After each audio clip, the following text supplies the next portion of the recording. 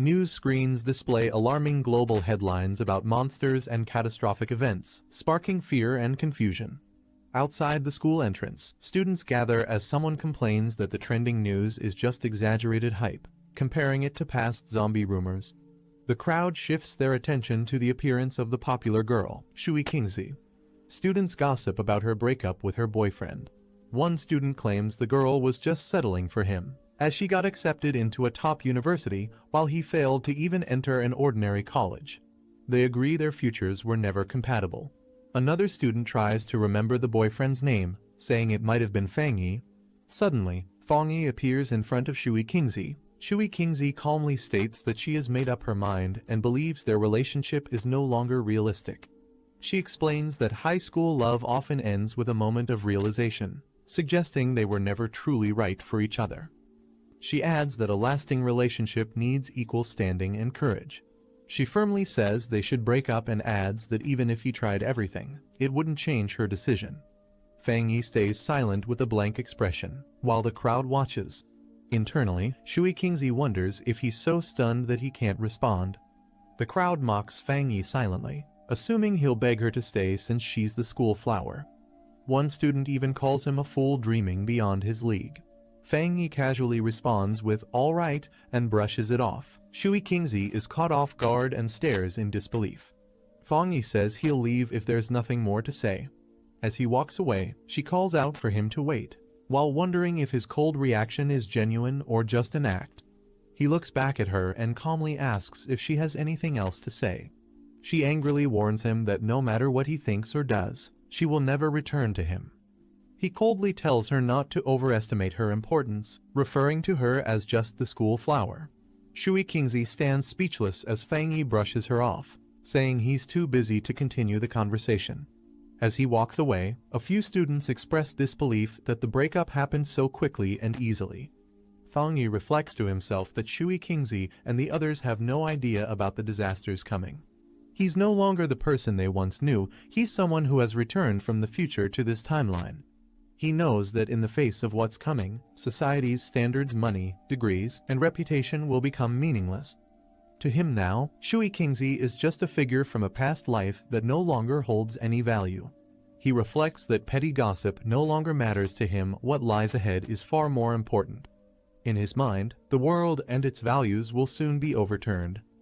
He knows that the real threat isn't personal relationships, but the crisis that will soon endanger all of humanity. The story flashes back to the previous night. Strange visions and shattered images surround Fang Yi as he receives a mysterious cosmic message. A countdown is revealed: 361 days until the beginning of the spiritual energy revival, which will bring unprecedented and unpredictable changes to the world. The message declares that society's standards will be overturned, and a new era of spiritual practitioners will rise, where power will become the only measure of worth. Fang Yi, startled, reaches out as the vision unfolds. He, floating in a glowing cosmic space, faces a light and asks who it is. Suddenly, a surge of light and energy flashes toward him, catching him off guard. The screen revealing that a system from the end of the universe has activated. It uses a supreme algorithm to generate spiritual techniques based on the spiritual beings the user touches. The screen states that Fang Yi currently possesses 0 techniques as he reaches toward the interface, absorbing the gravity of this new power. Fang Yi silently reaches toward the glowing system panel, activating it with curiosity. Suddenly, a massive beast with glowing red eyes lunges toward him, jaws wide open in a violent surge of energy. The creature appears to emerge from the system itself, surrounded by lightning and chaos as Fang Yi floats nearby in shock. His eyes widen as he realizes the danger in front of him. Fang Yi sees the fate he once shared with countless ordinary humans. Beads of sweat roll down his face as he processes the memory. He questions if that was truly him in his past life. He recalls how, in that previous life, he was just a powerless person swept up by the disaster, fighting only to survive. Fang Yi recalls the darkness of his past as lightning strikes and mutated beasts roam the city. He remembers watching his homeland collapse, powerless to stop the destruction. His past self died in despair, consumed by a burning desire for revenge at the moment of death. In that final moment, the fire in his eyes burned with hatred, reflecting the pain that still lingered within him. He believes the system chose him because of his strong desire for revenge, giving him the chance to return 1 year before the spiritual energy revival. He acknowledges that almost no one senses the coming danger, but he's now fully aware of what's approaching. He reaches toward the glowing core, determined. He resolves to use this year to turn every spiritual event into an advantage, as light bursts around him and the transformation begins. The system initiates a new assessment process, scanning Fang Yi as energy begins to surge within him. His eyes glow with golden light. The system declares that the user is now bound to it and a new path has opened. Everything in the world can now be used to forge spiritual techniques, making him a powerful practitioner meant to save humanity. Meanwhile, in the outside world, officials announce that humanity is facing an unprecedented crisis and must abandon past knowledge to adapt to the unknown challenges ahead. Fang Yi confirms that this moment marks the beginning. With others nearby, he notes how the authorities haven't reassured the public, only advising people to remain cautious and alert. A phone displays warning alerts with strange images. Fang Yi reflects that such open warnings are unusual. In the past, news like this would have been censored immediately. A quiet auditorium is shown as he explains that the Xia country uses calm, indirect methods to mentally prepare people for disaster without spreading panic. Fang Yi admits it's a tiring and slow approach, but far better than neighboring countries that respond with chaos, violence, or looting when disasters strike. Fang Yi remembers the system's rule: everything strange can become a source of power. So, he knows he must rush to the scene whenever something unusual happens.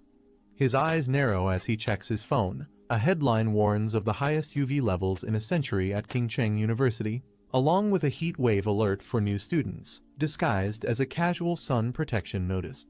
Some students nearby dismiss it as media hype, joking that the university probably paid to trend, unaware of the deadly seriousness behind the warning. He looks up at the cloudy sky, noticing how different it seems from the weather warning reports just nearby.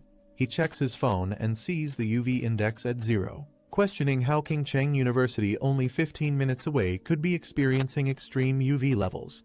He reads a school announcement stating that registration will proceed as normal despite the intense heat, while online comments joke about the warning being fake or photoshopped. While the public dismisses it as a hoax, Fang Yi smiles subtly, knowing deep down that dangerous is beginning, and he's the only one who understands it. Fang Yi smiles confidently as he senses that his first real opportunity has finally come. The sun blazes unnaturally over Qingcheng University's north gate. He arrives calmly and realizing something is not right with the environment. As students flee from the unbearable heat, Fang Yi calmly observes the glowing particles floating around the campus gate and wonders what they are. He crouches down and reaches toward one of the flickering lights. As his finger touches the glowing orb, it pulses brightly with a surge of energy. A flash of light erupts, and Fang Yi is taken aback by the sudden reaction. The system detects a severe solar-type energy disturbance and immediately initiates the solar attribute data template. He screams in pain as the overwhelming energy surges through his body. A massive burst of radiant light explodes outward, illuminating the entire area with intense solar energy. Onlookers react in shock. Some question if they're hallucinating. Others jokingly call it a Super Saiyan moment, while one compares it to a heavenly being descending to Earth. Fang Yi screams in agony as the solar energy floods through his body. He wonders if the formation is complete, feeling like he's about to die under the strain. Suddenly, the system confirms the formation is complete, and he has obtained the golden sun breathing technique. His transformation is complete. His hair turns white, his eyes glow gold, and his body radiates with powerful solar lightning. At Qingcheng University, the new student welcome day begins under a bright. A crowd forms around the registration area as students line up. One student offers to help a Shui Kingzi carry her luggage. As she draws attention, multiple boys rush over, offering guidance and club flyers, hoping to impress her. Calm, she politely declines with a firm, "Thanks, but no need." A group of students chat excitedly, happy to be in the same city. Shui Kingzi stands beside them, visibly uninterested, thinking they're completely love-struck. Suddenly, a massive explosion of light appears in the distance, drawing everyone's attention and stunning Shui Kingzi. A warning blares through the loudspeakers, advising students to stay away from the north gate due to an incident. With a serious expression, she realizes strange things have been happening everywhere and decides she must investigate it herself. At Qingcheng University's North Gate, amidst the swirling smoke and flames, Fang Yi appears. A system panel activates, explaining that by staring into the scorching sun and breathing in the burning heat, Fang Yi can perform golden sun breathing to strengthen his body.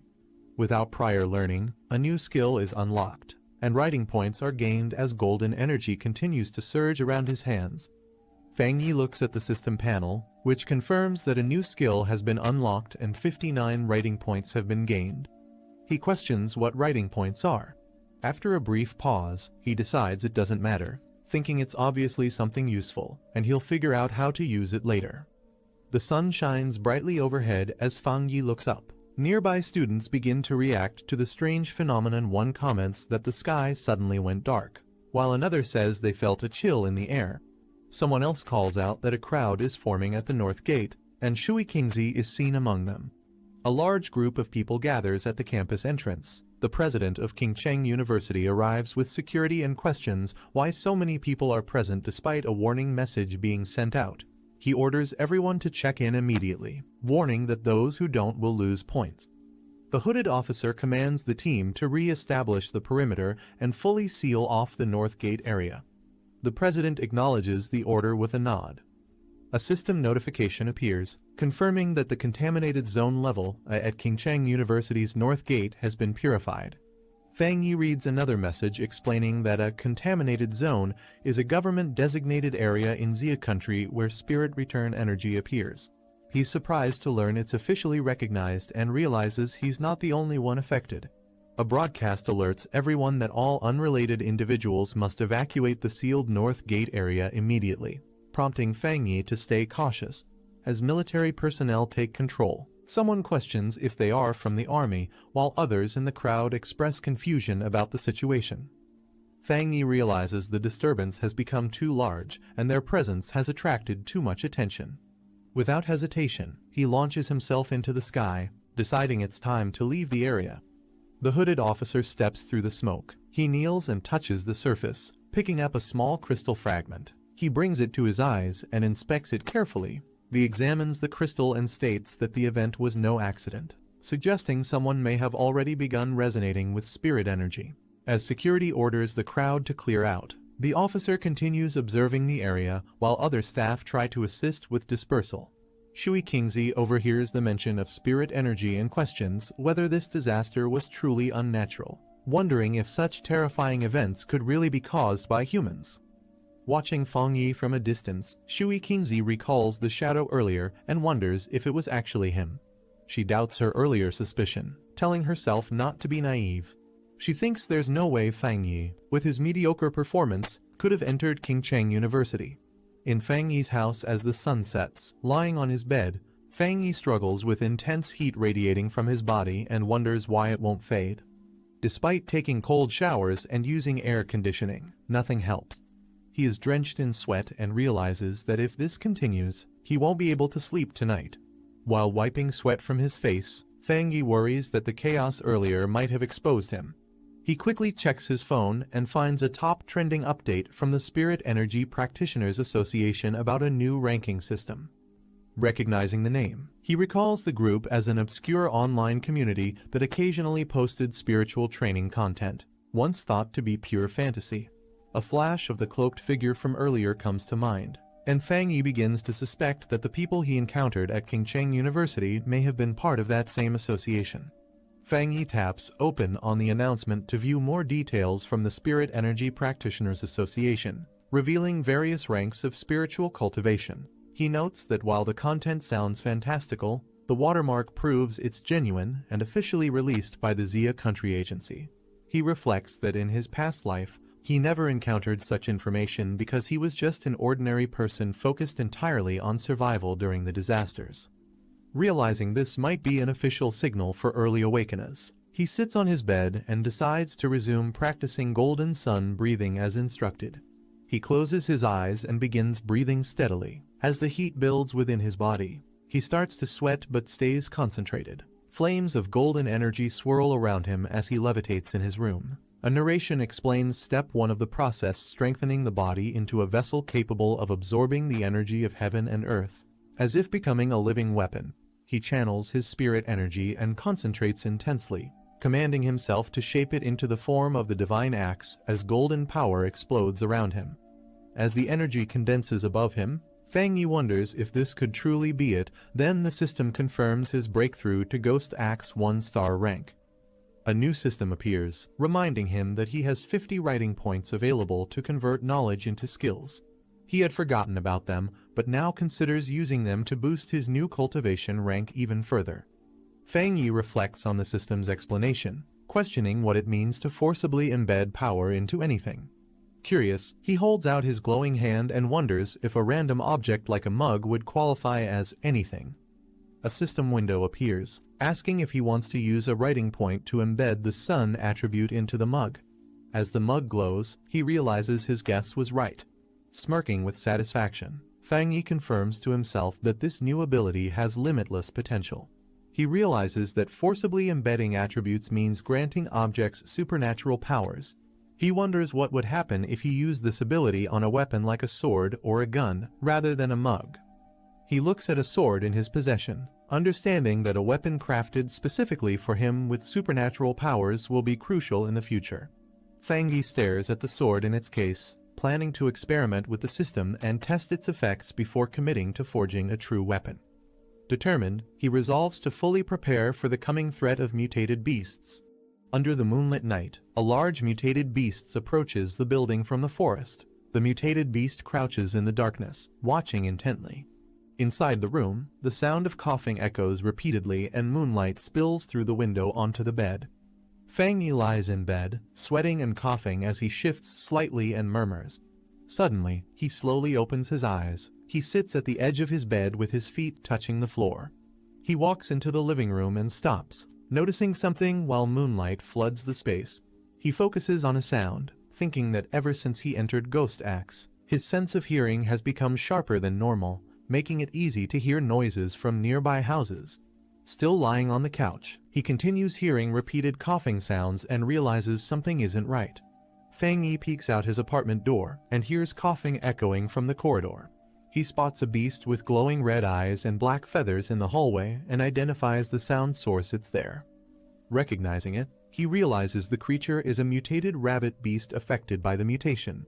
He recalls that even with distant memories from his previous life, seeing this beast again still sends chills through him. Meanwhile, a helicopter with a spotlight approaches the city. A girl with long hair stands on a rooftop under the moonlight, stating that the rabbit who consumed the dark spirit fruit is still on the loose, and that its speed is shockingly fast. She instructs to stay updated on any new developments while continuing to eat the lollipop. She leaps across rooftops, swiftly moving through the city. While midair, she suddenly senses something and turns her attention toward it. With force, she kicks off the building and accelerates toward the source. The girl reports that she has detected the beast's dark energy again, and that it fled 20 kilometers away to a residential area. She urges for immediate pursuit to protect the residents. She pushes off a building wall with force. While flipping through the sky, she warns others to be cautious. The beast has consumed a spirit fruit, and although its transformation isn't complete, it may still grow stronger. A man on the street looks up in surprise as a blur of light streaks across the night sky. Inside the Central Channel manga department, a man wonders if he's hallucinating from working too much. Another colleague scolds him, asking if he's done with the manga.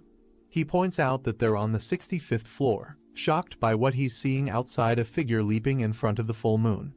Meanwhile, the mutated beast charges toward Fang Yi, letting out a roar. Fang Yi's eye lights up with intense golden energy in response. He notes that ever since his breakthrough, his body has improved. He can clearly see the beast's slow movements, and his muscles react fast enough to dodge its attacks. Power gathers in his hand as golden energy crackles around it. He wonders if these terrifying mutated beasts are already appearing this early, as he charges forward with his energy ready to strike. He recalls from his past life that the beast hasn't fully transformed yet, but its current stage boosts its power and madness due to the dark energy. He prepares to strike, determined to stop it before the residents fall victim to its rampage. He He grabs the beast firmly, unleashing his power through his glowing hand. A loud crack echoes as he slams the beast down with full force. He pins the beast down and stays focused as golden energy surrounds him. He realizes the beast's weak point is its tail and prepares to strike. He launches himself upward, shattering the ground as the beast is thrown into the air. His eyes glow fiercely as he channels energy into his glowing fist. A powerful golden beam shoots upward, blasting the beast mid-air. The beast screams in pain as it's struck directly by the concentrated energy attack. The mutated beast attempts to absorb a powerful glowing energy ball as it faces Fang Yi. Fang Yi strikes the beast directly with the yang element energy, questioning if it dares absorb it. The intense solar energy floods the beast's body as it begins to lose control. Fang Yi declares that the sun's power is too majestic and that the beast is bringing about its own destruction. A massive explosion erupts from the energy clash. The man in bed reacts to the explosion, wondering if it was thunder.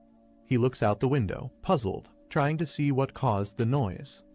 Fang Yi lands outside the building surrounded by glowing energy fragments, observing that there's nothing left.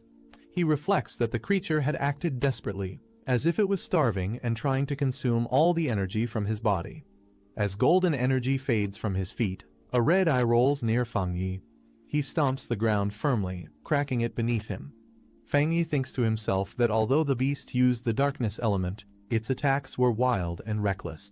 The yang element inside him suppressed its energy, revealing just how desperately hungry it truly was.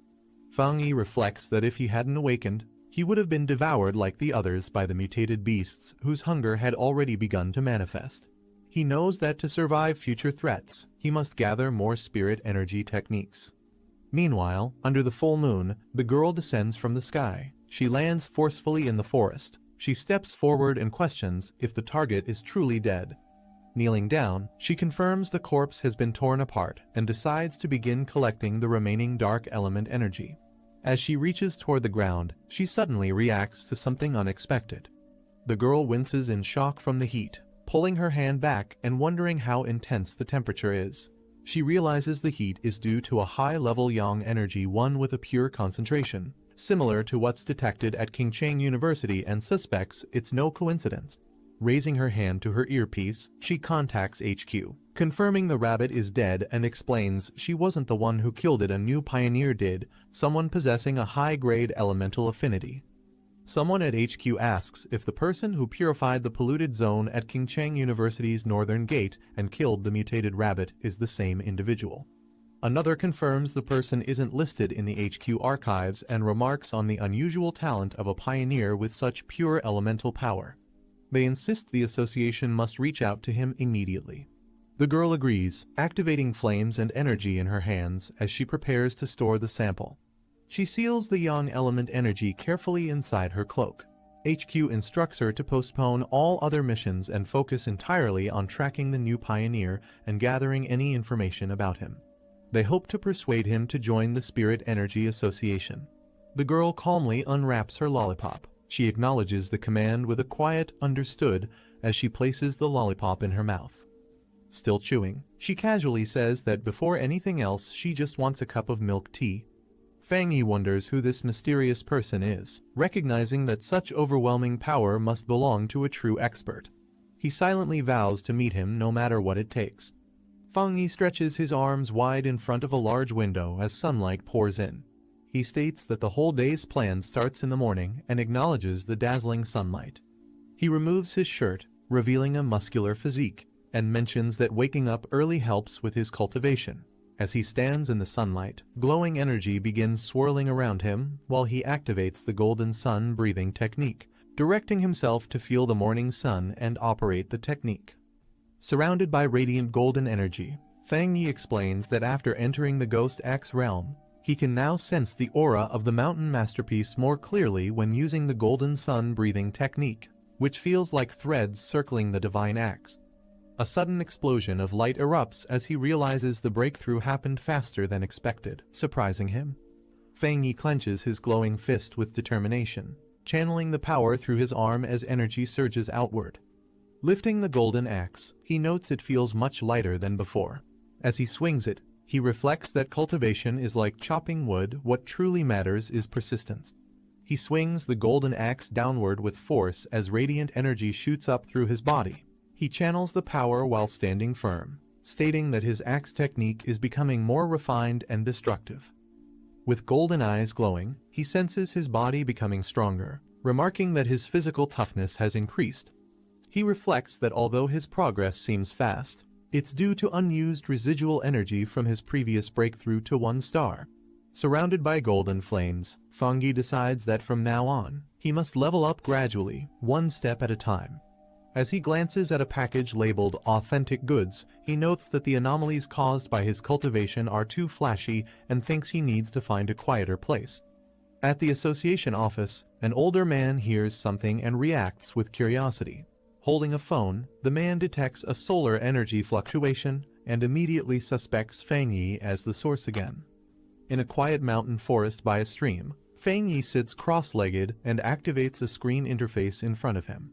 When prompted to use code points to implant a yang attribute into an item, he confirms with a yes as golden energy wraps around him. He recalls a past attempt where he used a figurine as a weapon. The coding worked, but it couldn't handle the yang attribute's power. Now wielding a new blade, Fang Yi senses that not all props can be turned into weapons. But this one is different. He feels the blade and his body share the same origin and resonate together strongly. The screen confirms that the coding was successful. Surrounded by golden energy, Fang Yi praises the weapon and prepares to test its power with a strong swing. Shocked by the overwhelming force, he exclaims in surprise as a massive burst of light explodes from the weapon. Holding the glowing blade with a confident stance, Fang Yi unleashes a fiery arc of energy in a wide slash. Fang Yi unleashes a massive slash that nearly causes a wildfire, relieved that the situation didn't get worse. Seeing the smoke and destruction, he realizes it was too loud and he's probably already been noticed. He prepares to leave quickly. Meanwhile, the girl rushes toward the scene, frustrated and yelling repeatedly in anger. She complains that she only went to redeem a coupon and buy milk tea, but missed something important, blaming her bad luck on retrograde Mercury. The girl looks surprised and shouts in shock upon realizing something about a hot spring. As she rushes through swirling smoke, she questions what the Buddha statue just did and wonders how to handle the aftermath and where to report it. With teary eyes, she worries about getting scolded by the cleanup department again and complains that ever since they appeared, nothing good has happened. Suddenly, she's caught off guard as something hits her from behind. The girl is shocked and yells in disbelief, realizing that last night the aura was still 1-star ghost axe, but now it has advanced to 2-star and even carries the presence of a spirit weapon. A visual explanation describes spirit weapons as powerful tools infused with attributes, far beyond ordinary weapons. She notes that spirit weapons are extremely rare, with the association only possessing 2. She's confused how someone else could have one, especially since current tech is still incomplete and restricted from public use. After a pause, she nervously laughs it off, saying it must be a mistake on her part. Sitting by the stream, she prepares to cool it down and clean up the aftermath. Walking through the forest, Fang Yi reflects that his weapon has the yang attribute now, but the system never said it was limited to just one. Remembering the system's words, he notes that many techniques can be coded, and anything in the world can become coding material. He wonders if he can stack multiple attributes onto the same weapon. While checking his phone, Fang Yi receives a message from someone asking if he's a pioneer. The sender reveals they checked his browser history and saw he entered the realm after using a driver post. Fang Yi realizes he forgot to set his privacy settings. The conversation continues with the user saying their group has 3 members trying to connect with other pioneers. Fang Yi responds that he's a newbie too. They ask about his cultivation progress, mention how tough the body tempering divine axe is, and share a rumor about a national team player reaching that realm. Fang Yi replies that it sounds impressive. Fang Yi is surprised to learn that even official military recruits are still only at the Ghost Axe realm. He receives a message from IDUG-72 about a newly formed pollution zone and a suggestion to team up, offering safety and shared loot. Fang Yi is intrigued and questions the new zone. He asks for the location, and IDUG-72 sends a compressed data file titled Dark River Molten Dragon. Fang Yi begins extracting the file. The file explains that the pollution zone originated from a dark river altered by tectonic shifts, now turned into molten layer due to world mutation. Fang Yi notes its yang-type attribute matches his and considers it a promising opportunity. Fang Yi sends a message confirming his participation in the team-up. In the Anhwa district, someone asks Old Lai when his friend will arrive. A group stands before a massive sealed entrance, with one member thanking Xiaoya for the detailed map and intel that helped him find the location easily. Another member expresses gratitude for the group's support and reminds everyone that once they're inside, they'll need to watch out for each other. Zhang Xiaoya, a staff member from the Ministry of Culture's Spiritual Energy Cultivation Association, laments that there don't seem to be any standout pioneers to recommend this time. A narration explains that most pioneers don't realize the association is a government agency, and becoming a formal member is extremely difficult, often requiring heavy connections and multiple tests. Zhang Xiaoya sighs, dreading overtime if the group doesn't discover anything. Just then, someone excitedly recognizes Fang Yi approaching. Fang Yi steps forward confidently and introduces himself to the group, saying it's nice to meet them all. She observes Fang Yi and guesses he's at Ghost Axe Realm 2-star. She finds his strong aura unusual. It's warm and not oppressive. The group stands ready at the cave entrance. Someone announces that since everyone's gathered, it's time to move out. Another responds with an okay. Inside the cave, Fang Yi takes the lead and tells Zhang Xiaoya to handle the light. She agrees, and the group begins their cautious descent. As they explore, one member warns Fang Yi to be careful of loose rocks. Another comments the heat isn't as intense as expected. They guess it's because they haven't reached the core of the pollution zone yet, and Fang Yi reminds everyone to prioritize safety and speak up if tired. Fang Yi reflects that although he arrived last, the group has already welcomed him warmly.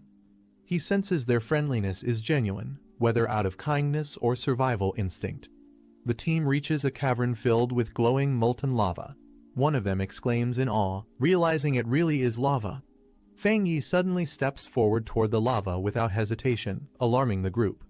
Zhang Xiaoya warns him not to act recklessly with danger ahead. Ignoring their shouts, Fang Yi plunges a weapon into the lava. The others panic, yelling at him for being reckless and shouting to pull him back immediately. Flames erupt violently from the lava pit as Fang Yi makes contact, shocking the rest of the team. The system detects a world anomaly called Inner Flame and begins analyzing it while activating ultimate computing power to code the phenomenon. The analysis reveals that the Inner Flame has an extremely high internal temperature and explosive traits, making it incredibly destructive. The system then describes the Crimson Flame Blade technique when the blade is drawn. Each strike is surrounded by blazing flames and lightning, unleashing its full might.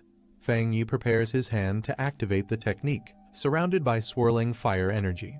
He declares that it perfectly complements his Tang blade and chooses to spend a serial point to embed the Inner Flame attribute into the weapon. The team watches in awe from a distance as Fang Yi rises safely from the lava. They notice his weapon is absorbing the layer's energy and confirm he's unharmed. As flames swirl around his newly enhanced blade, Fang Yi stands confidently. One of the team members praises his discovery, deciding to absorb energy during training too. Fang Yi notes that the spiritual energy has stabilized, and it's time to cultivate. Another teammate raises his arms, excitedly saying he can now absorb energy smoothly. A second person shares the same experience, saying with a bit more training, they'll officially enter the cultivation path. Zhang Xiaoya smiles and assures them not to worry about safety. She's only there to gather intel and will keep watch while they focus on their training. Everyone expresses gratitude to her. Suddenly, Zhang Xiaoya turns toward the cave entrance and notices new figures approaching. She warns the group that more pioneers are coming. A group of aggressive newcomers arrives. The red-haired leader mocks the others, calling them small fries, and declares the area his. Zhang Xiaoya looks back at her cultivating teammates and realizes all three enemies are at 1-star Ghost Axe Realm, concluding they can't risk provoking them.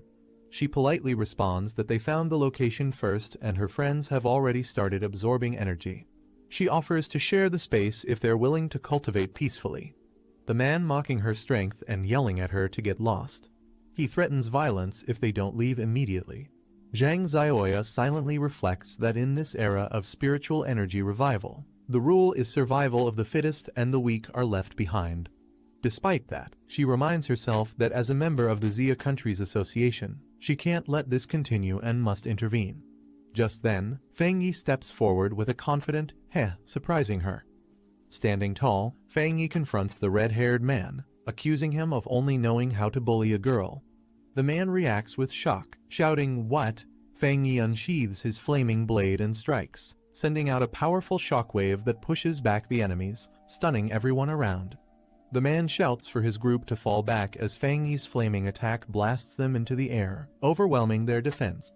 One of Fang Yi's teammates is startled by the sudden energy shockwave and asks what just happened. Fang Yi reflects that the tragedies in this world began because cultivators started worshipping the idea of the strong preying on the weak. But he concludes that such people aren't swayed by words or moral teachings, only power can stop them. Fang Yi unleashes another fiery slash, telling the enemy to get lost as the attack erupts with explosive force. The leader is stunned by the second explosion, panicking and questioning what kind of monster he's facing. Overwhelmed, the enemy group turns and flees in terror as Fang Yi calmly holds his sword. Fang Yi's teammates rush over in excitement, praising his insane power and saying that his sword slash looked incredibly cool. Fang Yi smiles and says the enemies crossed the line, but they've absorbed enough spiritual energy, so it's time to leave. As the group agrees and prepares to exit the spirit zone, they reflect on how destructive Fang Yi's attack could have been if it had fully landed. Watching him walk away, Zhang Xiaoya observes that he's clearly a top-tier pioneer with elite talent and a powerful attribute. Clenching her fist, she firmly decides that this event must be reported to the organization. At the Spiritual Energy Cultivation Association office, a woman reacts to a report and asks if another high-tier attribute pioneer has appeared. Zhang Xiaoya on the other end is shocked to hear the word "another." Caught off guard, the girl nervously denies anything suspicious while secretly confirming she recorded the event and should be contacted for any updates. She ends the call, saving the data, as instructed. Later, excited, she tells her teacher that they've found 2 high-tier pioneers back-to-back, but he dismisses it, saying it's not luck. Anyone with a high-tier attribute now holds value and will soon rise to power. The older man rubs his forehead, frustrated by recent developments, thinking it's all becoming too complicated and he wants to quit. Meanwhile, in town, Fang Yi walks in a hoodie and sword. Girls nearby admire his appearance, thinking he looks like a powerful character, making Fang Yi embarrassed. As he silently continues walking, others around admire him. A caption notes he's pretending to be a cosplayer to avoid attention. Suddenly, Fang Yi receives breaking news on his phone. The events from cultivation novels are starting to come true. Golden light in the east, a purple aura, and even a dragon sighting. Fang Yi realizes the anomaly was caused by his inner flame's power, which he underestimated at 2 degrees Celsius. He rules out Old Lai or Zhang Xiaoya leaking his traits. He thinks absorbing yang-type energy might let him break through if he uses the golden sun breathing technique again. Deciding not to delay, he heads toward the back mountain to continue cultivating. 5 minutes later, at the back mountain, Bai King stretches and celebrates completing her task. She's startled by a sudden powerful energy surge glowing in the distance and quickly senses it's coming from the mountain. The overwhelming aura spirals upward, signaling someone is breaking through to the 3-star Ghost Axe realm. Shocked by the scale of the energy, Bai King realizes this breakthrough is beyond monstrous and questions who could be behind it. Bai King slams her foot down, deciding she must immediately investigate the source of the massive energy surge. As she rushes forward with determination, she wonders if the one behind it could be that guy, though it seems too unlikely. Fang Yi raises his hands as spiritual energy begins forming above him, spinning rapidly in a spiral while lightning crackles in the background. He sits cross-legged, surrounded by intense golden flames, eyes glowing. His body is enveloped in a complex aura, and he maintains a focused hand seal. The golden energy condenses further, mixing with blue currents as it takes the shape of a glowing axe. Bai King watches from above, realizing that Fang Yi is trying to control a divine axe. She notes the difficulty of manipulating spiritual power so precisely and wonders if he secretly trained for several years without anyone knowing. Bai King recalls how she previously failed while breaking through, vomiting blood and collapsing under pressure. She stares at Fang Yi from her bed and questions if he's truly a monster born from thunder. She observes how the divine axe is filled with spiritual energy, and how Fang Yi controls it precisely. She notes that every movement of the aura looks like it could strike with immense force, and recognizes that someone like him isn't just a genius, he's a being summoned by the heavens. Meanwhile, how most cultivators would rush to finish after forming a core, but Fang Yi maintains sharp focus and sword-like intent. He compares Fang Yi's calm to that of a high-ranking cultivator. Bai King chases the divine axe's aura as it begins to move again. She yells that the divine axe has shifted toward the east. Fang Yi's eyes glow intensely with golden light. He rises into the air, fully wrapped in golden lightning as energy erupts around him. He successfully breaks through to the second star of the Ghost Axe realm. Bai King braces herself amid the crashing energy blasts, breathing heavily while standing within the storm of golden lightning. She is flung back by a massive energy surge as Fang Yi's divine axe unleashes a shockwave, engulfing the area in golden force. Catching her breath, Bai King wonders why she still can't get close even though only 30 seconds have passed. She realizes he may have already detected her presence and worries he might act against her next. Her eyes narrow with sudden realization. Looking up at a large, glowing tree bathed in sunlight, Bai King notes that the divine axe seems to have stopped and hasn't yet fully awakened. Fang Yi hides in the trees and watches Bai King, realizing she's the one who's been investigating him over the past few days. Bai King introduces herself as the captain of a field team from the Spirit Energy Association. She formally extends an invitation to Fang Yi on behalf of the organization. Fang Yi responds calmly, explaining that he's only been following her these past 2 days in hopes of joining the official association. He assures her that his actions weren't meant to leave a bad impression. He adds that while the association hasn't made a public announcement yet, all internal documentation is already formalized. Bai King wonders if he'll misunderstand her actions or think she's been bothering him. She focuses on staying calm. Fang Yi questions Bai King's reasoning. She tries to answer but hesitates, overwhelmed by his directness. She debates whether to be honest, unsure if revealing the truth would make things worse.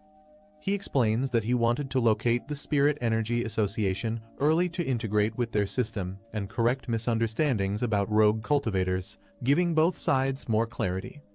He acknowledges that despite their differences, they all must face the same threats ahead.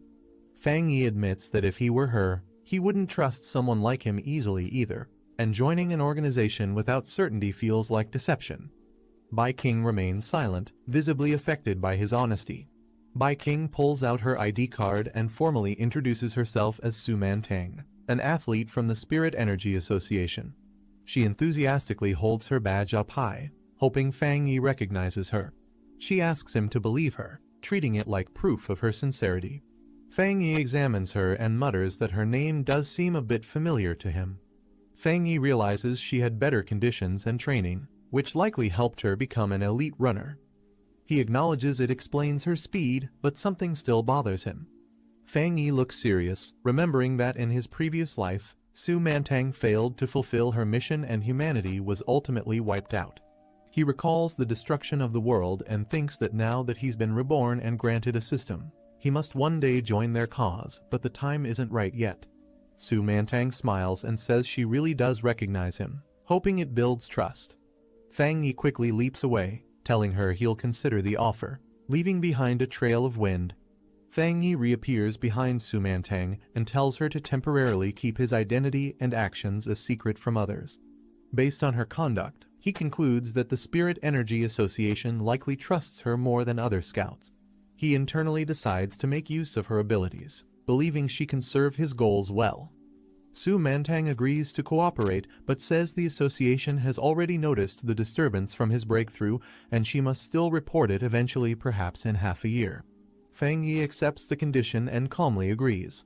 Su Mantang leaps through the forest, frustrated that Fang Yi slipped away again. She complains about always missing her chance and the tiring task of reporting back. She grumbles about cleaning up after others' messes, then tells herself to stop dwelling on it. Since she's already on assignment outside, she might as well finish it properly. Receiving a message through her earpiece, Su Mantang is shocked to hear that an abnormal has reappeared. She quickly asks if it's active again. She recalls the brutal monster pack responsible for past horrors. She vows never to forget them.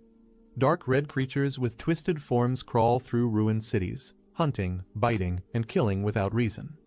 They target humans and spread chaos wherever they appear. The creatures are classified as abnormal beings by the Spirit Energy Association. Their actions vary in behavior, with some attacking randomly and others following complex strategies. If they're not eliminated early, they grow stronger by absorbing aura, becoming more destructive and difficult to handle. Lightning strikes violently in the middle of a heavy rainstorm, illuminating tall city buildings. Fang Yi steps into a puddle as rain pours heavily. Emergency warnings flash on electronic screens, announcing that the area has entered a dangerous state and civilians should evacuate immediately. Passers-by comment on how frequent these anomalies have become. Fang Yi looks up. He notes the intense lightning pressure in the atmosphere and realizes that the center of the storm is still moving. Fang Yi climbs a flight of stairs in the rain. He stops before a distant mountain struck by purple lightning and mutters that the signal is coming from there. Without hesitation, he leaps forward into the storm. He lands with speed, sprinting up the slope toward the mountain. He receives a system alert confirming the area ahead is contaminated. Target location, Jade Peak. Another display identifies Jade Peak as a 545-meter mountain and a notable landmark in the city. Fang Yi approaches through the misty, skeletal forest littered with bones. The system reports that the contamination level is currently unknown. Fang Yi continues forward without hesitation. Suddenly, Fang Yi's eyes sharpen as he senses something unusual nearby. A massive bolt of bright blue lightning strikes down in front of him. The meeting begins with a report showing a mountain struck by lightning. They explain that the spiritual energy levels are rising, and the danger level of Yuhuang Peak is increasing rapidly. A man in a suit says this is a serious situation. The original cleanup team was reassigned, so the emergency meeting was called. He then asks King Yin to continue the briefing. Bai King, in front of the council, explains that currently the peak is inaccessible due to explosive lightning-type spiritual energy. They had only rated it as an A-level pollution zone so far. Bai King adds that in 1 hour, it will reach a level that demands a new emergency classification. However, based on past data, no one in their district, including herself, has the ability to approach it safely. The officials review death rate estimates and conclude that even Ghost Axe Tier 3 elites have a 100% fatality rate if deployed into the contaminated zone. Another officer proposes immediate lockdown around Yuhuang Peak's base with 24-hour patrols to stop anyone from entering. A second officer agrees, stating the mountain must be sealed completely from the root of the danger. They finalize the decision. No one is allowed near the spirit turbulence until energy levels drop. The zone will remain locked for safety. Suddenly, lightning crashes into the mountain. Amid the rain and flashing light, Fang Yi appears in a hooded cloak, muttering to himself that he will reclaim his memory. Fang Yi stands amid the storm, but realizes it's not enough. To absorb the powerful spiritual energy, he must move deeper into the mountain's core. He reflects on the deadly nature of this energy and its origins. Even ordinary monsters are now strengthened, and the danger level is rising with distortions in space and time. Although he now controls Golden Sun breathing technique and Flame Blade, Fang Yi knows he still lacks the strength to fully wield these powers. Future enemies will be far more terrifying, and even cultivators might struggle against them. He prepares his weapons carefully, combining fire and blade traits to increase his attack power. However, he notes that overuse may also cause severe damage to his body. Only by pushing his limits can he survive what lies ahead. Fang Yi senses the immense lightning energy surrounding him and sees it as the perfect chance to further strengthen his body. He reflects that constant growth requires opportunities hidden within nature's extremes, and he must seize those moments no matter how dangerous. He understands that if he misses this chance, he can only wait for death under the heavens. As a bolt of lightning strikes down, his eyes glow intensely. Gripping his blade tightly, he braces himself for what's to come. As lightning strikes, Fang Yi braces for impact. He marvels at the overwhelming force crashing into him. As he channels his strength, sparks and energy swirl around him, while he clutches his weapon tighter. Caught in the center of the storm, he screams while absorbing the energy, enduring the painful surge through sheer willpower. Breathing heavily but still standing, Fang Yi grips his blade and steadies himself. Fang Yi stands firm, feeling the deadly lightning attribute in his sword. He senses that this force is like a punishment from the heavens. The pressure increases, forcing him to clench his fists and grit his teeth. He realizes that even nearing the lightning's core could crush him instantly. He looks up at the storm, wondering how he can make this wild power submit to him. Taking a deep breath, he calms himself. With a flash of determination, Fang Yi activates Golden Flame breathing at full force, shouting his command to unleash everything he has. Fang Yi charges upward with blazing force, clashing directly with the incoming lightning. Flames burst from his body as he strikes, combining fire and lightning in a single explosive leap toward the sky. Despite blood dripping from his mouth, Fang Yi doesn't falter. With full strength, he pushes forward into the heart of the storm, declaring that he will survive through death itself. He feels the powerful spiritual energy stir through his body, shaking his core and electrifying every cell with intense force. With glowing eyes, he declares that the storm wants him dead, but he refuses to yield. The lightning energy rages forward, expanding wildly as Fang Yi braces for the final clash. A notification appears. A massive surge of lightning energy is being detected and recorded. Meanwhile, people in the city watch the storm from a tower, shocked by the scale of the lightning strike. Fang Yi is engulfed in a massive explosion of lightning and fire.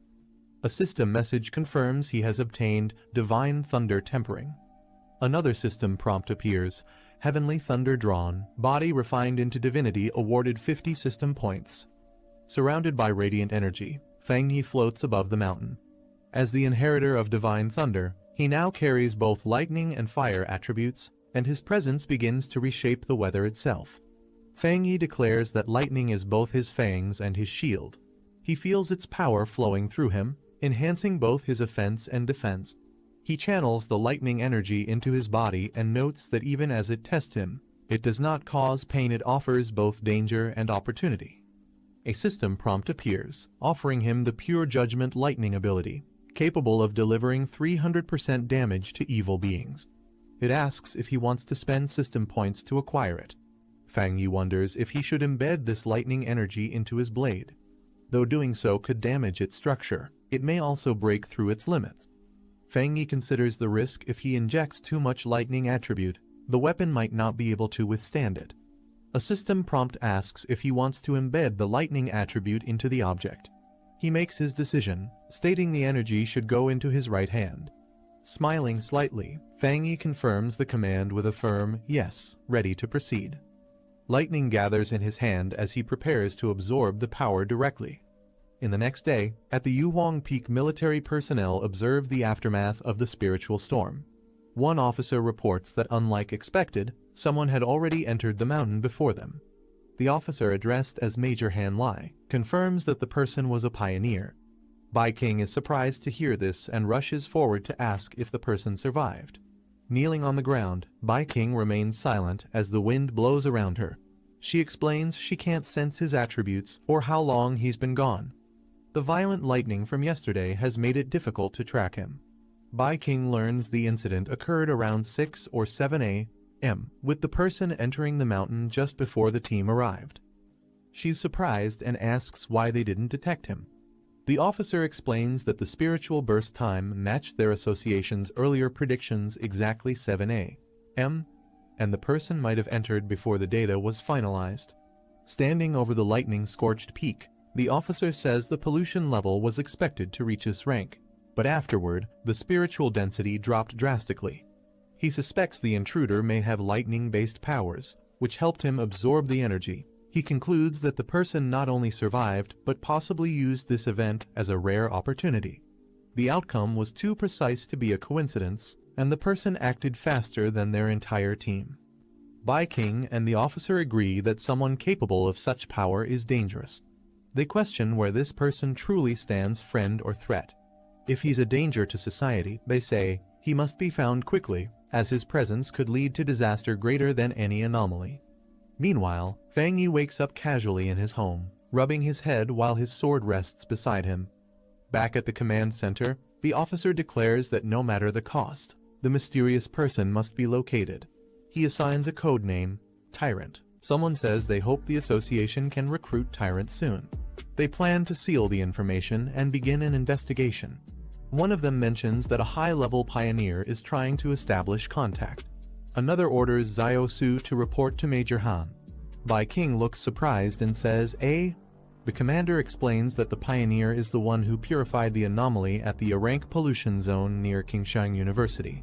Bai King silently panics, thinking she can't let anything slip. She says she has tried to make contact recently, but the person's whereabouts are strange. She recalls finding a mutated rabbit beast's corpse and suspects the person has a Yang Flame attribute. She plans to get close to investigate how he purified the north gate of Qingshan University. In her thoughts, Bai King panics, thinking she has already done her best by mixing truth with lies to make it believable and worries that saying nothing would backfire. The commander mutters Yang Flame attribute while thinking seriously. The commander thanks Xiao Su for her hard work and says they need young talents. Bai King salutes and replies that it's her duty and she will continue doing her best. The commander says they'll release false signals disguised as natural disasters and ends the discussion. He adds that he doesn't support posting spiritual energy info online due to risks. Bai King stays silent, and the older man beside the commander chuckles awkwardly. Bai King thinks it's finally over. In Fang Yi's home on a rainy night. Inside, Fang Yi activates the golden sun breathing technique while holding a glowing coat. The coat sparkles as Fang Yi lifts it, now completely dried and clean. Fang Yi puts on his coat and says he can clearly feel the difference after infusing it with the thunder attribute. He observes that his right hand has physically transformed, becoming the strongest part of his body with a muscle buff due to the thunder attribute. As his body glows with blue energy, Fang Yi feels he's on the verge of another upgrade.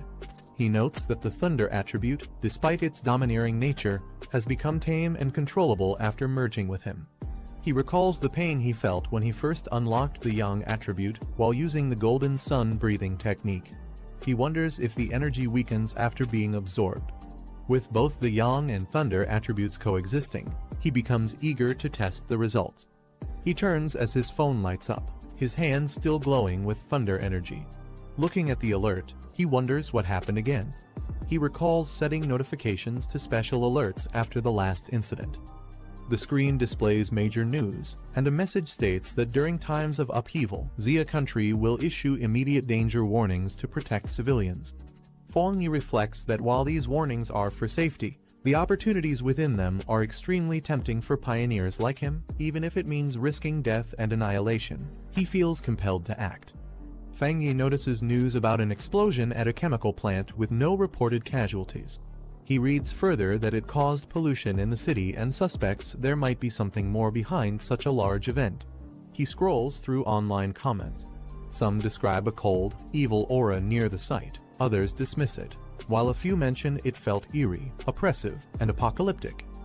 Fang Yi thinks the cold and evil aura feels oddly familiar.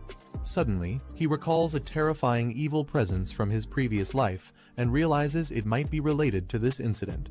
A creature with glowing red eyes tells someone not to move. More creature beings appear with glowing red eyes. Fang Yi wonders if these creatures are the same ones he remembers.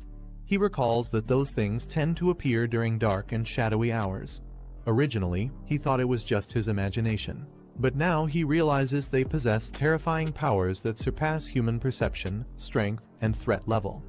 Fang Yi looks at his electrified hand and states this threat is far more dangerous than the mutated rabbit beast. He decides he must act tonight to stop them from spreading. Power surging around him, Fang Yi declares it's time to test his 300% critical hit in real combat. Meanwhile, agents are seen leaping through the city as they track the anomaly. One of the agents reports that the destroyer squad is tracking anomaly file No. 2 but has temporarily lost the target. The current threat can merge with darkness and conceal its form. One of the agents reports that the creature emits a faint sizzling sound when close and has a tendency to eat humans. He requests assistance in updating the anomaly file. As lightning strikes in the background, another agent notes that with this weather, the creature is definitely going out to hunt.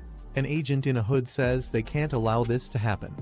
Meanwhile, a staff member confirms submission of supplemental data for File 7, Candle Night. Inside the control room, an officer announces that the extermination request has been submitted as Priority B, with a resolution expected within 12 hours. A command is given to the destroyer squad to continue pursuit but prioritize their safety above all else. One squad member acknowledges the order, responding with "understood" as they descend through the rain. Observing the situation, another member reflects that 12 hours isn't fast, but it's the best headquarters can do. He notes that with anomalies reviving everywhere across Xia country, even headquarters struggles to keep up. A warning comes from the control room stating that the area being approached contains Spiritual Energy Cultivation Association agents. King system confirms that team leader Dong Su Qingying is conducting pioneer observation there and can be temporarily notified for support. As the agents fly through the rain, one requests Su Qingying's quick assistance, saying he's heard of her achievements. She wonders when she became so famous. Su Qingying arrives on a rooftop and confidently asks if they're the ones calling her in for overtime. A member of the squad informs Su Qingying that the Candle Night anomaly eats people, saying this mission isn't just about overtime. She questions if that's really the tone they use when asking for help. Su Qingying sarcastically notes that the destroyer squad seems so elite that they don't need help, and says her Ying squad will leave. One of her members nervously wonders what will happen if someone gets eaten, to which another replies that it's their problem, as their missions are also dangerous. A man from the destroyer squad urgently calls out, asking them to wait. He admits his earlier tone was too harsh and politely asks for help in tracking the anomaly. He explains that without their tracking and locating skills, the dangerous Candle Night anomaly could wipe out the entire city. Even if the squad gets eaten, civilians would still be at risk. Cloak's squad stands on a rooftop overlooking the city in the rain. One of them detects something and announces they've found it. The portal unleashes a strange force, spiraling down into the city. A creature with red eyes emerges in the shadows. File number 7 Candle Night likes darkness, dampness, eating people. The squad receives the command. The man confirms, Destruction Squad, begin operation. As they prepare to engage, the monster Candle Night stirs, its glowing red eyes fixate on the squad's direction. Candle Night leaps from its position with explosive speed. One of the squad members shouts that the target has detected them and commands the squad to deploy formation. The monster Candle Night lunges forward, but members of the squad dash in from multiple directions. One shouts east, others respond in unison, surrounding the target from all sides with precise coordination. The squad yells in unison, as they close in on the monster with intensity. As the team positions themselves, Candle Night lets out a roar, and one squad member rises from the shadows to kill it. The strike hit hard at the monster, as he lets out a sharp squeal and pounces in response. Then, the monster swipes through debris, showing its physical power. Its eyes glow red as it snarls in rage. With a furious roar, Candle Night spins into a vortex of energy, launching into a terrifying spiral attack. King warns the squad to dodge quickly, shouting that a soundwave attack is incoming.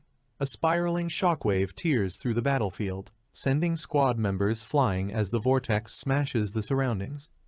King checks on their leader, asking if he's okay. The captain, bleeding from his arm, admits that if he hadn't backed off in time, the impact would have shattered his bones. He warns that with its dark attributes and destructive force, Candle Night will cause catastrophe if it stays in the city. Candle Night's body glows green as it channels corrosive dark energy. A massive green shockwave erupts beneath the creature as it unleashes its power into the ground. The monster starts digging rapidly, melting through the earth with corrosive breath in an attempt to escape. King shouts that it's trying to burrow underground. Another warns that its dark attribute corrodes anything it touches instantly, and they lack a high tier counter attribute to stop it. A squad member explains that while Candle Night can corrode the ground, it can't tunnel out instantly. He urges the team not to break formation, reminding them their role is intel and tactical support. Another soldier shouts for everyone to stay alert. Suddenly, glowing red eyes emerge from the darkness. Candle Night bursts out violently and strikes, knocking a squad member into the air with a fierce blow. The leader yells for everyone to chase the monster before it escapes. As they follow the green energy trail, a surge in spiritual energy is detected. Reaching a rooftop, one member notices the spike and commands the others to wait outside, while they follow the target in. Inside an abandoned factory, the lead scout prepares to scan for spiritual energy readings before proceeding. The leader asks if the device on the Bi-King wrist is the new auxiliary tool from the association. She confirms and explains that the average squad can handle anomaly levels up to 50. The creature they chased was just below that at 48. Suddenly, the watch spikes to 80 and continues rising, shocking them. She realizes there's more than one anomaly present. As the group enters the factory, a dark serpent looms above.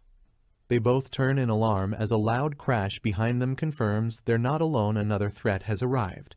Bi-King realizes they were tricked. Candle Knight lured them in to trap them with another anomaly. She tells the group they must retreat immediately. The leader suggests heading to the door. If the anomaly wants to stop them, it will have to reveal itself. Together, they fire an attack to force the door open. As they run, Bi-King is struck by something and collapses, gasping in pain. She realizes her senses and body are being overtaken by the poison gas as a dark creature looms in the mist. She calls out to the others but gets no reply. Alone in the mist-filled factory, she suspects they're nearby but unable to respond. Holding her communicator, she pieces it together. Candle Knight lured them in, but the poisonous place belongs to another anomaly, likely a giant serpent. The serpent's face emerges from the toxic fog. She realizes that unlike Candle Knight's dark powers, this mist is poisonous and began affecting them the moment they entered. The gas not only paralyzes senses but drains spiritual energy rapidly. She knows if she tries to attack now, her energy will run out. She's already close to collapse. Lying on the ground, she questions what kind of anomaly could possess such intelligence and overwhelming power. It feels like they're being toyed with. Her body collapses completely. A faint light breaks through the ceiling above, but she's too weak to move. As her eye barely opens, struggling to stay conscious as she senses something approaching. Fang Yi crashes down from above, descending with confidence. He lands firmly on the ground, cracking the floor beneath him with sheer impact. Standing tall, he faces the looming serpent and confirms it's a dark attribute anomaly, unfazed and fully in control. The black serpent lunges with jaws wide open, aiming to devour the intruder.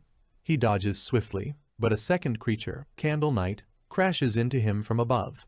He's forced back, growling in frustration as both enemies close in. Realizing the truth mid-battle, he confirms there are two anomalies working together. He smirks, realizing one anomaly lures while the other harvests. He mocks Candle Knight, biting him, saying it must enjoy it too much. Power surges through him as he activates thunder energy. He slashes through the serpent, burning its body with a blazing attack enhanced by thunder. With lightning crackling, he turns to the next enemy and challenges it to handle fire next. The black serpent opens its mouth wide, revealing sharp fangs as green liquid drips from its eye. Fang Yi swings his glowing golden weapon in a fast motion toward the black serpent. He tells the serpent to focus on the blade. The black serpent coils its massive body, facing the glowing attack ahead. Fang Yi strikes down the black serpent's head with his glowing blade. He lands and faces the black serpent as it looms forward. Fang Yi notices something unusual, then sees the black serpent's mouth glowing green. Observing the serpent's attack, Fang Yi notes that it had a follow-up move as expected. The black serpent's head is struck by a surge of blue lightning, causing it to react in shock. The serpent roars as the lightning spreads violently through its body. Fang Yi notes that sensing the attack in advance was fortunate, as the serpent's dark aura is more dangerous than Candle Knight's. He explains that while wielding the Tang sword and using the power of infernal flame, he controlled and retracted the force, then used the sword to channel thunderbolt power into the serpent's body. He explains that while Candle Knight is fierce, its power is weak and can only harm a few humans, but the black serpent is different. He notices purple marks on his arm and identifies them as snake scales. Fang Yi realizes the black serpent is a cunning mutated species with improved intelligence, capable of deadly sneak attacks. He notes its poison has a built-in paralyzing effect that kills silently without leaving a trace. He looks at the mark closely, revealing a cut on his skin. Fang Yi feels a sharp pain, but notes it must be due to the circulating golden sun breathing technique in his body. He explains that the yang flame attribute can dissolve poison, while the golden sun breathing technique protects, heals, and purifies, giving him a clear pain response to warn of incoming poison attacks. Fang Yi thinks that for others without his defenses, the poison could be incurable, and observes that the serpent likely relies on ambush tactics to grow to its size, being around 3-star ghost axe rank. He adds that with Candle Knight as its partner, it becomes the perfect trap for elite pioneers, and it has likely devoured many people who never reached the association. The black serpent burns away, leaving only its skeleton as Fang Yi notes that no matter how dangerous it was, its end is ash and dust. He reflects that while the infernal flame was strong, the thunder attribute's triple critical hit was the highlight, making his combat ability decent among pioneers. Fang Yi stands silently in front of the blazing flames. He walks away, leaving the fire burning behind him. Fang Yi senses that someone is still present near the flames. He approaches as coughing is heard through the smoke. Bai King appears, staying silent. Fang Yi recognizes her as someone from the association, recalling her name starts with Su, while another person tells her there's no need to pretend. Fang Yi tells Bai King that her act of playing dead needs improvement. She realizes it really was him earlier and claims she woke up from the smell, not pretending. Fang Yi points out that she's strong, as she still had enough energy to shield herself when her teammates had passed out, and she wouldn't have noticed the smell of blood or burnt flesh otherwise. She awkwardly thanks him for the compliment. She admits she kept a bit of spiritual energy to protect herself, but wonders how he managed to defeat both Candle Knight and the giant serpent. Fang Yi tells Bai King she doesn't need to keep covering her eyes, only to promise to be honest and not reveal his identity. He notes it's getting late and, since she and her teammates are safe, he'll leave first. She thinks he's more friendly than before. She calls out for him to wait. Fang Yi declines, saying too many words spoil things, and leaves the scene to her. Fang Yi leaps away from the scene. He's relieved the white-haired girl didn't see him trying to absorb the dark attribute earlier, finding the discomfort and eerie coldness disgusting. He considers that the dark spiritual energy might have been disturbed, causing his body to reject it, and notes the system didn't respond, deciding to review it later at home. Bai King laments not getting a good look at his face, realizing he still hasn't let his guard down around the association. She tells Commander to wake up, saying it's over. Commander slowly regains consciousness. He exclaims that they were ambushed, while she remains silent. Both are surprised as they stand near the black serpent's massive burned skeleton. The group sees the serpent's remains and questions the overwhelming yang attribute, as Bai King explains that a pioneer came to help them. She thinks it should be the target of her mission, which was to track a high-level yang attribute pioneer. She admits she hasn't identified him yet and was instead counter-tracked, as others are amazed someone could defeat both Candle Knight and the giant serpent alone. The commander asks about Candle Knight's corpse and suggests cleaning up the scene and submitting the remains to the association.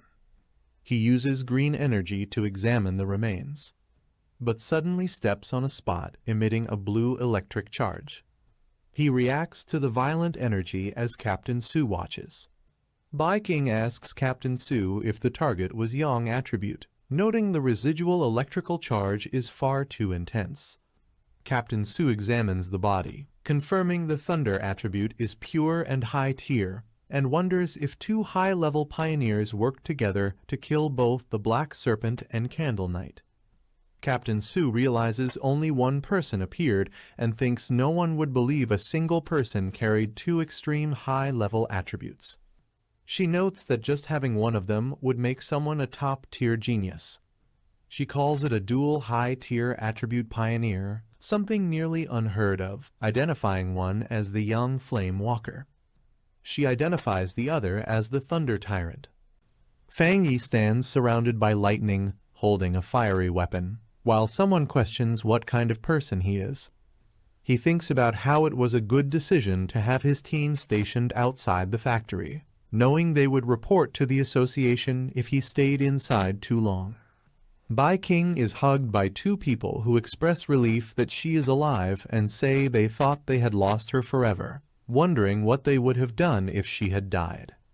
An association member examines a digital screen, with their task now focused on scanning residual spiritual energy, analyzing traces. Association reconnaissance personnel scan the ground for traces and report the outcome to the association. A member explains to both captains that based on trace comparisons, whether from combat habits or kill patterns, all evidence points to a single person responsible for killing both anomalies. Captain Su states there is a 99% probability it's the same individual. One man remarks that it really is a dual high-tier attribute pioneer, admitting he thought they had made a mistake. Captain Su agrees, noting either of the anomalies alone could have wiped them out, and another adds that this powerhouse defeated them in a single strike. Even though they are all in the Ghost Axe realm, the power gap is enormous. Bai King says her surveillance target has appeared, the data has been updated, and she needs to report to the higher-ups. She reports that both Tyrant and the North Gate of Qingcheng University were her assigned targets. A man on the phone responds that he understands the situation and tells Xiao Su to pause her mission for now. She hears that since the target saved her, eliminated the anomalies, and secured the area, it means he doesn't resent the association and isn't their enemy. However, for her safety and to make a good impression on him, she should avoid contacting him for now, even though Old Han disagrees with this view. She says she has one theory about something that happened before, when Tyrant was about to advance at the back mountain. The man on the phone asks what it is. Bai King explains that she once sensed an incredibly strong aura in the area where he was active and suspected he might have a spiritual weapon, though she thought it was unlikely. But now that it's confirmed he is a dual high-tier attribute pioneer, she believes otherwise. The man asks in surprise if he has a spiritual weapon. The man says it's unlikely for someone, no matter how gifted, to possess a spiritual weapon without outside help or resources. He adds that the reconnaissance team found no traces of a third spiritual energy attribute usually linked to a spiritual weapon. Bai King explains that when she came into contact, the spiritual weapon aura she sensed was of the yang attribute. The man understands, saying that if the weapon's attribute comes directly from his own yang energy, then if he is a spirit creation realm cultivator, it is theoretically possible for him to create it on his own. Bai King reacts with surprise, noting that spirit creation realm cultivators are extremely rare worldwide, with barely more than 2 known. She adds that if this person possesses a third attribute, it would completely shift the balance and shake the entire pioneer community. The man explains that research shows different attributes clash within the human body, making it nearly impossible for them to coexist, and so far no pioneer has ever been confirmed to possess 3 different spiritual attributes. He says that if the person truly has a spiritual weapon, the absence of a detected third attribute might actually be good. He hopes such a powerful pioneer never becomes humanity's enemy. Meanwhile, the man believed to be the subject showers quietly. Fangyi notes that there's less than a year until the official spiritual energy revival, yet anomalies and phenomena are already erupting everywhere, becoming highly active. He mentions that many pioneers, including himself, have started cultivating on their own. He explains that once the interface between the body and the spiritual world is opened, people become more sensitive to changes in heaven and earth, like those in the underground river before. He adds that even without Xia country's official recognition, self-trained pioneers have generally reached the level of 1-star ghost penetration realm. He notes that with Xia country reaching out to wild pioneers like him, it shows that both official and wild pioneers are in a relatively peaceful phase of mutual exploration. Anomalies remain within controllable limits, and there is no serious conflict among pioneers yet. As he dresses, he reflects that although the government has established the Spiritual Energy Cultivation Association, it has not gone public. People everywhere are discussing local instability and unexplained phenomena, showing the government's attempt to both protect humanity and issue early warnings. He points out that the problem lies in the government's lack of confidence in launching a full-scale cultivation era. Fang Yi reflects that with such a large population, if information goes public before full collapse, internal unrest will cause chaos and death. Even recognized pioneers can't yet stabilize societal upheaval, and both internal and external threats will only hasten the collapse. He thinks the government's cautious approach isn't wrong, as human hearts are more dangerous than ghosts or gods. However, what worries him is that anomalies are developing faster than he expected. He recalls that what he encountered today was a typical mutated product of dark attribute contamination. From touching the black mist, he could tell it belonged to a sub-branch of the dark attribute known as the shadow attribute, a natural enemy to pioneers. These anomalies are more intelligent than typical exotic beasts, do not rely solely on instincts, and see pioneer bodies as valuable resources. They may even work together to trap and kill pioneers. Fang Yi notes that while these anomalies are not yet at the same level as the true dark-type anomalies he has seen before, a single one of those could destroy a country or even a continent. Fang Yi notes that if he hadn't tracked them today, the squad and the one trying to recruit him might not have survived. He reflects that even as a sub-attribute, dark attribute powers are extremely dangerous. If it's labeled temporarily unabsorbable, it means he might eventually be able to absorb it once conditions are met, possibly turning the tide. He now possesses the Golden Sun burning technique of the Yang attribute, the Divine Thunder technique of the Thunder attribute, and the Crimson Flame Blade technique, a sub-attribute of Yang. These high-tier attributes are paired with techniques that perfectly suit him, and with his current strength as a 3-star Ghost Axe realm, there are very few pioneers who can rival him.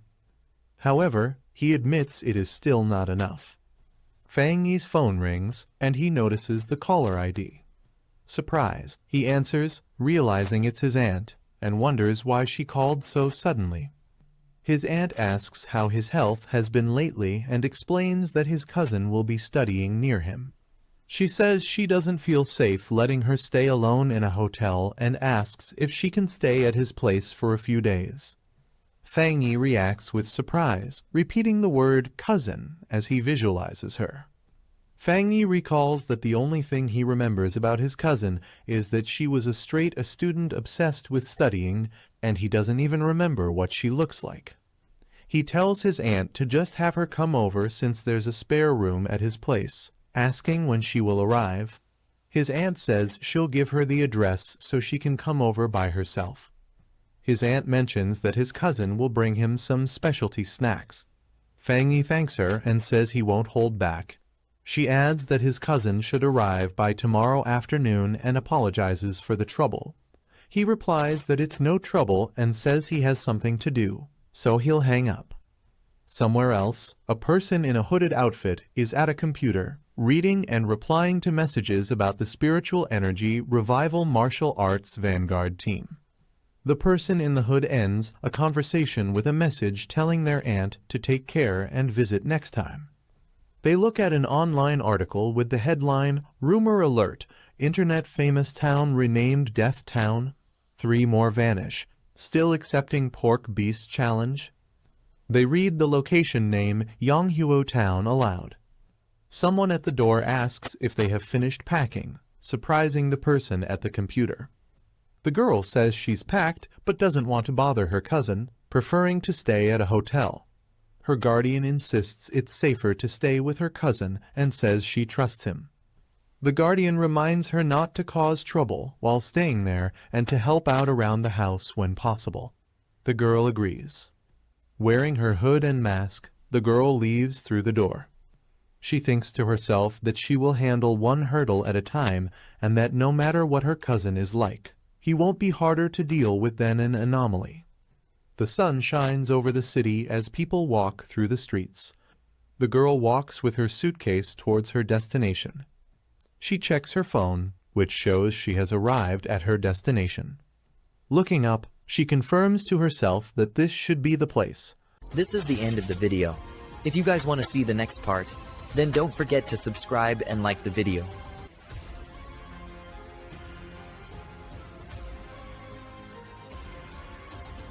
He entered the house, surprised to see someone waiting for him. The girl called out hesitantly, asking if he was her cousin. He stared at her, realizing he couldn't recognize her face, and asked if she was Lin Yiji. She quietly confirmed, keeping her composure. Later, the two sat together in the living room. He told her that if she ever needed anything, she could simply call him. She politely thanked him, addressing him as cousin, while the silence between them lingered. He handed her a spare key, mentioning that her room was just across the hall. She politely thanked him and apologized for troubling him during these few days. As he left, she thought to herself that her cousin seemed easy to get along with and wouldn't pry into her matters. However, he quietly observed her, sensing something unusual. He wondered if it was just his perception, or if she wasn't hiding her presence properly. Earlier, when she sat on the couch, he had faintly felt an unfamiliar trace of spiritual energy. The thought struck him, could she already be a pioneer too? As he watched, her body emitted a glowing aura of energy, making him question whether her excuse about coming for summer camp was actually hiding a deeper reason. She checked her device, receiving messages about cultivation techniques and the importance of keeping her spiritual energy hidden. Deciding it was too risky, she told herself not to cultivate for now, since being caught by her cousin would be difficult to explain. 3 days later, she realized that living with him actually disrupted her training. Meditation and breathing techniques were constantly interrupted, making cultivation harder than expected. Meanwhile, he sat cross-legged, practicing the golden sun breathing technique. Radiant light flared around him, brighter than he anticipated. Concern crossed his mind, such a flashy technique might easily draw attention. She called him for dinner, serving tomato beef stew, cold cucumber salad, and corn rib soup. He noted how polite and considerate she was, even insisting on handling the chores herself. Despite her flawless etiquette and diligent behavior, he couldn't shake off his suspicions. While eating, he observed quietly, deciding not to interfere. Allowing her to continue this way, he thought, was also a method of making her lower her guard. He quietly thought to himself that only by observing her longer could he uncover the truth about her identity. She continued eating calmly until her phone suddenly lit up, breaking the silence. Startled, she glanced at it, but before she could react further, he leaned in, his sharp gaze fixed on her. With suspicion in his voice, he asked if it was a friend calling her, leaving her momentarily stunned. He excused himself from the table, telling her to continue and that he would return to his room. Once he left, she quietly answered her call, her expression turning serious. On the other end, someone mentioned another major world shift happening the next day. She asked for the time and confirmed she would be there by 3 p.m., arranging to meet at the entrance of Yonghuo town. Outside, he listened in, realizing the location was just an hour's drive away, a trendy suburban area, and clearly tied to her hidden agenda. As he watched from a distance, he confirmed his suspicion his cousin was also a pioneer. She sat in meditation, spiritual energy swirling around her, yet with her current strength, she couldn't sense his presence. He noted her talent was impressive, already reaching the 2-star Ghost Axe realm while still in high school, and perhaps capable of advancing even further. He wondered if her unusual personality was tied to such extraordinary talent. Finally, he realized the truth. The summer camp had been nothing more than a cover. The real reason she came was because of the upcoming world shift, something she must have already known about and used as an excuse to be there. He reflected that every world shift was both a danger and an opportunity, a chance to gain new techniques and strengthen his power. This time, he wondered what kind of attribute would emerge in Yonghuo Town. Determined, he decided it didn't matter what it was, whatever appeared would belong to him. With resolve, he launched forward at full speed, heading straight for the town. Meanwhile, his cousin continued her meditation, but something felt off. A faint sense of strangeness lingered in her heart, as though she had overlooked something important. That night, she wondered if it was only her imagination or if someone had truly been watching her. The next day, the scene shifted to Yonghuo Town, a bustling place beneath the mountains. As she walked through the entrance, she was greeted by a cheerful friend calling out her name. Her friend teased her about staying at her cousin's house, asking if he was attractive. She brushed it off, her calm expression showing little reaction, even as the teasing continued. When her friend pressed further about her cousin's looks, she simply replied that he was a nice guy, but looked plain and average, definitely not the flashy influencer type. Her friend sighed in disappointment, while another woman chuckled at the exchange. The red-haired woman reminded them that Yi herself once claimed to be just an ordinary person among the masses, though her presence suggested otherwise. Soon after, as the group gathered together, one of them spoke up, saying that since everyone had arrived, it was time to get to the main point. The group gathered in town, noting that one member hadn't shown up again. With only 6 of them present, they decided to move forward, commenting that her mysterious behavior was nothing new. Watching from a distance, he observed them carefully from a balcony. Dressed in a new outfit, he thought to himself that his cousin's team seemed rather low-key compared to what he had expected. He assessed the group carefully, noting that even the weakest among them had already reached the 2-star Ghost Axe realm, while the man who spoke earlier was at 3-star. From their words, it seemed there was also another powerful member who rarely appeared. Sitting calmly with his drink, he shifted his gaze toward the mountain above Yonghuo Town. His sharp eyes caught sight of a phenomenon, an enormous vine descending from the sky, signaling the beginning of the world shift. The massive vine stretched from the heavens down into the earth, towering over the mountains of Yonghuo Town. Its sudden appearance defied all previously known information about world shifts, making it difficult to comprehend. Observers were left stunned, acknowledging it was indeed a world shift, though uncertain whether it would lead to total collapse. The red-haired woman stared in disbelief, whispering that she wouldn't have believed it if she hadn't seen it with her own eyes. Everyone present felt the overwhelming presence of the vine, realizing they were witnessing something extraordinary and far beyond their expectations. As they approached the massive vine, one of the girls hesitated, urging the group not to go any further. Yi questioned her, asking why, and the girl admitted that after seeing it up close, her whole body felt cold, as if something was terribly wrong. Another mentioned the rumors circulating on the internal forums. A red-haired woman listened closely as the girl explained that she knew someone from a team who had tried to make contact with the vine during its last appearance. Those people weren't weak, they were far stronger than her, real pioneers, and not low-level by any means. The implication left the group uneasy, the danger of the vine suddenly feeling much more real. They pressed forward and found the area littered with bones entangled in the roots of the massive vine. It was clear that others had come here before them, but none had returned. The frightened girl clutched her head, trembling as she said she could feel it, they would meet the same fate as those who vanished. Her words painted a grim picture, imagining that not even their bones would be left to bury. The group stood on the eerie red ground beneath the vine, the atmosphere heavy with dread as the truth of the danger set in. He thought he could take on the pioneer's gamble and either succeed or die trying, but the sight of the anomaly filled him with instinctive fear. His intuition warned that this was no ordinary threat, it was a powerful, high-level mutation unlike anything seen before. Overwhelmed, he admitted he wasn't ready to lose everything here and wanted to retreat. The others remained silent at first, then agreed.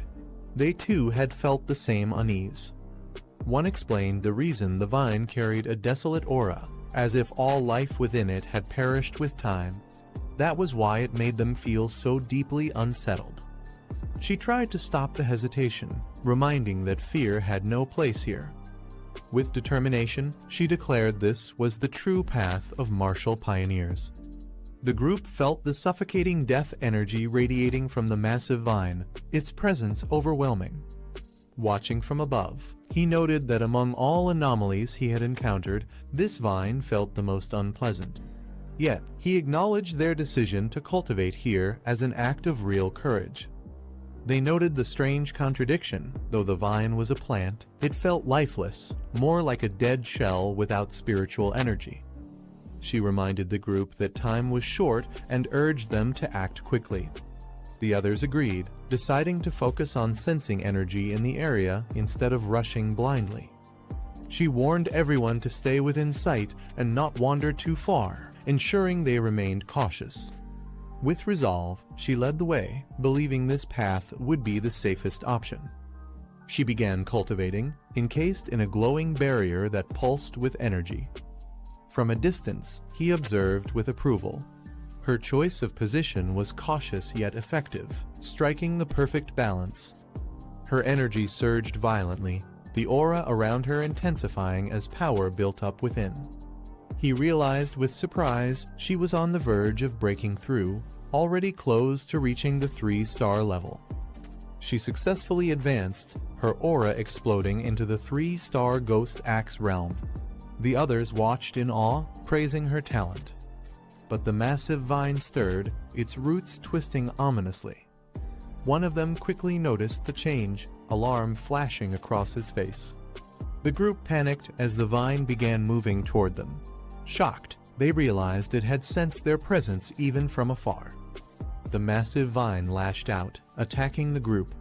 Panic spread as one shouted for everyone to run before they were killed. They realized Ye's breakthrough had caused too much disturbance, drawing the vine's full attention. If anyone got caught, the desolate aura would consume them instantly. Despite the danger, Yi remained focused within her barrier, still in the midst of her cultivation.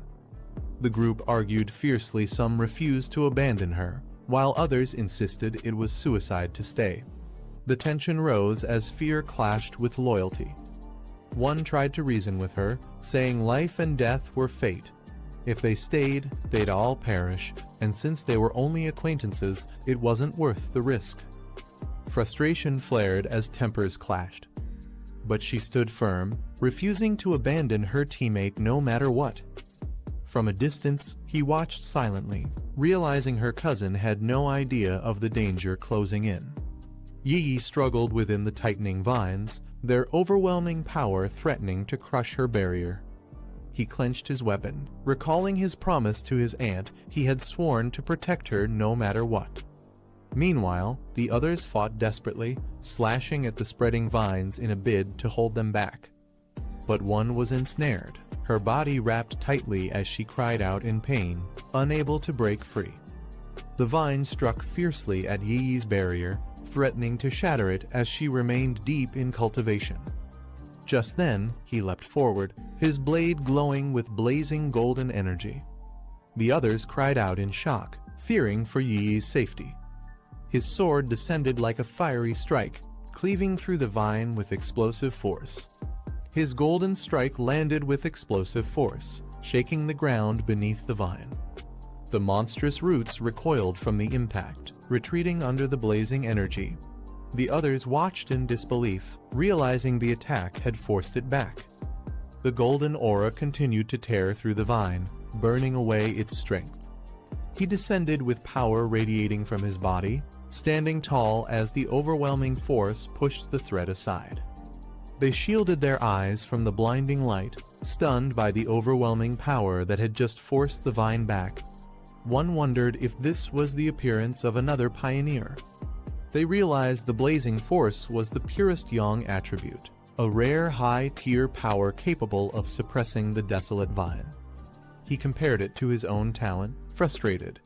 Though he had reached the 3-star Ghost Axe realm in record time, only a handful in the country could display such overwhelming strength. Gritting his teeth, he admitted that Lin Yi's talent was close to his, yet not by much. Even so, the gap between them and this mysterious power was undeniable. He gripped his weapon tightly, realizing the vast difference between them. If such powerful pioneers existed, then what did that make the rest of them? From below, they stared at his radiant figure, admitting that his power had crushed not just one of them, but all of them. They questioned what kind of existence he truly was, his presence towering like something beyond human. Meanwhile, another marveled at the vine's terrifying technique, calling it a perpetual engine that could endlessly absorb life energy from its surroundings. The system extracted the vine's ability desolation attribute, a power that could instantly corrode and drain all surrounding life force. He opened his glowing green eyes, realizing why the vine had only thrived in such harsh terrain. If it had grown elsewhere, it would have drained the life from everything for dozens of miles around. Calmly, he reflected that this attribute was both brutal and tyrannical, a power that stripped vitality by force. He reflected on the desolation attribute, calling it tyrannical for forcefully stripping away the life force of others. One of the women thanked him sincerely, saying without his intervention they would have all died, asking how they could ever repay him. He waved it off, replying there was no need. In truth, he had gained the most endless vitality and the desolation attribute thanks to their lead. Meanwhile, the others decided it was wiser to focus on watching his cousin's movements more carefully from now on, especially after the earlier conflict. He departed swiftly, thinking to himself that when danger strikes, people reveal their true nature. A scattered and disorganized team would never survive the major shifts to come. The others stood in silence. One wondered aloud what they should do now. Another teased, asking if he regretted not helping earlier. They concluded that with the threat gone and Lin Yi having advanced to the third level, their best option was to stick with this team for as long as possible. Meanwhile, Yi slowly opened her eyes, her gaze now glowing with a new and powerful brilliance. Yiji finally awakened, surprising everyone. They rushed over, relieved to see her conscious. Confused, she asked what had just happened, noticing the others still recovering on the ground. She then sensed the lingering yang energy nearby, its scorching intensity so strong that it could be felt even from a distance. One of them offered to explain what had happened, while the others quietly wondered about the mysterious man who had intervened. They were left in disbelief, wondering if someone that powerful could truly exist. One admitted he was practically a monster, far beyond their level. They recalled how no matter how hard they had tried, they couldn't cut through the vine, yet he had forced it back with a single slash. Looking up, they saw the massive vine curled far away in the sky, completely avoiding them after the clash. She thought about the man's lingering deterrent, noting how even after he left, the once raging vine had become meek and lifeless. When she returned home, he greeted her casually, surprised at her sudden appearance. He noticed her face looked pale and pointed it out with concern. She brushed it off with a smile, saying she was only tired from studying. He told her to rest after working so hard and suggested they order takeout for dinner. She agreed quietly.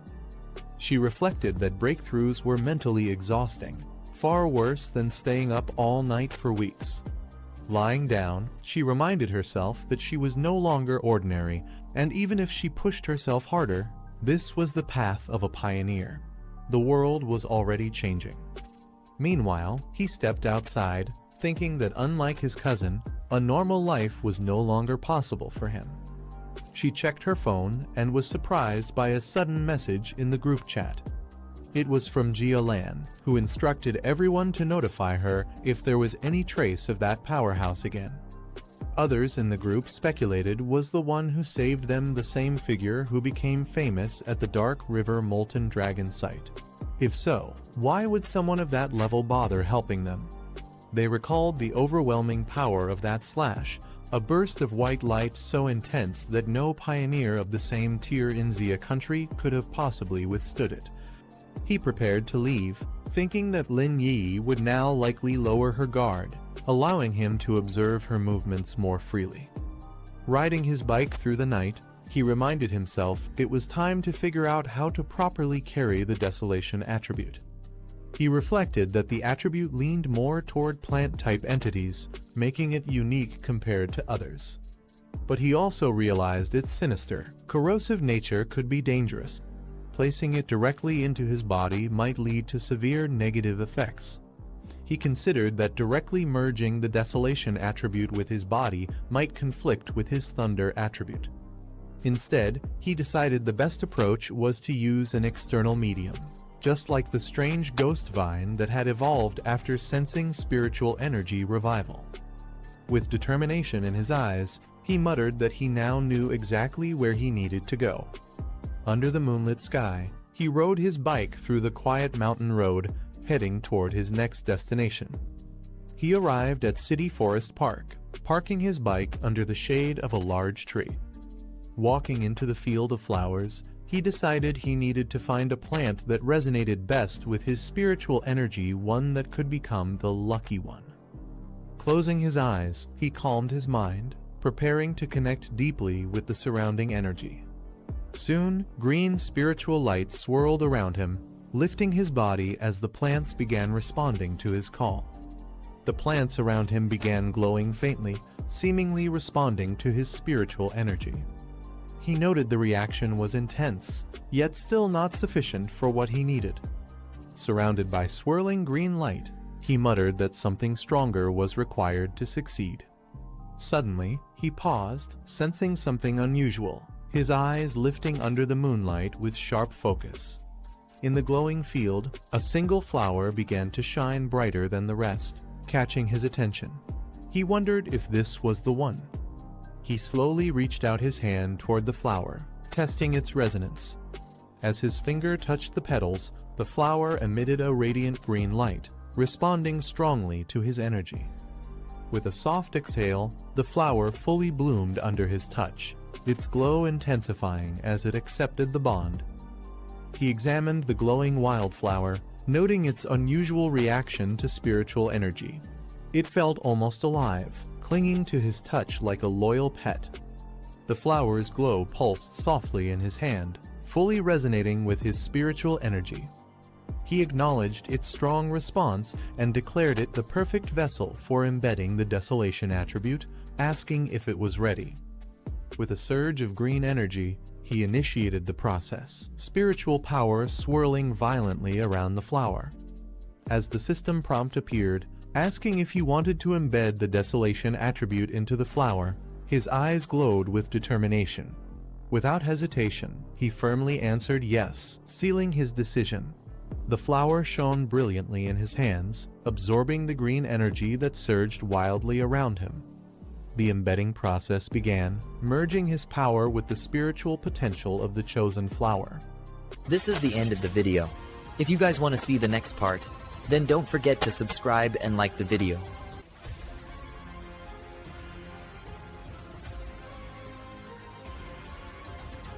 A powerful green light strikes down from the sky, shaking the ground. The man looks up, startled by the sudden flash. A glowing lotus begins to bloom in the forest. The flower fully opens, radiating a strange, luminous energy. Green energy surges from the flower, wrapping around the man as he observes its power. He senses the overwhelming force, comparing it to the hand of a demon. In just seconds, the energy spreads across the forest, draining everything in its path. The glowing lotus begins to shrink, its light slowly fading.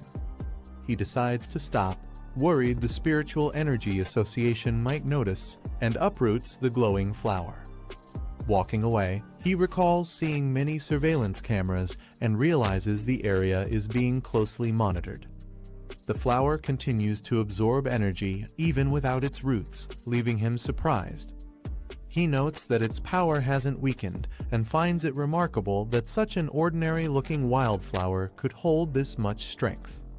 A warning alarm blares as abnormal energy levels are detected, making him realize he may have triggered surveillance. Without hesitation, he takes off with the glowing flower in hand. At the monitoring center, staff panic as the energy levels spike beyond control. Authorities quickly mobilize, ordering the park to be quarantined and secured. A soldier's device shows the anomaly level hitting 30, far beyond normal limits.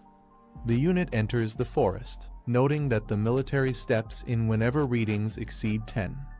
They scan the surroundings, puzzled by the unusually high spike. Despite normal conditions, they observe that all the plants seem to have been drained of life in an instant. Soldiers speculate about the source of the spiritual energy and head deeper into the forest. A commander yells for them to stop, warning them not to go closer. He explains that the power they sensed belongs to the desolation attribute, shocking the troops.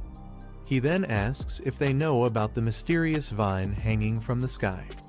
Soldiers realize the vine has already been classified as an O-rank mutation.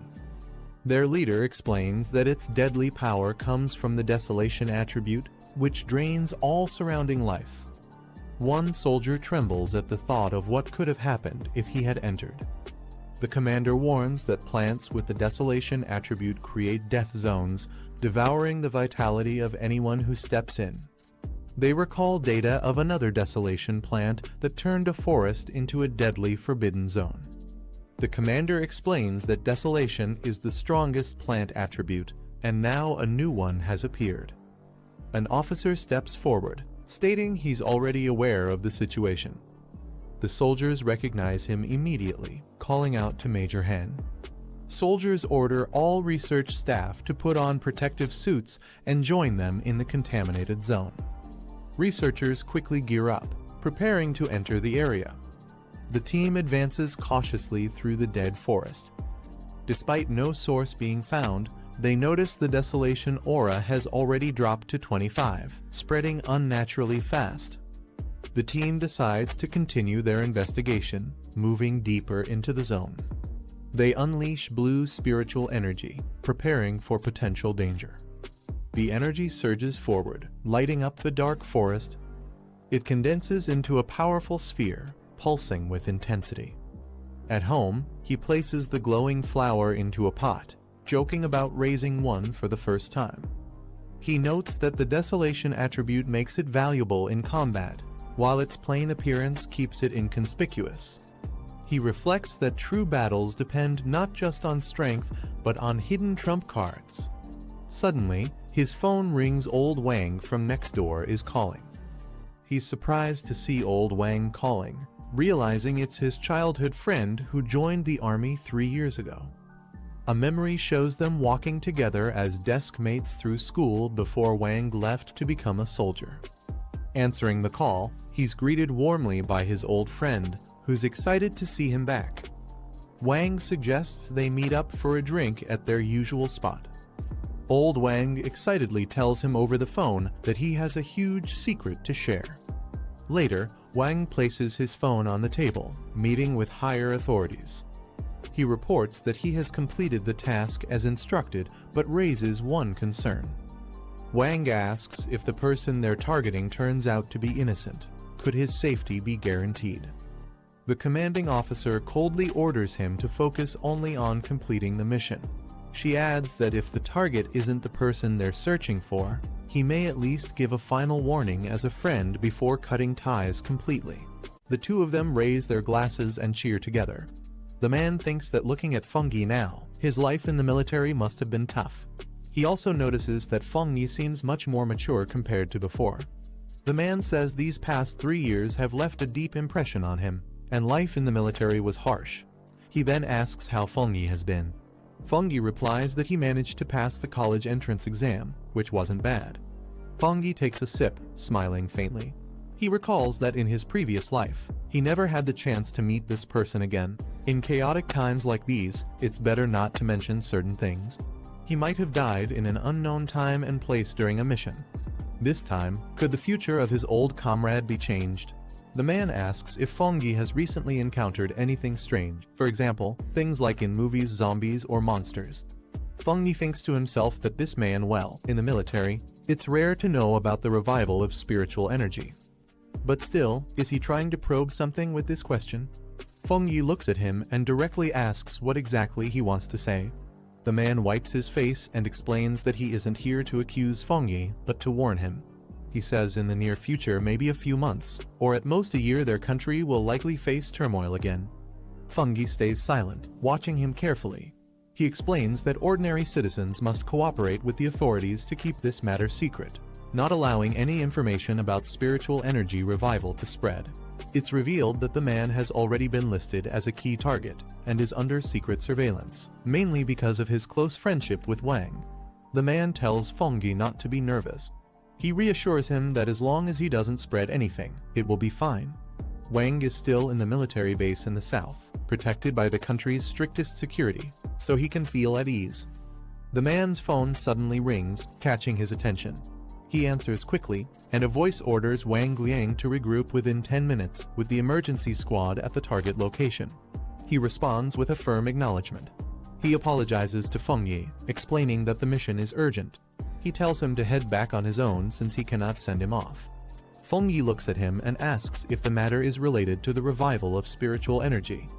Then he firmly says to let him go along as well. The man looks surprised and tense at Feng Yi's sudden words. Feng Yi grabs him by the collar and tells him to bring him along, asking if this mission is also connected to their superior's orders. The man tries to respond, but Feng Yi assures him that even if his superiors didn't give instructions, he knows they wouldn't blame him for taking Feng Yi along. Feng Yi adds that he also wants to know what exactly the government plans to do regarding the revival of spiritual energy and what role the so-called experts actually play in the large military base under heavy clouds. Feng Yi and the man walk side by side toward the entrance, with a note that this is one of the country's most secretive facilities. Feng Yi and the man arrive at a restricted area filled with soldiers. Someone announces Wang Liang's return. Feng Yi thinks to himself that this level of spiritual energy concentration might have already exceeded normal limits. They pass through the inspection checkpoint, and a soldier confirms their clearance, allowing them to proceed. The heavy doors open with force, revealing a blinding light and intense energy surging from within. Inside, a large group of soldiers surrounds a monstrous creature, restraining it with beams of spiritual energy. Feng Yi and Wang Liang stop at the entrance. The restrained monster suddenly releases a powerful red beam of energy, forcing the soldiers to hold their ground while struggling against its strength. Feng Yi observes the attack and notes that this is a fusion attribute. An officer explains that the monster combines fire and lightning attributes, making it extremely difficult to restrain. She adds that several soldiers have already been injured in the process. She then notices Wang Liang and calls his name. The officer's expression hardens as she questions Wang Liang. She asks why he has brought an unauthorized outsider like Feng Yi into the restricted area without permission. Wang Liang tries to respond but hesitates. The officer gives a sharp order, saying the situation is urgent. She instructs the soldiers to form up immediately and take defensive positions. The soldiers respond with acknowledgement. She glances at Feng Yi, questioning if this is the person Wang Liang brought in. She thinks to herself that he doesn't seem special, only appearing like an ordinary person who has awakened spiritual energy. The officer states that since Feng Yi is Wang Liang's friend, she won't press further, but she reminds him this is a restricted zone. Entering here is dangerous, and he must keep everything he sees a secret. Feng Yi calmly replies that he understands. She raises her weapon and shouts an order to Lai Yu, commanding him to tighten the defense. The restrained monster erupts with violent energy as soldiers leap into action, surrounding it from above. The officer fires her weapon, unleashing a powerful blast directly at the creature. The combined assault from the soldiers and the officer's attack strikes the monster head-on, filling the area with explosions. The monster roars fiercely, its entire body glowing red as it releases an even more terrifying surge of power. The monster's energy suddenly intensifies again, and it lets out a terrifying roar. Someone warns Lai Yu to be careful. Lai Yu engages the beast directly, blocking its fierce attacks with quick counterstrikes. The officer orders everyone to stay alert and keep their distance from the monster.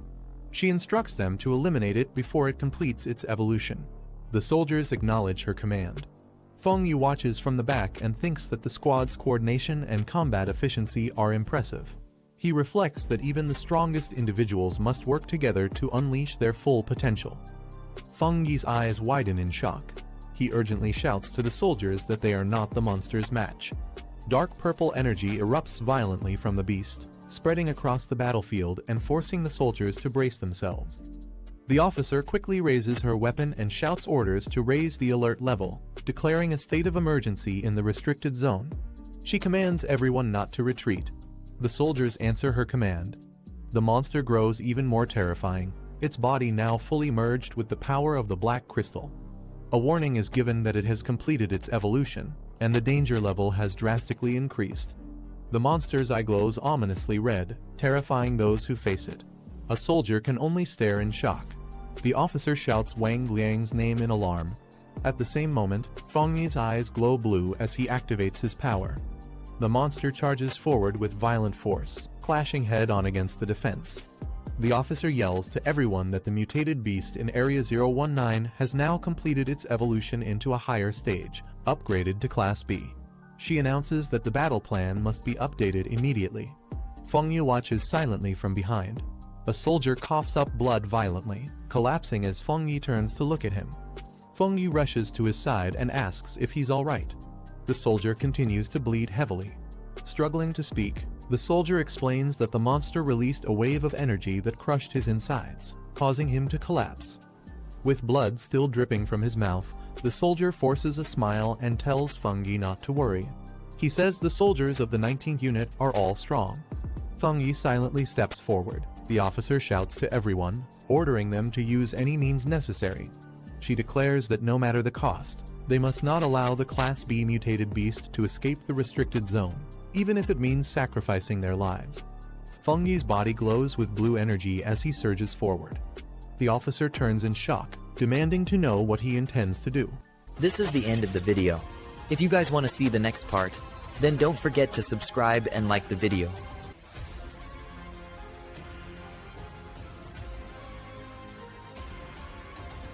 He charges forward, his body wrapped in crackling blue lightning. His glowing eyes lock onto the beast ahead, and he mutters if it thinks madness alone can overwhelm him. The monstrous creature roars, its blood-red eyes flashing as it swings its claws with murderous force. The impact splits the ground, yet he stands firm, raising his arm as lightning surges to meet the attack. Without hesitation, he thrusts himself upward, lightning wings bursting from his back. The beast snarls in fury, but its movements can't keep up with the blinding speed of his assault. With all his strength, he channels the divine thunder into a devastating strike. The beast's head is consumed in a massive explosion of blue energy, its roar drowned out by the crack of lightning tearing through the air. The beast is struck head-on by the violent surge of blue lightning, its body consumed in the explosive blast. The shockwave tears across the battlefield, sending soldiers stumbling back as debris scatters in every direction. One man stares in disbelief, questioning if he saw it right. He realizes this is the kind of abnormal mutation even high-ranking officers can't handle alone. Another soldier turns to his superior in shock, asking if his brother could truly be the one behind this power. The red-haired officer, sweat on her face, admits none of them are mistaken. The beast collapses, its body scorched and smoking as he stands tall amidst the aftermath, lightning still flickering around him. With a cold stare, he remarks that the creature isn't fully dead yet, but this much is enough. He then orders the officers and others nearby to fall back. The red-haired officer watches in shock, realizing that even with their entire squad working together, they could barely restrain such a monster, yet he has done it alone. Her eyes narrow as she admits the truth. This overwhelming strength isn't ordinary power, it's an extreme attribute at its highest level. He raises his arm, lightning spiraling around him as immense energy gathers, shaking the very air. The crackling current surges through his hand, and the red-haired officer watches tensely, realizing his power is still climbing. The storm above thickens, forming a massive vortex of thunder and clouds. She wonders aloud just how terrifying his evolution will become. With a steady step forward, he advances, his presence alone pressing down like a storm ready to break. A blinding surge of lightning erupts from the ground as he walks forward calmly, his presence embodying the word Overlord. His expression remains cold and steady, electricity flickering across his body like it naturally belongs to him. Two men watch in awe, nervously joking that his thunderous aura is so overwhelming it feels 1,000 times more terrifying than before. Another soldier rushes over, shouting in relief that he's safe. Laughing, he admits the boy nearly scared him to death. A soldier slaps him on the shoulder with a laugh, teasing that he never expected his comrade to be this powerful. He apologizes for keeping his true strength hidden, joking that military orders kept him from revealing it sooner. His friend laughs in disbelief, saying after not seeing him for 3 years, he's shocked to learn who he really is. Turning away, he exchanges a brief glance with the red-haired officer, the battlefield calm after the storm. The officer steps forward with a serious expression, extending her hand as she sincerely thanks him for his help. He smiles faintly, his crimson eyes glowing with calm confidence after the intense battle. When the officer thanks him, he responds modestly, saying it was simply to protect his friends. The red-haired officer formally introduces herself as the guardian of Base 019 and requests his contact information, promising to report everything truthfully. He agrees without hesitation, while those around watch in quiet awe at the respect the officer shows him.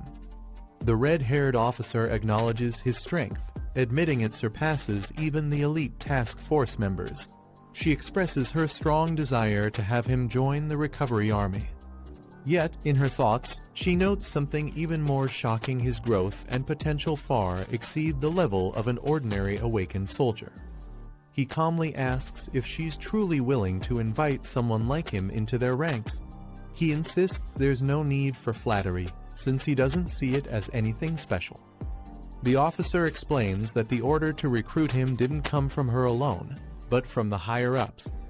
Whether he accepts or not, they will eventually come for him themselves.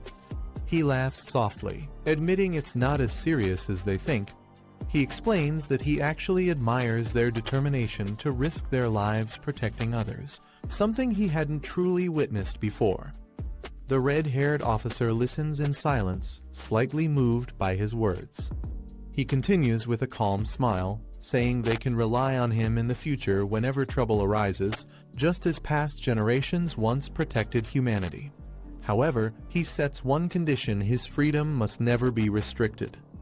The officer is left speechless, her expression tightening as she processes his demand. He announces that time is running short and prepares to take his leave. The officer agrees, saying she and her men will handle the remaining cleanup and escort him back safely. As he walks away, he reflects on the true value of the army, its role in navigating dangerous spirit zones, ensuring safe passage while maintaining the advantage in battle. At the same time, he realizes the army also acts as a shield, drawing a clear line of defense between ordinary humans and the extraordinary threats that roam the world. One soldier whispers that after what they've seen today, describing him as merely not simple no longer fits. In truth, today's display was only the tip of the iceberg of his true power. As he floats above the crowd, his overwhelming aura leaves everyone stunned. They whisper that to reach such a level so quickly, he must possess knowledge and strength beyond ordinary means. A soldier suggests they cannot simply let him slip away, hinting that if the officer won't recruit him, they should hand the task over to him. The red-haired officer immediately silences him with force, ordering him and the others to follow her command without question. Later that night, under the quiet sky, the scene shifts to a building glowing with light, marking the beginning of what comes next. While meditating, he reflects that although his identity has been exposed, the true extent of his power remains hidden. He knows their cautious attitude toward him is far from unnecessary. He concludes that this so-called extraordinary ability is kept highly confidential, with strict restrictions placed on its spread. To the outside world, it barely exists at all. In truth, the authorities are not only monitoring him, but also ensuring he doesn't slip beyond their control. To them, he is both a weapon and a liability that must be contained. He recognizes the balance at play. The army acts as guardians, imposing discipline and defense, while the Spirit Association handles purification and stabilizes cities. Together, they maintain the fragile peace of ordinary life. The city remains under strict watch, with authorities dividing districts between normal citizens and the extraordinary. This delicate system has bought valuable time for ordinary people, sparing them from chaos and bloodshed. Meanwhile, he meditates, golden energy swirling around him as he gathers immense power within his core. Even in a restricted spirit zone, where power should be suppressed, his strength continues to grow rapidly, defying all expectations. His body radiates with blinding golden light as he realizes he's on the verge of breaking through to the next realm. A girl walks through the quiet city streets at night, wondering if her cousin has returned yet. She thinks about asking him to test her training progress, though she isn't sure if he's available. Suddenly, a brilliant golden light erupts in the distance, cutting through the dark skyline and drawing everyone's attention. She stares in shock, her eyes wide as she whispers in disbelief, struggling to understand what she's seeing. Her eyes widen in shock as she realizes what she's witnessing. It looks like the terrifying phenomenon of a demonic breakthrough. Above the city, a radiant golden core bursts open, its violent energy twisting into the sky. She senses that this aura is far beyond anything she imagined. The explosion of light intensifies, forming a colossal golden pillar wrapped in arcs of lightning, as if the heavens themselves are being torn apart. A golden light tears through the sky, forming an enormous hand that descends over the city. The girl looks up, stunned, as the overwhelming force shakes the streets. People around her freeze in disbelief, unable to process what they are witnessing. The giant hand clenches, radiating waves of destructive energy. Its brilliance spreads across the clouds like thunder. The girl realizes this is no ordinary attack, but a spirit weapon, something that shouldn't even exist here. The sheer power feels unstoppable. She stands rooted in place, her gaze locked upward.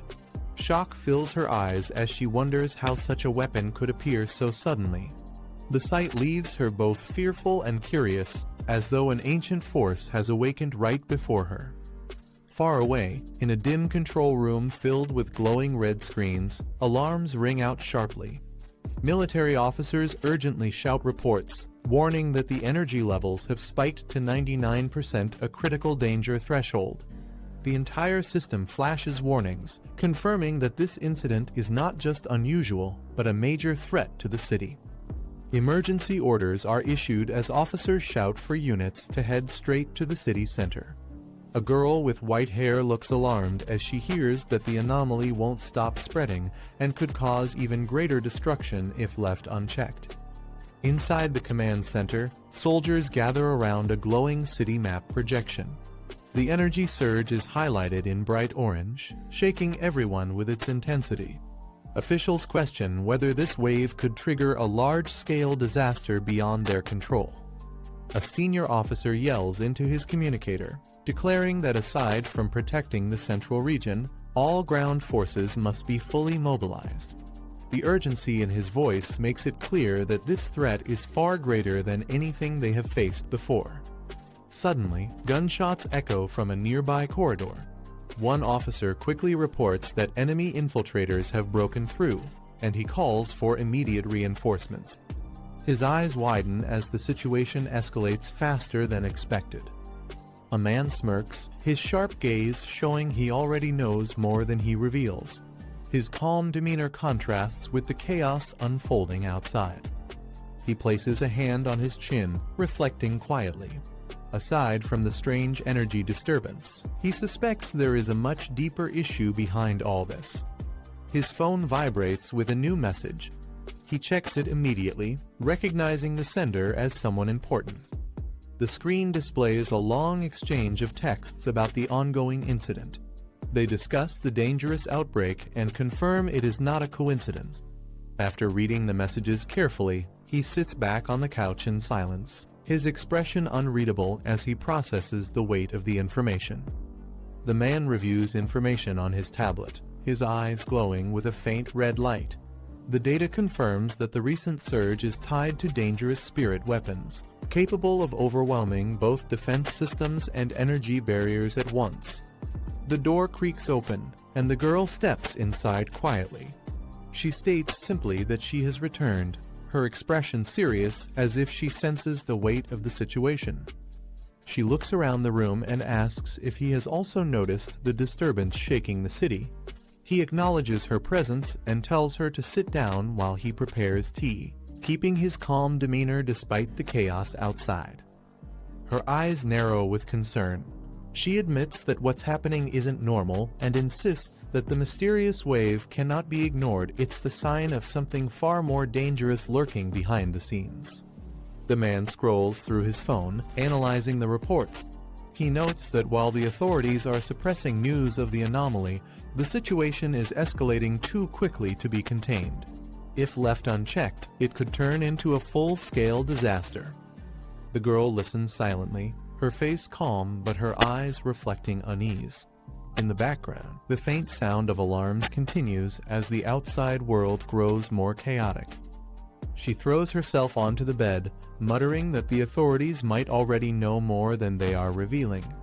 She suspects that certain powerful families or organizations are involved, and whatever their plans are, it won't end well.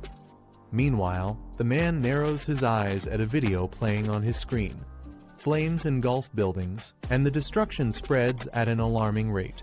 He realizes this isn't just another accident. This firestorm is part of something much bigger. On his phone screen, live footage shows the city consumed by raging flames. Reports confirm that the explosion originated from a powerful energy source, and the fire continues to spread uncontrollably. The man lowers his phone, his expression calm yet sharp. He recalls past events involving powerful figures, wondering what role they might play this time. His thoughts hint at a dangerous connection between the current disaster and past schemes. Elsewhere, a large university gate comes into view. Crowds gather outside, whispering anxiously about recent events. Some wonder aloud if this sudden closure has ties to the massive energy surge reported in the city. Two figures walk toward the gate with steady steps. One of them comments that the closure is officially for safety, but the timing suggests there's much more hidden beneath the surface. At the university gates, soldiers raise their weapons as the man and the red-haired woman approach. The crowd watches in shock, whispering about who these people could be and why security is treating them with such caution. The gates open, and the pair walk in side by side. Their confident steps and calm expressions make it clear they are not ordinary visitors, but people of significant influence. Inside, the destruction becomes visible. Buildings are reduced to rubble, smoke rises into the sky, and flames still burn in the distance. The man remarks that this devastation is far beyond normal accidents. It's the result of something deliberate. Meanwhile, helicopters hover over a forest consumed by raging fire. The inferno spreads rapidly across the mountains, and officials question whether this disaster was truly a coincidence or part of a greater plan. The red-haired woman tells the man she's heading to the office and asks if he plans to check the site of the explosion. He nods, agreeing to investigate personally. She warns him to be careful before they part ways. The man walks alone toward the restricted area, his steps calm and steady. The site is heavily damaged, surrounded by caution tape and silence. He crouches down near the ruins, noting that the blast's traces point directly to spirit energy. It becomes clear to him that yesterday's massive fire wasn't a natural accident, but a deliberate act. His expression hardens as his red eyes narrow. He realizes that the clues lead to something much larger, and someone he knows may already be connected to this destruction. The man suddenly notices two girls in uniform approaching. Recognizing them, he questions why they are here at such a dangerous site. One of the girls calls out his name in surprise, pointing out that she didn't expect to see him so close to the explosion zone. The other girl, cheerful and lively, teases him. She says she already knew he wasn't just an ordinary student and hints that he's been hiding his true abilities all along. The red-haired woman at her side remains composed, observing the exchange. The man's eyes narrow, glowing faintly red. He mutters the girl's name, realizing she might be connected to something bigger. His voice carries suspicion as he wonders if she has been involved in the recent incident. A group of students notices the man and the red-haired woman. They question whether he belongs to their school, mocking the situation and wondering how an outsider could casually be here after such chaos. One outspoken girl points at him, accusing him of sneaking around. She argues that if the school is under strict security, then he must be breaking the rules by being here. Her tone makes it clear she doesn't trust him. The red-haired woman frowns, her expression growing heavier. She quietly mutters that this isn't the time for baseless suspicion, as the real issue is far more serious than the students realize. Another woman turns to the man, asking bluntly if this red-haired companion is his friend. Her question hangs in the air, sparking tension between the two groups. The man calmly introduces the red-haired woman, explaining that she is simply a former high school classmate. His casual tone surprises the others, who didn't expect such a connection. The red-haired woman smiles faintly, her sharp gaze hidden behind tinted glasses. Her expression carries a hint of amusement, as though she knows more than she lets on. Two girls look shocked, whispering to each other in disbelief. They wonder why someone like her would be acquainted with him, sensing that this relationship isn't as simple as he makes it sound. The red-haired woman speaks seriously, reminding him that the principal has called for everyone to regroup at the designated area. She stresses the importance of acting cautiously until they understand the full extent of the crisis. The man replies briefly, agreeing with her words, though his eyes remain cold and unreadable. Security guards order the crowd to step back, declaring the area sealed. No one is allowed to approach, and the atmosphere quickly grows tense. The red-haired student steps forward, her tone sharp as she questions why such extreme measures are being taken inside the school. The other students murmur nervously behind her. An elderly man with a cane appears, his presence immediately silencing the crowd. He explains that the school has strict rules and that even the smallest disturbance cannot be ignored. His words carry authority, making it clear that he is a powerful figure in charge. The students whisper among themselves, realizing this elder must be someone important. One girl jokes lightly, suggesting that if even he has come forward, then the situation involving the red-haired woman and the man must be far more serious than they thought. The red-haired student remains silent, her expression unreadable. The man and the red-haired woman are led forward by guards until they stand face-to-face with the elder. The tension in the air is heavy as everyone watches closely. The elder greets him warmly, shaking his hand. He introduces him as the new representative tied to Fang's name, making it clear that his arrival holds special significance. The elder then gestures toward the waiting cars, saying arrangements have already been made. He instructs him to board immediately, signaling that the meeting ahead is of great importance. Nearby, the red-haired student steps forward with a commanding voice, ordering all unrelated bystanders to back away. Her sharp tone leaves no room for argument, and the students quickly retreat in silence. Guards spread their arms to block the crowd, ordering everyone to step back. The students protest loudly, questioning why someone like him deserves such treatment from the school's leaders. Among the crowd, the red-haired student looks uneasy.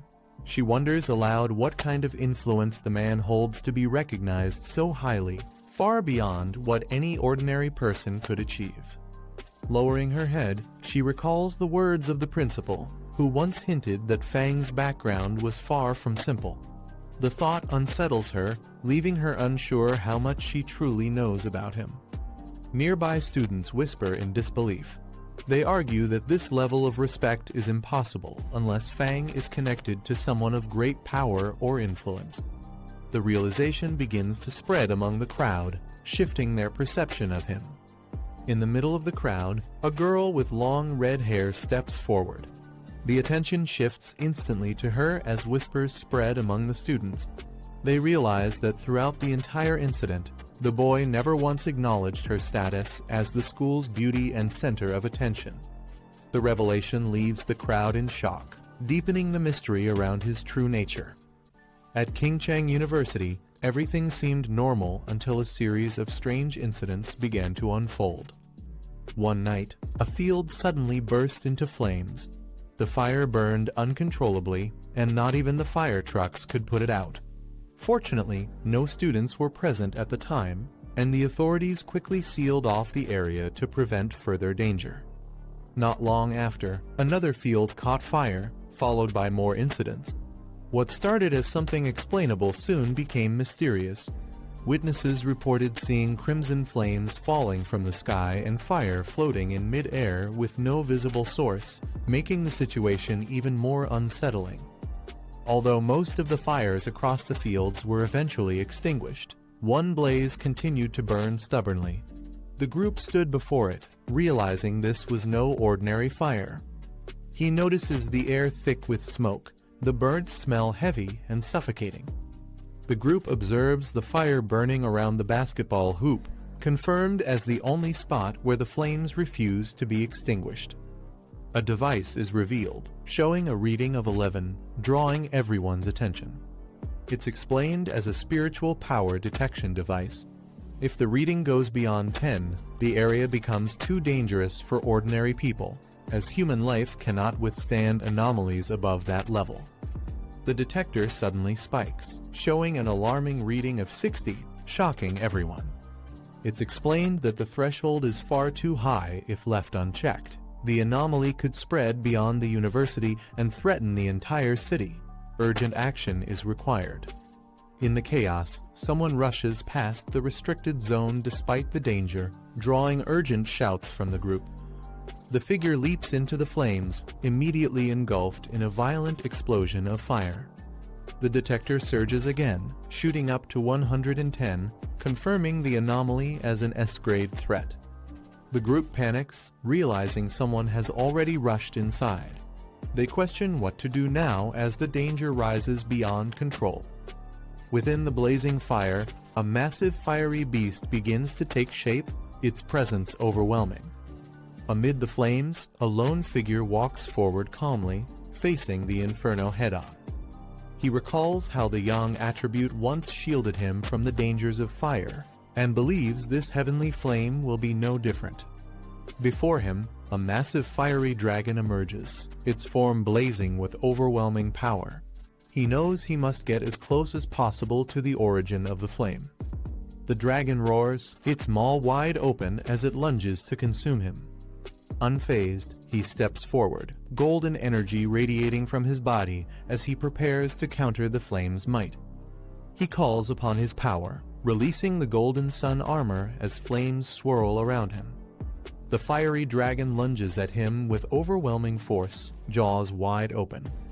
He braces himself, his body engulfed in blazing energy as he's pushed back by the intense heat.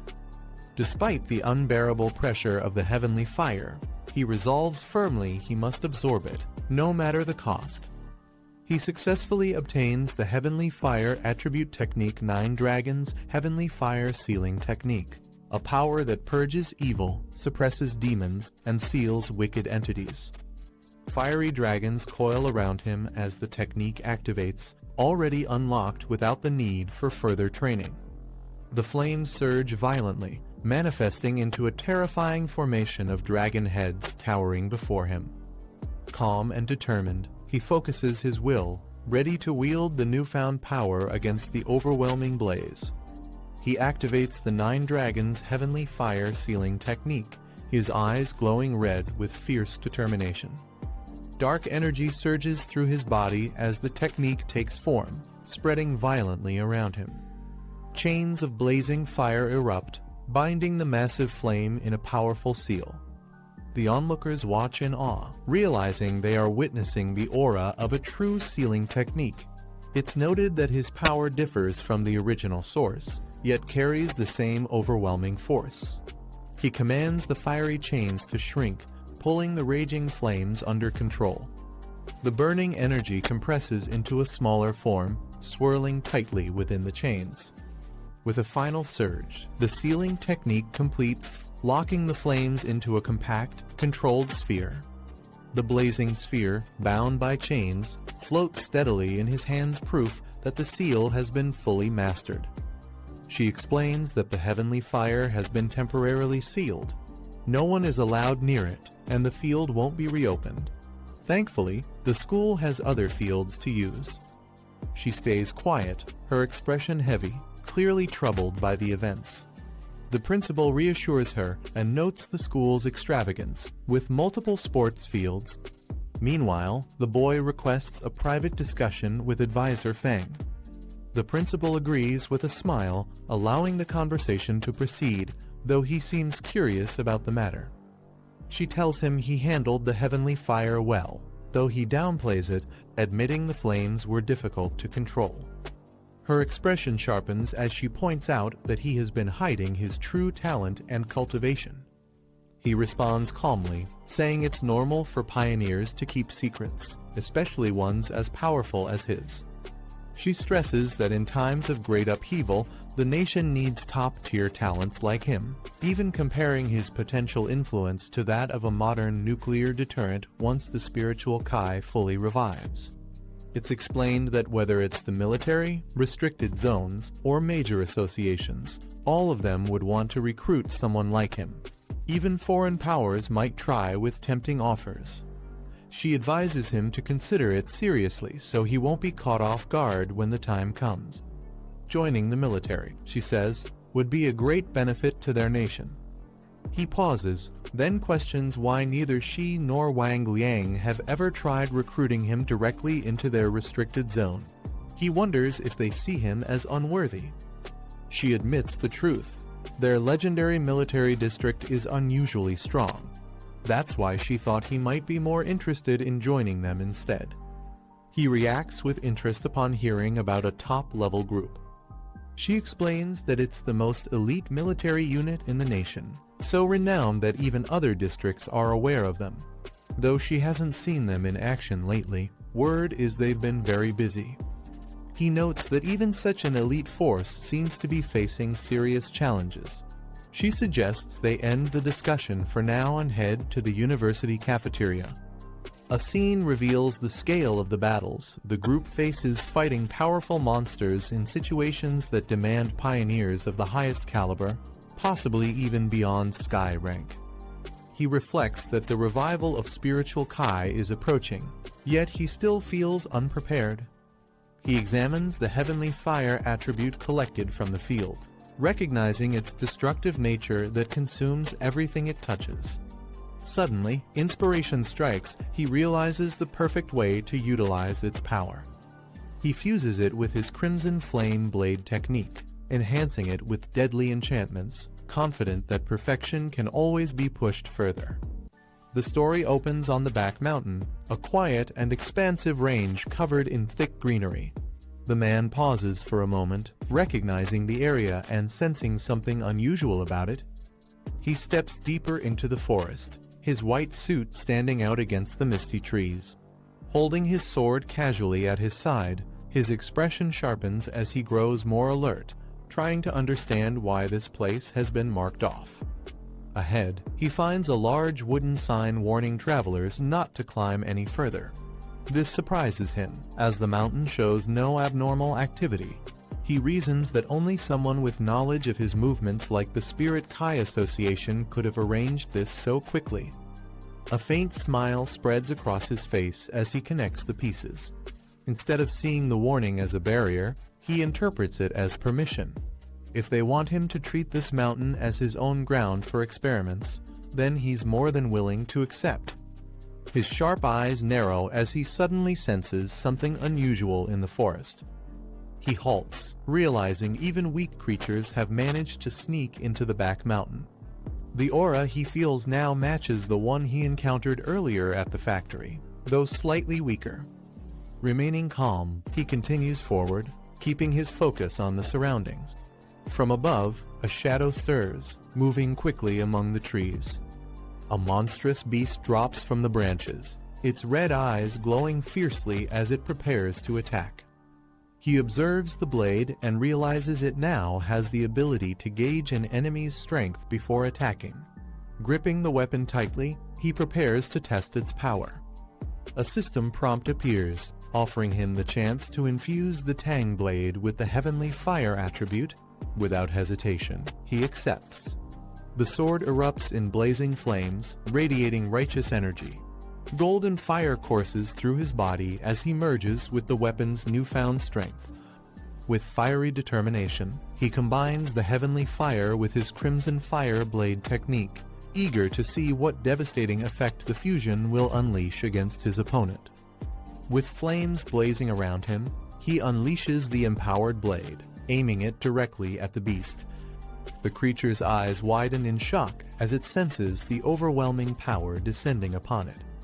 The fiery strike engulfs the monster, twisting into a blazing whirlwind that scorches everything in its path. The beast howls in agony. As the flames settle, he calmly observes the destruction. The power is far stronger than his original crimson fire blade technique, and the energy itself leaves no effect on him personally. He inspects the blazing blade, running his hand across it calmly. Despite its fierce flames, he remarks that it feels cold to the touch. With a confident look, he decides to continue forward, determined to track down the intruder he sensed earlier. Meanwhile, a live stream begins elsewhere. A phone on a tripod records as a cheerful girl insists to her viewers that she isn't a scammer, claiming she has always been lucky since childhood. She smiles brightly at the camera, explaining that even though it's her first day streaming, exciting content seems to come her way naturally. Comments flood her feed, with some doubting her and others challenging her to prove herself. The girl continues her live stream confidently, unaware of the danger closing in around her. Suddenly, a beast lunges forward, striking her down and shattering her equipment in the process. Her phone falls violently to the ground, the screen cracking as the live broadcast continues. Pinned beneath the monster, she screams in pain while the audience watches in shock. Some viewers assume it's staged, dismissing the attack as fake, while others demand to know what just happened. The girl struggles beneath the beast's grip, her face streaked with fear and tears as she weakly pleads for it to stop. The monster roars ferociously, its jaws dripping as it prepares to finish her off. Suddenly, a blazing dragon-shaped flame bursts forth, tearing through the scene with overwhelming power.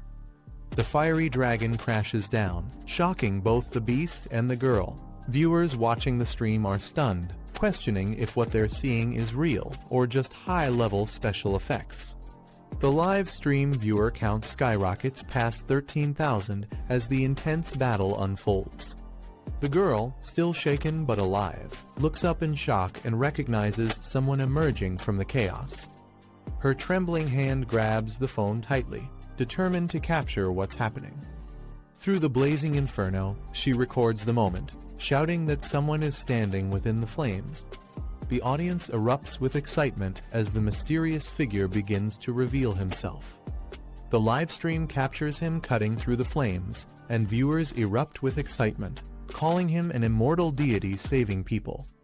Clips of his fiery strikes spread rapidly online, reaching millions of views and taking the #1 trending spot. At a computer lab, a girl excitedly shows her friend the viral video, insisting that deities must have descended and that the heavenly fire is real. Her friend dismisses it with skepticism, claiming it's just staged special effects, but her serious expression suggests she may not fully believe her own words. Excited students point at the video spreading online, insisting that the fiery display was real and proof of something extraordinary. One of the girls, however, refuses to believe, claiming it's all just special effects. Yet deep down, she struggles to dismiss the uncanny resemblance to someone she once knew. Elsewhere, two women discuss the footage, noting how much the mysterious figure looks like the pioneer who once saved them.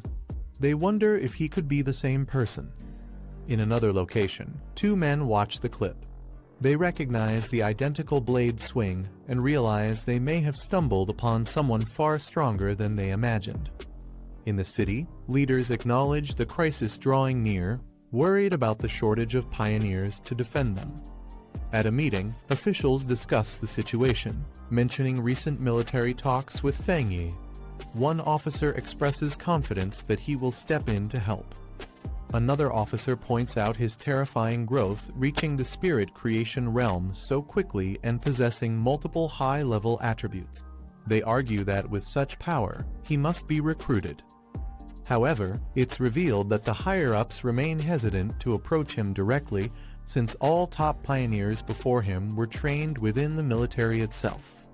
Officials decide to assess what Feng Yi still lacks, planning to provide him with new weapons and training resources. At the same time, they stress the need to control the live stream and circulating videos. They note that the entire Spirit Kai circle of Xia Nation is already focused on him. One commander smiles, admitting the boy has created anticipation for what he might do next. In a quiet hospital room, a heart monitor beeps steadily as someone lies unconscious on a bed. A student sits beside them, speaking softly. She tells her teacher that with someone this powerful appearing, Xia Nation now has new hope, and perhaps so does their chance of waking up again. The next day, sunlight falls over the city as the chaos from yesterday still lingers in people's minds. The unexpected live stream from the back mountain created a massive stir. Sitting calmly at a table, he reflects on the event, noting how someone risked everything just for attention. As he eats, he considers the aftermath. The live stream and video have now completely vanished from the internet, wiped away without a trace. His sharp eyes narrow. He suspects the removal must be the work of either the military or the Spirit Kai Association. He notices Lin Yi hasn't returned all night and didn't even leave a message, which immediately raises concern. He tries calling her, but the line is unreachable. His expression hardens, realizing something is wrong, she wouldn't act so irresponsibly. Determined, he decides he must find her, sensing the situation is more serious than it seems. Elsewhere, in a misty forest, two girls wander anxiously. One asks how long they've been trapped, uncertain of their fate. The two girls remain trapped in the forest, exhausted. One admits they've been stuck for nearly 10 hours and apologizes for dragging her friend into the danger, mistaking the threat at first for an ordinary shadow wraith. Her injury becomes clear as she clutches her bleeding side, struggling to stay steady. The other girl takes charge, telling her not to waste energy on apologies. She insists they must stay alert and conserve their strength, though she admits she still isn't strong enough. As determination flickers in her eyes, she recalls the fiery expert who had displayed overwhelming power. She wishes she had that same strength to protect them now. In the depths of the forest, the two girls stand close together, fear heavy in their expressions. From behind, a massive shadow wraith emerges, its glowing red eyes piercing through the darkness. The creature's towering figure looms over them, its dark aura filling the air with dread. The injured girl clutches her side, while the other braces herself, both realizing the terrifying danger standing right behind them. Out of the shadows, a monstrous figure suddenly lunges toward the two women. Its claws slash forward with terrifying speed, leaving them frozen in shock for a moment. But before the creature can strike, the black-haired girl shouts a warning. She steps in front of her companion, gathering energy in her hand. A bright glow forms instantly, her quick reaction saving them from the sudden ambush. With a sharp movement, she releases the glowing strike. The beam of light shoots upward, colliding directly with the monster's body. The impact forces the creature back, its dark form thrown off balance by the powerful attack. Yet the danger is far from over. More distorted figures crawl out from the darkness, their twisted bodies moving unnaturally. As she stares at them, realization hits these are not ordinary monsters. They are the very people who were trapped here before, twisted into these horrifying forms after their deaths. The two women stand over fallen corpses, realizing something is wrong. Their attacks have no effect on the black fog, and even the spirit energy they release is useless. The enemy doesn't seem harmed at all. They look around cautiously. It feels as though the fog is waiting for them to exhaust every ounce of their strength. The oppressive force surrounds them like a cage, treating them as prey trapped with no escape. The red-haired woman's eyes narrow, her expression tense. A single bead of sweat runs down her face, showing the weight of the situation pressing in on them. Suddenly, a crimson eye appears in the swirling darkness above. Its gaze locks on them, radiating overwhelming malice. Both women freeze in shock, realizing the true threat has just revealed itself. The crimson eye pulses violently, its glow growing more intense. Dark energy swirls around it, making the air heavy with dread. Suddenly, multiple smaller red eyes begin to split off, multiplying within the vortex. Each one stares down at them, as if the abyss itself is alive and watching from every angle. Fury replaces fear. The black-haired girl lashes out, unleashing her power while shouting at the monstrous entity. Blazing energy erupts, slamming into the fiery eyes as she demands its destruction. She steadies herself, warning her companion not to falter. The creature is losing patience, and any weakness now could mean the end for them both. Her sharp gaze shows determination, refusing to let despair take over. The girl's eyes widen in silence, reflecting the eerie glow of the crimson light. She braces herself as the darkness presses closer. A piercing flash erupts from above, sending icy shards crashing down. She looks up in shock as the monstrous force reveals its power, freezing everything in its path. Surrounded by countless red eyes staring down at her, she feels completely overwhelmed. Her voice trembles as she wonders if this is truly the end. Meanwhile, her companion is consumed by writhing shadows, her body dragged into the void.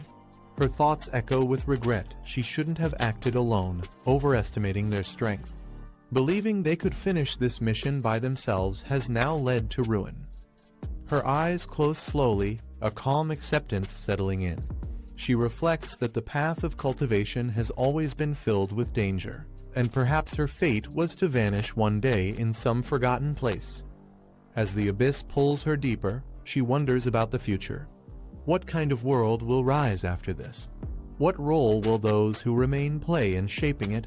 She realizes she may never again witness the tide of Spirit Kai revival.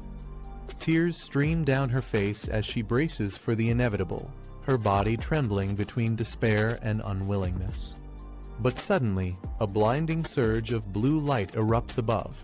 It cuts through the suffocating darkness, leaving her stunned as she reaches upward, unsure if it's salvation or another cruel trick. From the explosion of blue light, a figure bursts forth, descending with overwhelming power. His presence tears through the darkness, scattering the suffocating energy. The man steadies himself in midair, his glowing eyes sharp and confident. He mutters that it was a close call, his calm demeanor contrasting the chaos around them. Tears stream down the girl's face as she stares in disbelief. Shocked, she cries out this figure is her cousin. His strike crashes downward like divine judgment, splitting the abyss with crackling energy. The darkness shatters under his force, leaving only the brilliance of his attack behind. The girl looks on in relief, realizing it truly is her cousin who saved her. His overwhelming power radiates through the crackling blue energy.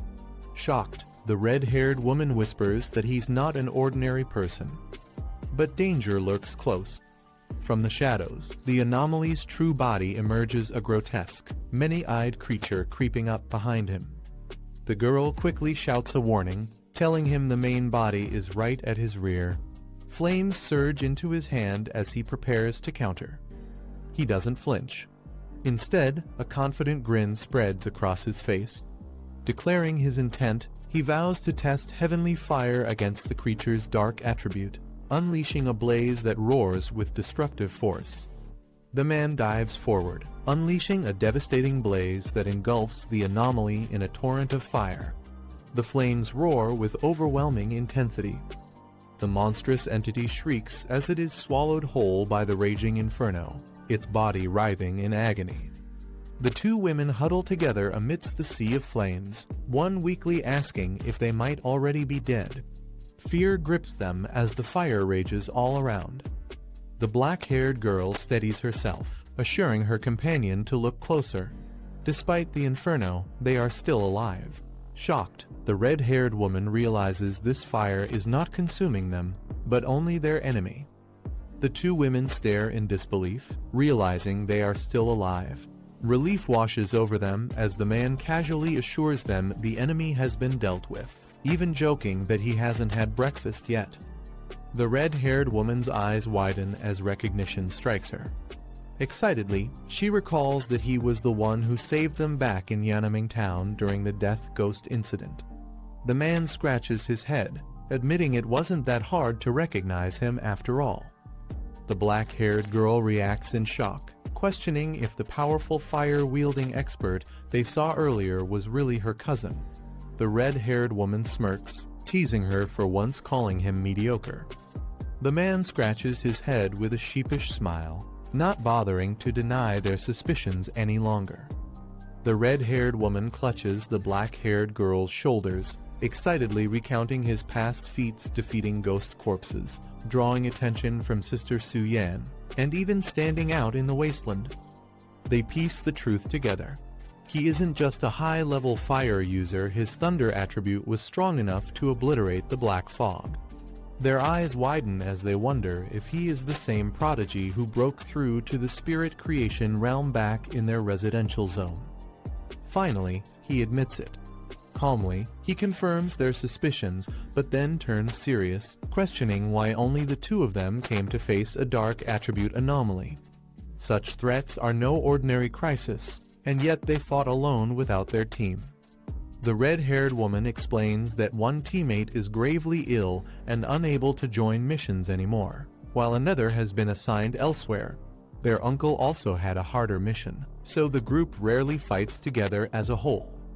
The black-haired girl admits her miscalculation, saying she underestimated the anomaly, believing her current strength would be enough. The man listens quietly, recalling how his cousin used to complain about her teammates, but now defends them in front of outsiders. He recognizes her loyalty, noting she has always been clever, and he had sensed this side of her before. Turning serious, he tells them since they already know who he truly is, and because he trusts them both, he has a proposal to make. With a steady gaze, the man extends his hand and proposes that they form a team. But he warns them not to reveal this secret to anyone else. The red-haired woman lights up with excitement, eagerly agreeing and promising to keep quiet. She can't help but think how lucky she is to benefit from this arrangement. The black-haired girl looks at him softly, realizing he must have known from the beginning that she was a pioneer. Silently, he had been protecting her all along. For her, having such a reliable relative by her side on this dangerous path feels like an unexpected blessing. Yet, as relief mixes with gratitude, she bites her lip, a complicated emotion hidden behind her expression. Smiling brightly, the black-haired girl thanks her cousin and jokes that she'll fry him 2 extra eggs for dinner as gratitude. The group walks together, and she suddenly announces that Sister Jailan has just posted a new mission. On her phone, the details of the mission appear. It warns about an extreme darkness zone, an especially dangerous area tied to dark attribute anomalies, requiring utmost caution before entry. The cousin's eyes narrow as he asks if they understand what the extreme darkness zone really is. She explains it's a restricted border area of Xia Nation, where the dark attribute is so concentrated and strong that most pioneers avoid it entirely. A message appears, someone signing up for the mission and asking Sister Jailan for details about the gathering. The cousin suggests they should try it, asking if Jailan would reveal more about the mission. But the girls explain that she's always been mysterious and rarely says more than a few words. He frowns, thinking it through. For Jailan to arrange something this dangerous, she must hold an unusual status. Perhaps she's a rogue fighter with high-level skills, or someone tied to the military or the Spirit Kai Association. Again, the same message repeats Fong Heju, asking what exactly they are gathering, for though the answer remains hidden in mystery. A new message from Sister Jailan appears. The mission's target is revealed, to collect something called Withered Bloom. She warns that this task is far more dangerous than before, as the extreme darkness zone's energy is far stronger than anything they've faced. She urges everyone to team up before proceeding. The two girls stare at the message in surprise. They whisper that Jailan has never been this detailed before, leaving them unsettled. Elsewhere, Jailan walks through a corridor surrounded by armed escorts. Her expression remains calm as she remarks that the rest will depend on someone else. Meanwhile, the cousin studies the message carefully, raising an eyebrow. He smirks, saying the words, "strong and reliable pioneers" sound almost too direct. It's as if Jailan is calling them out personally, challenging them to accept the mission. The cousin smirks, his eyes sharp with confidence. He tells his companion that Jailan's message feels like a direct challenge, as if she's personally calling him out. Far away, dark mist coils above a desolate land, the air heavy with corruption. The ominous atmosphere radiates dread, marking it as no ordinary place. He stares into the distance, a dangerous gleam in his eyes. Instead of fear, excitement stirs within him. The so-called extreme darkness zone is exactly the kind of place he wants to explore, and he's eager to take the trip. The group walks through the corridor, their footsteps echoing. One of the assistants nervously mentions concerns about the team. The woman leading them holds a bouquet calmly and answers that if the man is truly a pioneer worthy of trust, he will definitely come. The assistant hesitates, voicing her worry that if he doesn't appear, the entire batch of pioneers will be affected. But the woman cuts her off firmly, saying that if he fails to show, it only proves his strength is still lacking.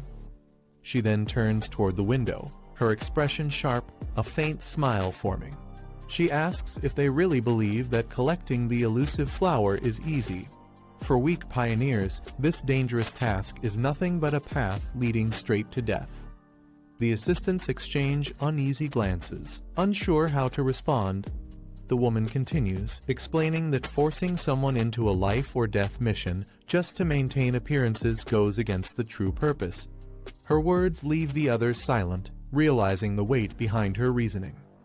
A dark ground is littered with blood and debris, where pale flowers bloom.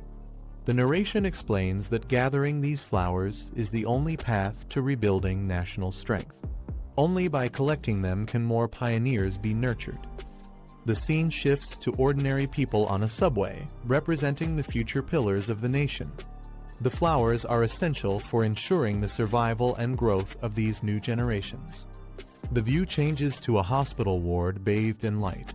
Whether it is the backbone of tomorrow or soldiers who return from battle scarred, the flowers provide the vital strength to endure life and death struggles. Beside a hospital bed, the woman grips a patient's hand tightly. Her voice is resolute no matter the cost. They must obtain more of the elusive flowers to secure survival. An elderly man lies on a hospital bed, covered in scars and connected to a respirator. He is introduced as the only pioneer of Xia who reached the diamond rank, surviving only because of the healing properties of the rare flower. A powerful explosion flashes across the scene, symbolizing the might of such warriors.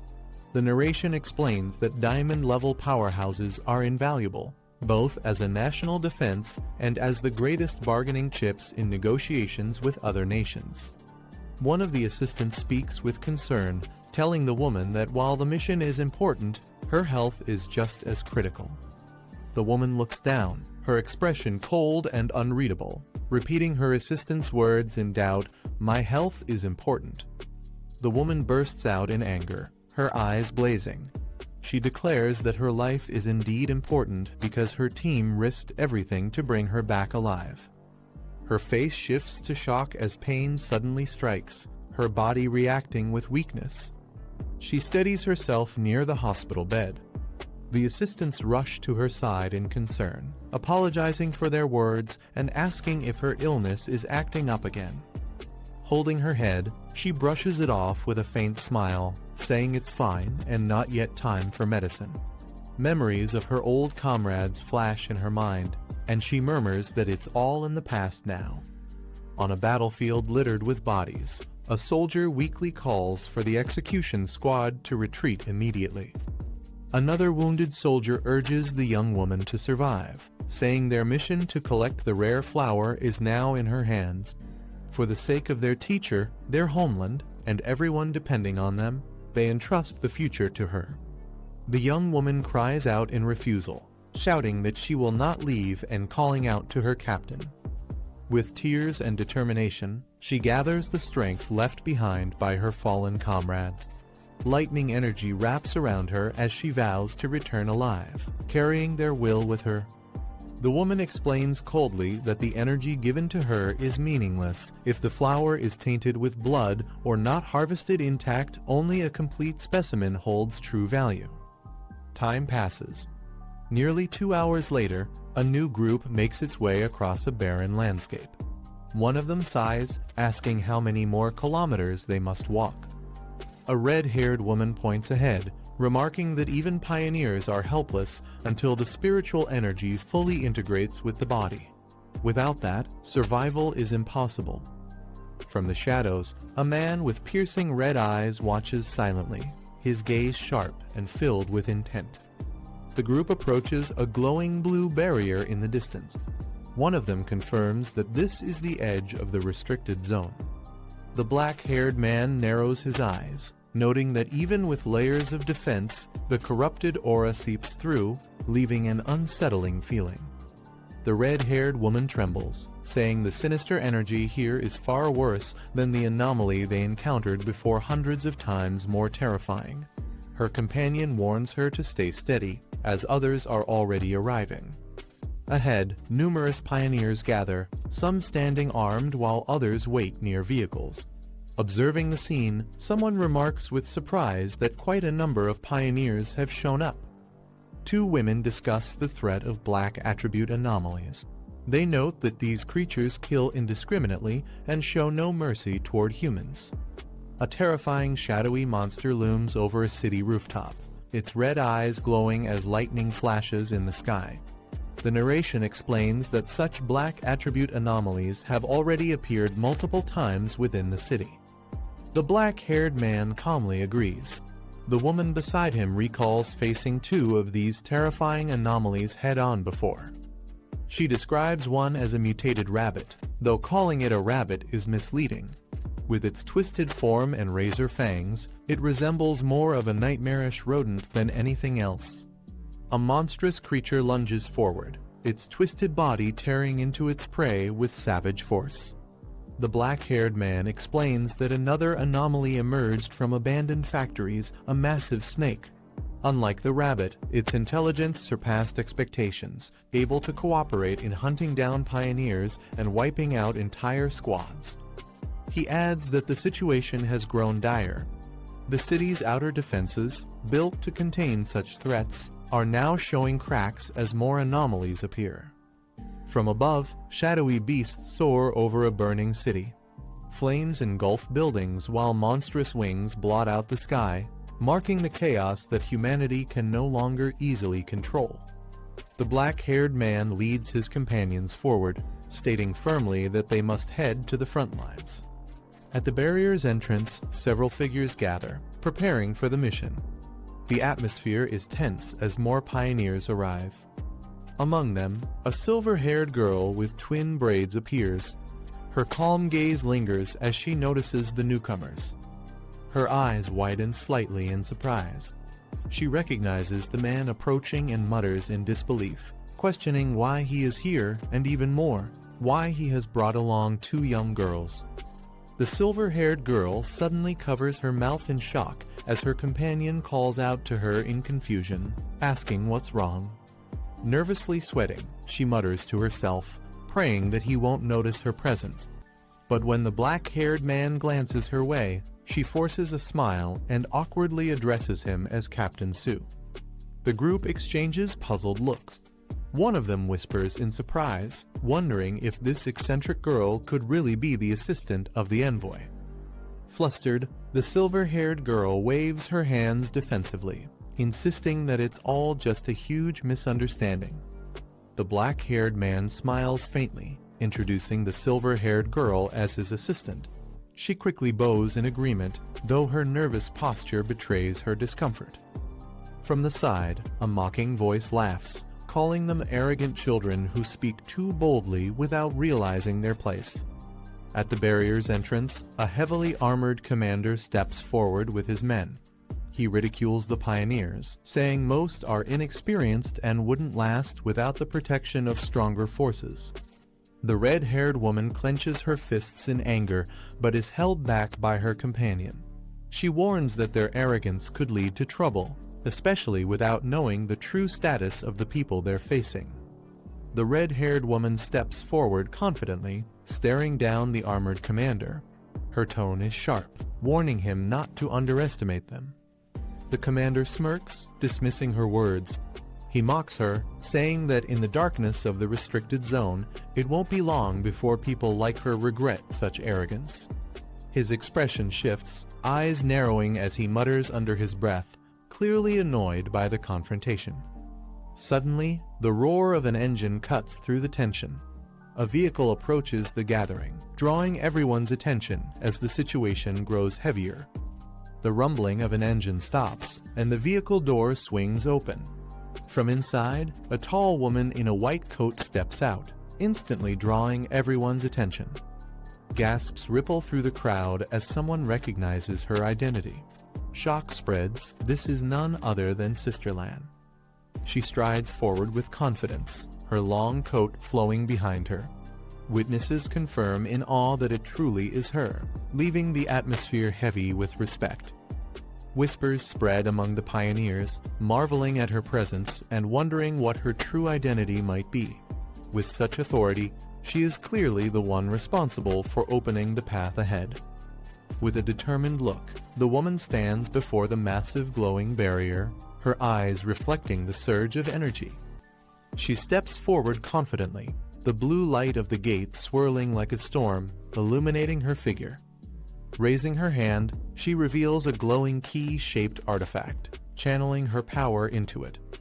The artifact activates with a blinding flash. Energy cascades down like waterfalls of lightning, and the barrier begins to split open under her command. As the artifact's power reaches its peak, the barrier trembles violently, releasing a surge of blinding red and blue energy. The gate erupts with a thunderous roar, tearing open with overwhelming force. The sky itself seems to split under the pressure. The woman stands firm at the center of it all, her figure illuminated by the chaotic storm of light and energy. With the final burst, the great gate opens completely, marking the beginning of their dangerous mission beyond. The dark portal finally stabilizes, and the group is given permission to enter. The woman in charge stands before the ominous gate, reminding them of one crucial rule: the withered bloom they seek must be whole and free of any human blood. Her cold tone makes it clear there will be no excuses if they fail. The recruits gather nervously, some glancing at the swirling entrance with unease. One man mutters bitterly that they're being sent in to risk their lives without proper pay or protection. To him, it feels less like a mission and more like a death order, and the lack of compensation only fuels his frustration. Another man quickly silences him, warning that complaints are useless. If they die inside, the officials won't acknowledge it as their fault. Instead, they'll simply be reported as missing, leaving no trace of accountability. The grim reality hangs heavy in the air as the group slowly moves toward the gate. Nearby, two men exchange hushed words. One points out that if death truly awaited them, their families would mysteriously receive huge sums of money. To him, that payout is nothing more than an admission that the officials are sacrificing them on purpose. The armored man beside him stays silent, his stern expression confirming the bitter truth that everyone already suspects. As the group approaches the portal, the silver-haired girl quietly analyzes their surroundings. She points out a middle-aged man whose cultivation is equal to a spirit-forging realm, 1 star. Around him, several others remain silent, their strength difficult to gauge as they may be concealing their true aura. Beyond them, most participants are solid cultivators, ranging from 2-star to 3-star stages, making the teams fairly balanced in power. The black-haired man observes the gathering carefully. He realizes the mission's difficulty must be far greater than expected, given how many elite pioneer squads have been summoned. His attention lingers on one particular man whose aura feels strangely muted, leaving him unsure if the man's strength is truly as low as it appears. Meanwhile, the officials finish their head count.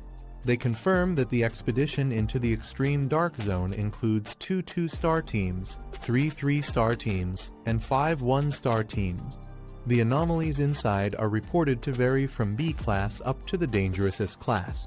With preparations complete, the order is given to begin, and the monitoring teams are instructed to track everything closely. The scene shifts inside the portal, revealing a desolate wasteland. The land is barren, shrouded in heavy fog, with dead trees jutting from the cracked ground. The ominous silence sets the tone for the dangerous mission awaiting those who dared to enter. The team carefully steps deeper into the wasteland, surrounded by streams of ominous dark energy. The atmosphere is suffocating, and every sound seems amplified in the eerie silence. One member warns the others to stay close together, explaining that the dense darkness attribute in the area distorts vision. If they scatter, they'll quickly lose their sense of direction. Behind them, a girl suddenly collapses, gagging and clutching her stomach as the overwhelming stench makes her retch uncontrollably. The silver-haired girl kneels beside her, speaking in a calm voice. She explains that the nauseating odor comes from rotting corpses mixed with brain fluid, and reassures her that feeling sick is completely normal. Many others are experiencing the same reaction. She gestures toward the distance, where even cultivators at higher levels are visibly struggling, some doubling over and vomiting from the unbearable stench. The grim sight makes it clear that no one is immune to the horrors of the extreme dark zone. The silver-haired girl explains that the darkness attribute naturally restrains pioneers, acting like a form of pollution. Inside the extreme dark zone, the anomalies are especially active, making the environment even more dangerous. The black-haired man recalls the classifications of anomalies. B-class anomalies are roughly equal to X realm pioneers, and while dangerous, their damage is considered controllable. But higher threats exist. A-class anomalies require multiple pioneers of the same level to subdue, often appearing as monstrous beasts. S-class anomalies are on another level entirely, rivaling stars themselves and bringing destruction on a near-cataclysmic scale.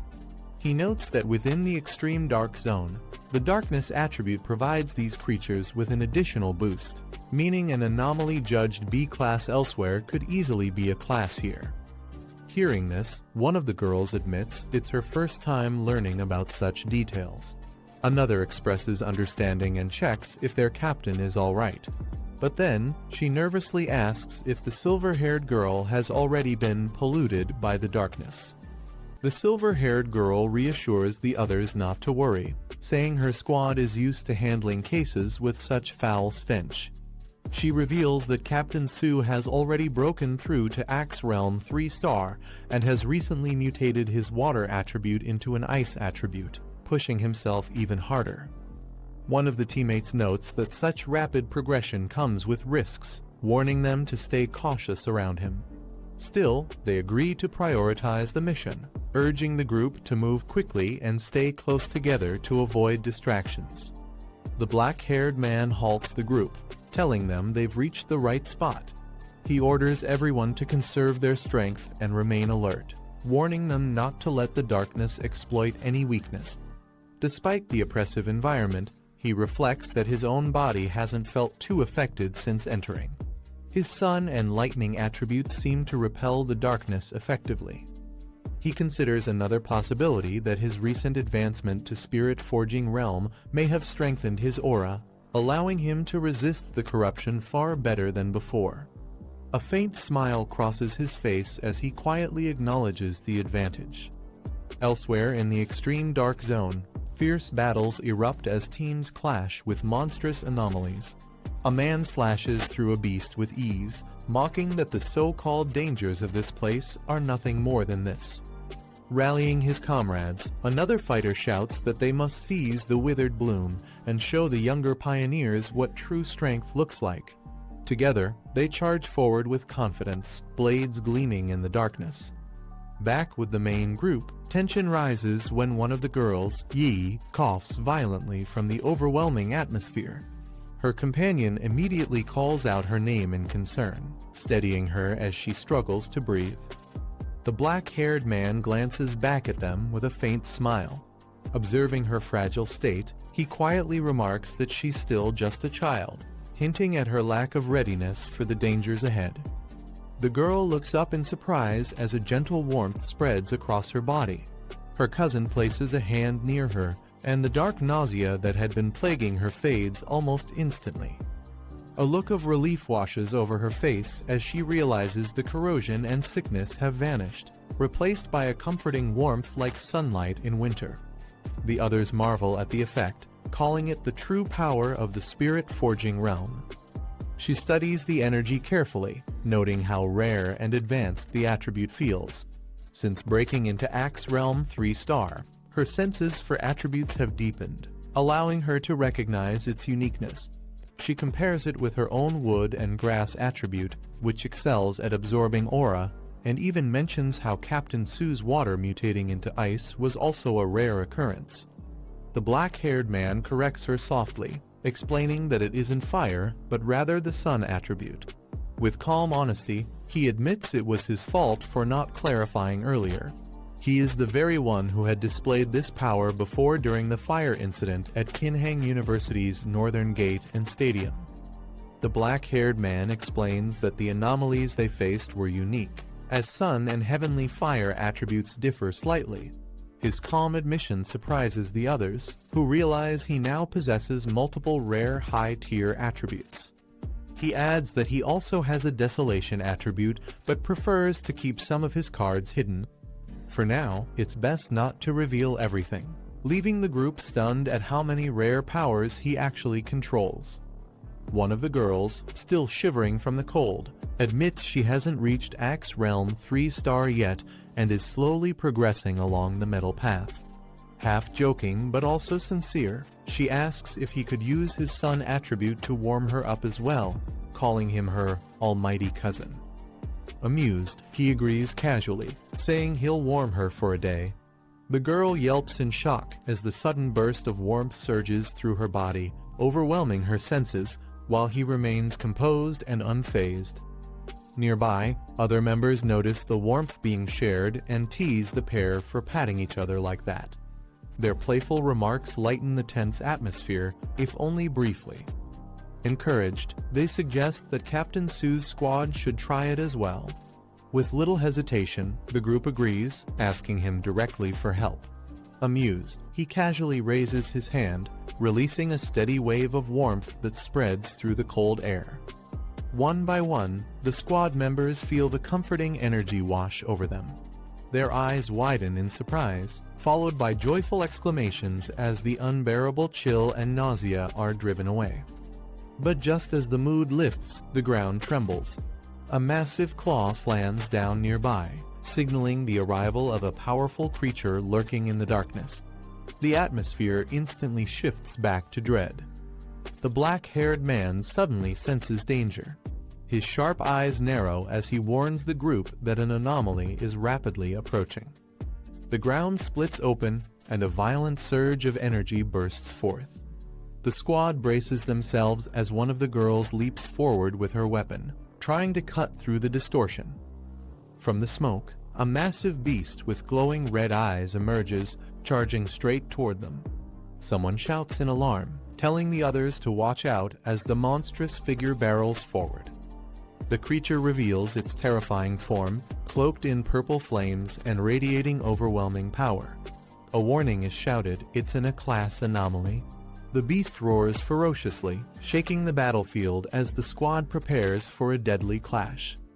The silver-haired girl steps forward, her eyes sharp with determination. Blue energy surges from her hands as she declares she'll handle the threat herself.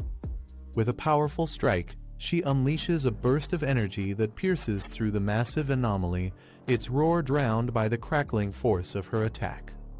Catching her breath, she frowns in frustration, noting that the difficulty of this battle is far greater than expected. As she steadies herself, one of her teammates notices something unsettling. The creature seems to have vanished into thin air. But before they can process it, the black-haired man turns, his crimson eyes narrowing. Behind him, a horde of eerie figures with glowing red eyes emerges from the fog, advancing silently yet menacingly toward the group. The group finds themselves surrounded as countless red-eyed creatures close in from every direction. Their glowing eyes pierce the darkness, and the squad braces for an overwhelming assault. The black-haired man steps forward calmly, his voice firm as he tells the others to move aside. Golden light begins to flicker around him, pushing back the encroaching shadows. His eyes ignite with blazing energy, streaks of fiery power radiating outward as his aura surges to a new peak. The sheer intensity of his presence makes the ground tremble. In the next instant, a massive eruption of flames bursts forth, engulfing the horde of monsters in a devastating inferno. The enemies are consumed in a torrent of fire, leaving no doubt about the overwhelming might of his sun attribute. The battlefield is engulfed in blazing flames as the black-haired man unleashes his full power. The horde of anomalies screams in agony, their bodies burning away under the overwhelming force of his sun attribute. As the flames die down, he calmly announces that this wave of anomalies has already dissipated. He warns his companions not to be deceived by the countless glowing eyes they saw earlier. There were only two true enemies. The silver-haired girl looks at him in surprise, remarking that she hadn't expected anomalies here to evolve to the point of mimicking human speech. He replies with quiet certainty that perhaps, after consuming so many people, they had learned it. The narration notes the sheer scale of his strength within a single strike. 2 A-class phantom beasts had been completely annihilated. The purple flames in his hand flicker ominously against the backdrop of the burning wasteland, a clear reminder of the unmatched power he now commands.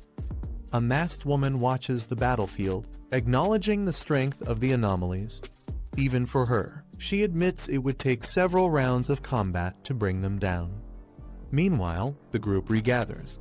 The silver-haired girl warns that anomalies might disguise themselves and infiltrate their ranks, urging everyone to stay alert. The others nod cautiously, realizing the danger of lowering their guard in this place. Nearby, one of the girls struggles to recover from the overwhelming aura. She clutches her chest, thinking to herself that the suffocating pressure from these anomalies is far more terrifying than zombies. Even breathing near them feels like it could burn her alive. As she tries to steady herself, the black-haired man orders her to get up.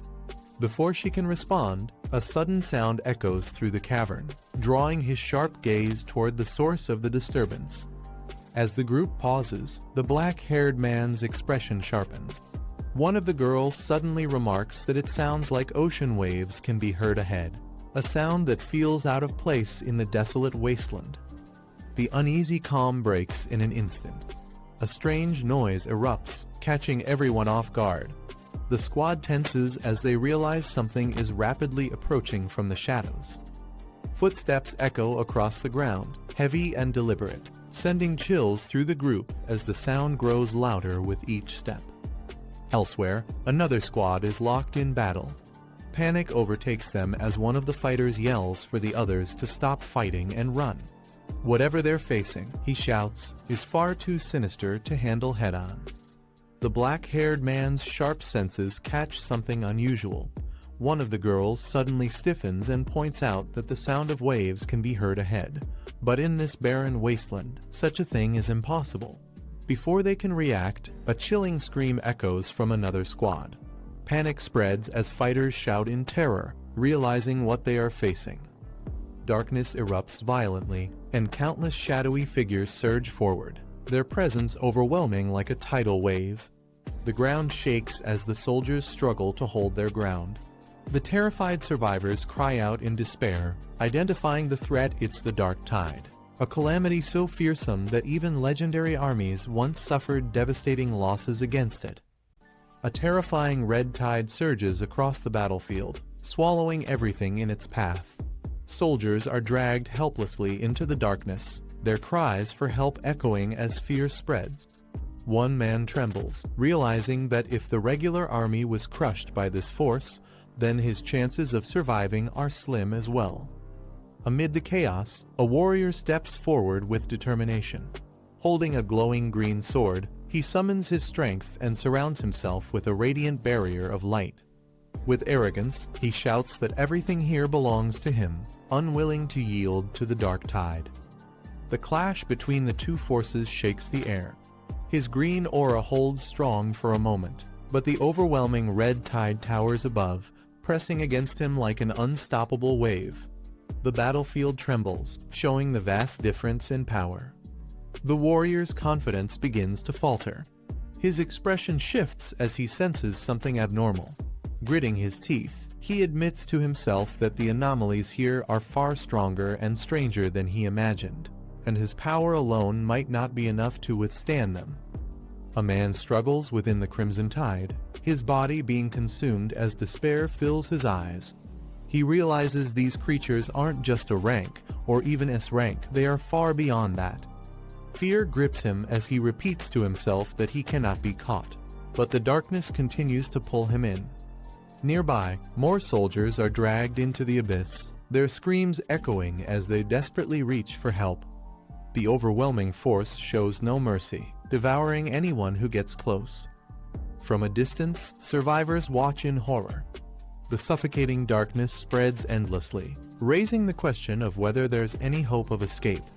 Someone asks their leader, Captain Su, about the true nature of this phenomenon. Captain Su explains that the Dark Tide is the pinnacle of dark attribute power, a corrosive force that devours everything, leaving nothing behind. His companions panic, realizing their plan should have kept them safe, yet the forces ahead were wiped out without a trace. As the group witnesses the overwhelming Dark Tide, one of them recalls reading about its destructive power, said to be strong enough to erase an entire city-state. Another worries if retreat is still an option, questioning if survival is even possible at this point. A golden barrier of spirit energy forms around them, offering temporary protection. Their leader instructs them to remain calm, explaining that this shield restrains dark energy. If necessary, they must combine their strength to reinforce it and buy enough time to withstand the surge. Despite the barrier, doubt spreads among them.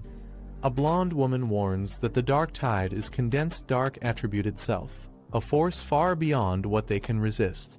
She recalls how even a powerful elder at the spirit-shaping realm was swallowed whole without resistance. Amid the fear, the black-haired young man steps forward. Flames and lightning swirl around him as he readies his power. He declares boldly that even if the Dark Tide is condensed, he will destroy it with his own strength. The group watches in shock as the black-haired young man unleashes his power, flames and lightning bursting forward like a blazing spear. Someone exclaims in disbelief, wondering if he truly intends to destroy the Dark Tide itself. The fiery strike pierces through the suffocating darkness, cutting a path into the overwhelming tide. The impact shakes the battlefield, its force echoing across the red abyss. Surrounded by a radiant aura, the young man charges headfirst into the swirling core of the tide. His determination burns brighter than the storm around him, refusing to yield against the overwhelming force. In the shadows, another figure watches closely, a smirk forming as he mutters to himself. Everything seems to be unfolding exactly as he predicted. The young man finds himself surrounded by grotesque, red-eyed monsters born from the Dark Tide. He observes that these aren't simple rank creatures, but abominations fused and evolved under dark energy's control, forming powerful composites. their presence grows even more overwhelming, spanning from B rank to S rank and beyond. The overall strength of these anomalies is far greater than expected, each one radiating dangerous intent as they close in. Without hesitation, he unleashes a surge of blue energy. The force bursts outward like a shockwave, tearing through the incoming monstrosities. His sword cuts through the swarm, striking directly at the towering creatures. The light from his attack pierces their dark forms, momentarily holding back the tide of horrors pressing down on him. A monstrous anomaly with glowing red eyes lunges toward the black-haired young man, its presence radiating killing intent. Without hesitation, he counters with a blazing strike of fire, slicing through the creature in an instant. Normally, such a powerful attack would only injure an A-rank anomaly, but within the Dark Tide, even these terrifying beasts can be destroyed outright.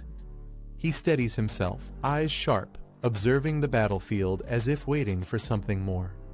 His gaze locks onto a figure cloaked in flames of corruption. Recognition flashes across his face. It's someone from earlier, now twisted by the Dark Tide. He coldly asks if that person is still alive inside, testing whether any humanity remains. The corrupted man writhes in agony, his body nearly overtaken by the dark energy. Yet traces of spirit energy still flicker within him, showing that he hasn't been fully consumed. The young fighter notes that while this man's foundation in the spirit-shaping realm isn't as firm, he is still a genuine cultivator, meaning there's a sliver of hope left. With determination, the young man raises his hand, summoning overwhelming power. Lightning surges around him as he prepares to unleash a decisive technique. He roars his attack Divine Thunder, 100 refinements, as a colossal bolt of energy tears downward, shaking the entire battlefield with its force. The attack lands with devastating impact, blasting through the corruption. The once twisted man crashes to the ground, heavily injured but no longer fully consumed by darkness.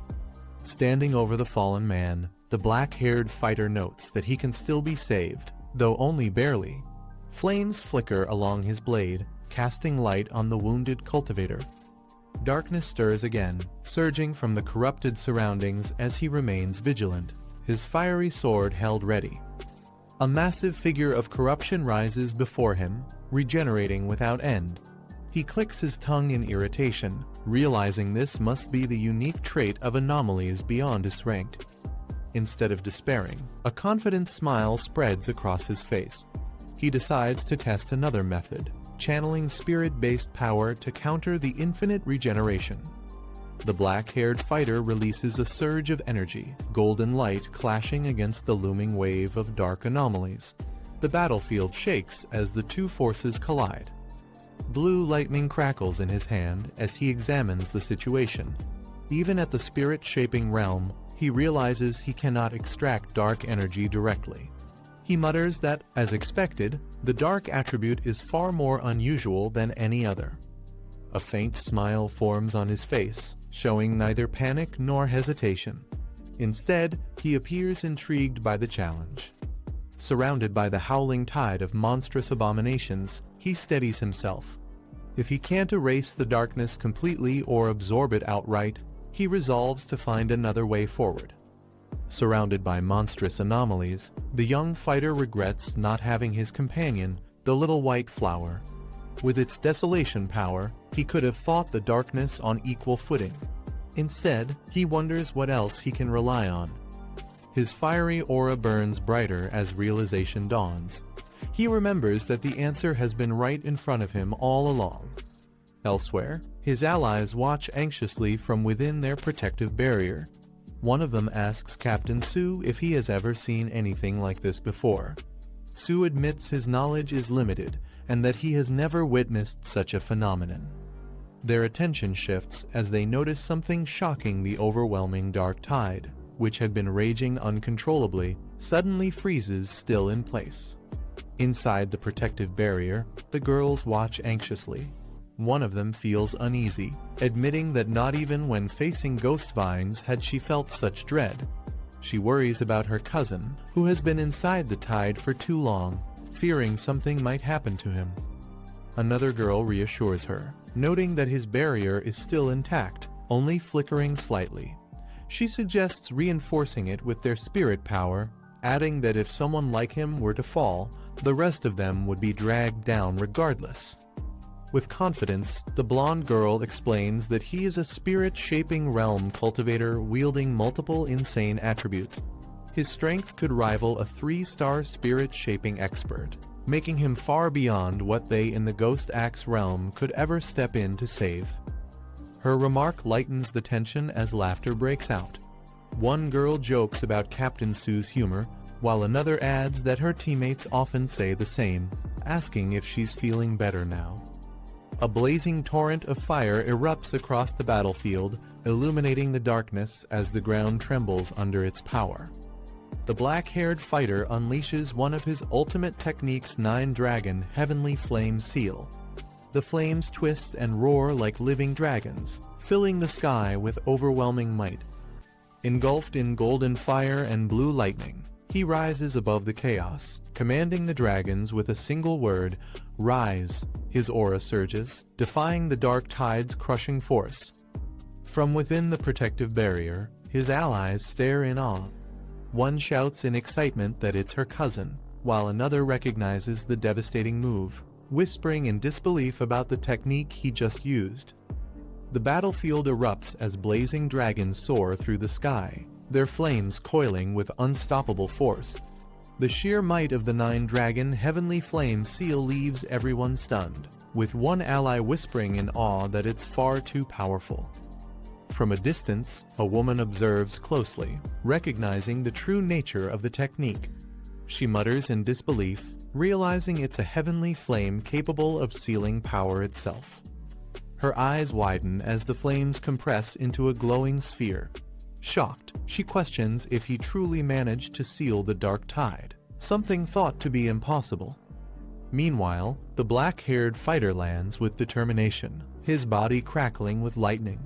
He channels even more energy, preparing for what comes next as the battle is far from over.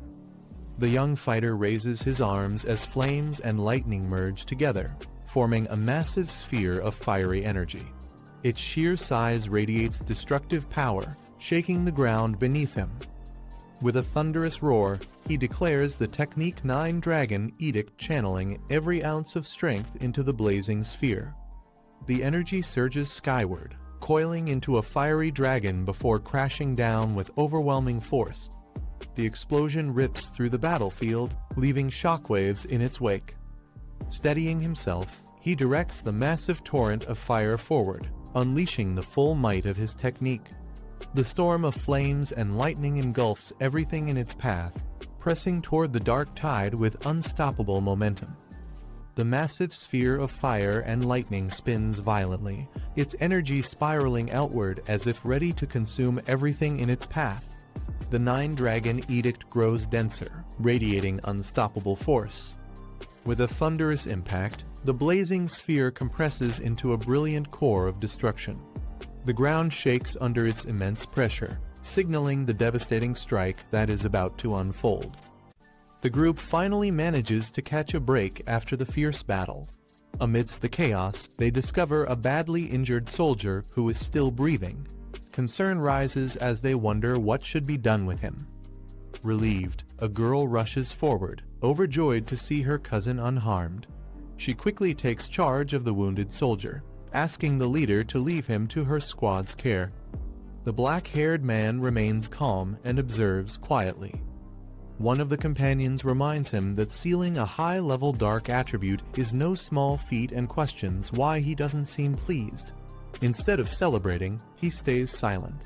They recall his earlier words about wiping out the dark tide, realizing now that he truly did it, and the sight leaves them speechless. Breaking the silence, the black-haired man explains that the seal is only temporary, and the overwhelming dark energy won't last contained for long. Urging the group to move quickly, he stresses the need to find the lost tempering flower before the seal fades. Meanwhile, his allies agree to transport the injured man back to the Spirit Association for treatment. As the group moves forward, they realize the grim reality aside from the single survivor. No one else made it out alive. The dark attribute had consumed everything, leaving behind neither bodies nor traces, regardless of cultivation level. One of them laments how the people who were alive just moments ago are now completely gone, admitting relief that they didn't witness their deaths directly. The black-haired man quickly takes charge, instructing Yi and the others to move ahead with Captain Su while he stays behind to guard the rear. The group complies and continues onward, carrying the injured survivor.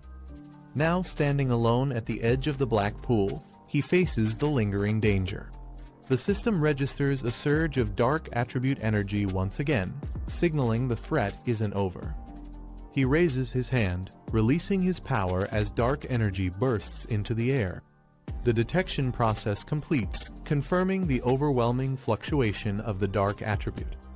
The system activates once more, initiating an ultimate computational process. Streams of dark energy surge upward as the black-haired man floats in the center, absorbing its power. With his eyes closed, he remains calm as the swirling darkness engulfs him. The process continues to intensify, binding itself to his very core. Moments later, the system confirms the result compilation successful.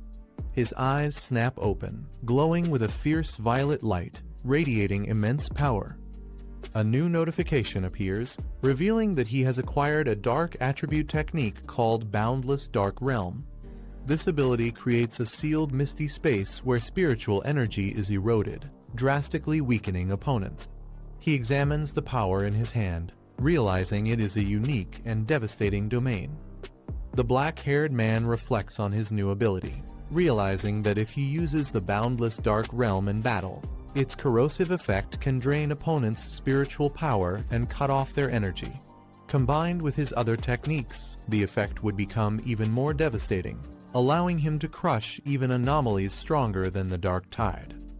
Meanwhile, his ally senses something unusual and warns him that the black mist seems to be reforming around them. Her eyes widen in shock as she notices the sudden shift in spiritual energy. The man's power surges violently once again, triggering another breakthrough. His companion is stunned, unable to understand how such a fluctuation could happen without any major trigger. The silver-haired girl is stunned, realizing that he actually absorbed the Dark Tide's power and energy officially rated level with no upper limit. To her, it seems completely absurd. She recalls how, during the early warning period of mystical resurgence, the dark attribute was considered the most terrifying threat of all. It could wipe out entire regions, which is why absorbing it was strictly forbidden by the authorities. Officials had once tried to purify and refine the dark attribute, but the results were disastrous. The consequences were so severe that dark attribute anomalies had to be classified separately from all others. These anomalies ranged from D to S level, yet even a lower class 1 could easily torment someone just entering the ghost catching stage. The Dark Tide itself was in a league of its own, considered a highest class anomaly, far beyond what ordinary exorcists could handle. Back when dark attributes hadn't yet been banned, some pioneers attempted to absorb them. But even at the ghost catching stage, one man was driven insane after trying to take in a mere D-class dark anomaly. He lost everything: his mind, his family, and remains in an asylum to this day. Now, the black-haired man exhales slowly, his hands still carrying traces of the power he just absorbed. He suddenly calls out to the shadows, telling the hidden figure to reveal themselves since they've been watching for quite some time. A mysterious woman steps forward, recognizing him. She addresses him directly, identifying him as Fang Yi, the one who sealed the Dark Tide. The mysterious woman steps forward, revealing herself as Galan. She confronts Fang Yi, questioning him directly about absorbing dark attributes. Without hesitation, Fang Yi calmly admits it, leaving his allies shocked that he acknowledged it so openly. In response, Galan swiftly draws her weapon, her movements sharp and precise. She points a gun at Fang Yi, her stance filled with hostility, making it clear that she views him as a dangerous threat. The others are shocked as Galan points her weapon at Fang Yi. They demand to know why she's acting this way. Galen is reminded that Fang Ye is the top target her military wants to recruit. The Spirit Association had also tried to bring him in first, but she cut them off, raising suspicion about her true motives. Fang Yi calmly remarks that their mission was supposed to be about finding the lost tempering flower, not turning on each other. He points out how strange it is that Galen seems more upset about their survival than the mission's success. Galen falls silent, her cold gaze fixed on Fang Yi as the tension between them escalates, the gun still aimed at him. The group questions Galen, frustrated that she stayed hidden during the battle only to confront Fang Yi afterward. They remind her that without him, they would have all been wiped out. Galen smirks, commenting on how much his teammates trust him, before suddenly congratulating him and saying he has passed. Confused, the others demand to know what she means by passed. Fang Yi narrows his eyes, realizing her intentions. He calmly asks if she came here just to test him. Galen admits she wanted to see Fang Yi's true character for herself, not just rely on reports of his power and talent. She then answers why she didn't step in earlier. Pioneers are bound by the rules of the spiritual resurgence world, meaning she couldn't interfere directly. She explains that pioneers all share the same fate. Life or death can shift in an instant. Still, they are fortunate because someone trustworthy and strong stood up to protect them. Finally, she points out something they hadn't realized: none of the enemies had attacked them since the battle ended. It was because Fang Yi's act of sealing the dark tide left them too intimidated to make a move. Fang Yi reflects that the dark tide itself is like a predator bullying the weak but cowering before the strong. Galen steps forward, offering to guide them to the lost tempering flower, claiming she knows the terrain better than they do. Watching her, Fang Yi's ally quietly remarks that Galen seems somewhat unstable. Fang Yi recalls that her squad once encountered the dark tide before, and she was the only survivor. Because of her strict adherence to rules and the trauma of her past losses, Galen has developed a destructive mindset. Yet, something still drives her forward, and witnessing Fang Yi seal the dark tide seems to have pushed her to the very edge. Fang Yi tells his companions to let it go and give Galen some slack. The group realizes she's injured. They note that although her cultivation is at the soul creation stage with 2 stars, her spiritual barrier has weakened and dropped by at least 2 levels. The blue glow surrounding her body reveals just how badly hurt she truly is. Despite her condition, she continues moving forward, her steps unsteady but determined. Galen quietly thanks them but insists her injury doesn't matter. The narration shifts to describe the ominous surroundings, an extreme dark zone known as the Abyss Graveyard. The group continues onward together, carrying the wounded while pressing deeper into the dangerous area.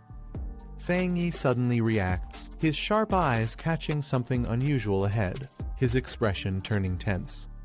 Fang Yi halts at the grim sight of bones scattered across the ground, realizing the danger of the place they've entered. Galen confirms they've arrived at the mass graveyard, the heart of the dark zone. Amidst the eerie landscape, they spot their objective, the radiant lost tempering flower glowing in the distance. The group remains silent, tension hanging in the air as they prepare for what comes next. The group approaches the lost tempering flower, but shadowy figures rise from the ground, surrounding it ominously. Galen stares at the flower, muttering that she has finally found it again, her expression filled with obsession. Fang Yi immediately senses something is wrong. A burst of fiery energy erupts as one of his companions shouts at Galen to snap out of it, trying to pull her back to her senses. A blazing fireball descends rapidly, aimed directly at Galen. She raises her hand in shock, realizing the sudden threat closing in on her. A massive explosion erupts, shocking the woman. She realizes the man's power carries the extremely rare Yang attribute. Without hesitation, she leaps forward and strikes with full force, the impact shattering the ground. The man stands unfazed, calmly raising his hand while she glares at him in silence. Frustrated, she questions herself, wondering if all her preparations were still not enough. The others rush to Galrin, worried about her condition. They warn her that the dark attribute has already taken hold of her. The man calmly states that when it comes to the lost bloom, he alone is enough. He turns and walks forward, carrying his sword with steady steps. Stopping ahead, he comes face to face with the glowing lost bloom. The man stands calmly with his sword drawn as the ground begins to crack. A monstrous creature with glowing red eyes bursts forward, charging straight at him. The beast roars with its mouth wide open, filled with crimson energy. Unfazed, the man raises his hand, summoning blue energy as he declares his technique Divine Lightning. The man strikes the beast with divine lightning, electricity surging through its massive body. The monster roars in pain but still refuses to fall. He realizes just how many anomalies these dungeons continue to produce. Knowing time is short, he decides to end it quickly. With a cold gaze, he prepares another technique. Unleashing a surge of purple energy, he activates his move Limitless Dark Domain, engulfing the monster in darkness. The limitless dark domain engulfs the monster, trapping it in a sphere of swirling purple energy. The beast writhes violently inside, its body overwhelmed by the crushing darkness. It lets out a distorted cry, struggling as the power tears through it. The narration reveals that the S-rank half-corrupted fox demon has been reduced to B rank. The man notes that it dropped 2 whole ranks, proving its so-called cultivation wasn't that strong after all. The man grips his blazing sword, flames igniting with fierce power. He swings down with a fiery slash, declaring that it's over as the explosion lights up the battlefield. Watching from a distance, the others notice a black energy forming. They wonder if it's the dark attribute but feel that it carries a different aura. They realize the truth, it's Fang Yi's domain. He had mastered the dark attribute and created a domain entirely on his own, without a teacher. One of the women explains that creating a domain with spiritual power is an incredible feat, something only their master could once accomplish. She recalls how their master once unfolded his domain to suppress a calamity threatening the capital, but the result was devastating. As Fang Yi's domain shifts, the others watch in awe, shocked at how quickly it is moving. With a calm smile, Fang Yi waves his hand and remarks that this should be the last of the trouble within the mass grave. The man approaches the glowing flower, its soft light standing out in the desolate land. He carefully reaches down and lifts the flower with both hands. Looking at it closely, he confirms that this must be the one he was searching for. From a distance, the woman watches in silence, her expression tense as she takes in the sight. The group confirms the mission is complete after obtaining the lost bloom, though they note how small it is. They warn that the dark tide could erupt at any moment, so they must withdraw immediately. Meanwhile, others point out they also have an unexpected tag along with them. Holding the flower, the leader thanks Fang Yi, saying the mission would have been impossible without him. She also expresses gratitude to everyone as they prepare to leave. As the group walks away, Galrin quietly tells Fang Yi that she is truly grateful. Galrin explains that Elder Wu from the King Kong realm is in critical condition, and the lost bloom is the only medicine that can save him. She tells Fang Yi that he has saved his life. Fang Yi stays silent, his sharp eyes reflecting the weight of her words. The group finally reaches daylight, relieved to have made it out alive. Outside, others cheer when they hear the lost bloom was successfully retrieved, praising the team for accomplishing the impossible. The group emerges from the dungeon to find a massive crowd waiting. People murmur in excitement, asking who actually found the lost bloom. A girl reacts in surprise as she spots something unusual. They notice a vehicle from the Star God War Zone, the elite fighting force of the Xia Nation, arriving on the scene. The narration explains that the Star God War Zone is ranked number 1 among the 10 great war zones. With abundant resources and powerful cultivation grounds, they became the nation's most celebrated elite force. the lost bloom is carefully placed into a secure container for transport. A military officer accepts it with a calm expression. Soldiers stand in formation, saluting Fang Yi with respect. The officer assures Gaoren that the lost bloom will be delivered to the hospital immediately. She nods, saying she will head over shortly. A large vehicle from the Star God War Zone departs as Fang Yi questions Gaoren about her affiliation. She admits that his strength and performance have likely already spread through their war zone. Fang Yi is told that his power alone could easily overwhelm even their most elite squad. Gaoren offers him cultivation resources and doubled bounty rewards if he joins, but Fang Yi politely declines, saying he has his own way of cultivating. Gaoren warns Fang Yi about the rising danger of dark attribute anomalies, explaining that their numbers are rapidly increasing and becoming harder to control. She adds that their influence spreads like a tumor and could cause catastrophe at any moment, which is why the association strictly guards forbidden zones. She clarifies she isn't trying to pressure him, but believes someone as capable as him has the right to understand the situation. Fang Yi responds with a calm smile, assuring her that if he encounters another anomaly, he won't stand by idly, even if strangers are involved. Gaoren looks at Fang Yi with a gentle smile, expressing her gratitude. She tells him it has been a pleasure meeting him and offers him a token. With the token in hand, she explains that it grants him access to freely enter any forbidden zone for cultivation. She adds one more invitation, asking Fang Yi if he would like to go and meet Elder Wu. The woman smiles and says the person she mentioned is her honored teacher. She suggests they meet someday, though she's unsure if he'd agree. Then, she admits she personally wants to be his friend.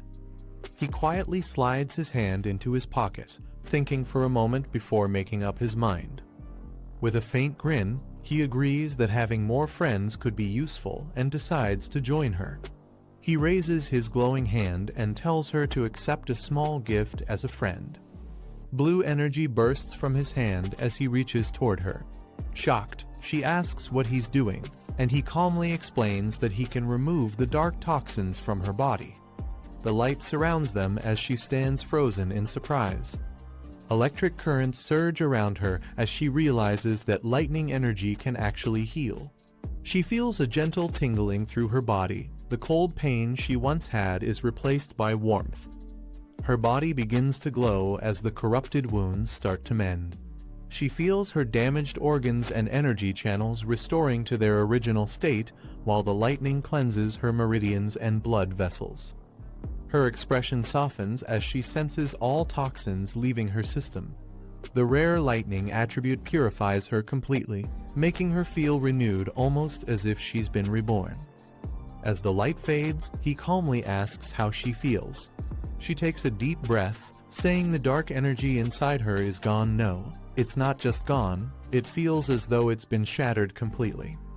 Medical staff treat a badly injured man as a girl watches from the side, surprised that even a first-level spirit creation realm could be hurt so severely.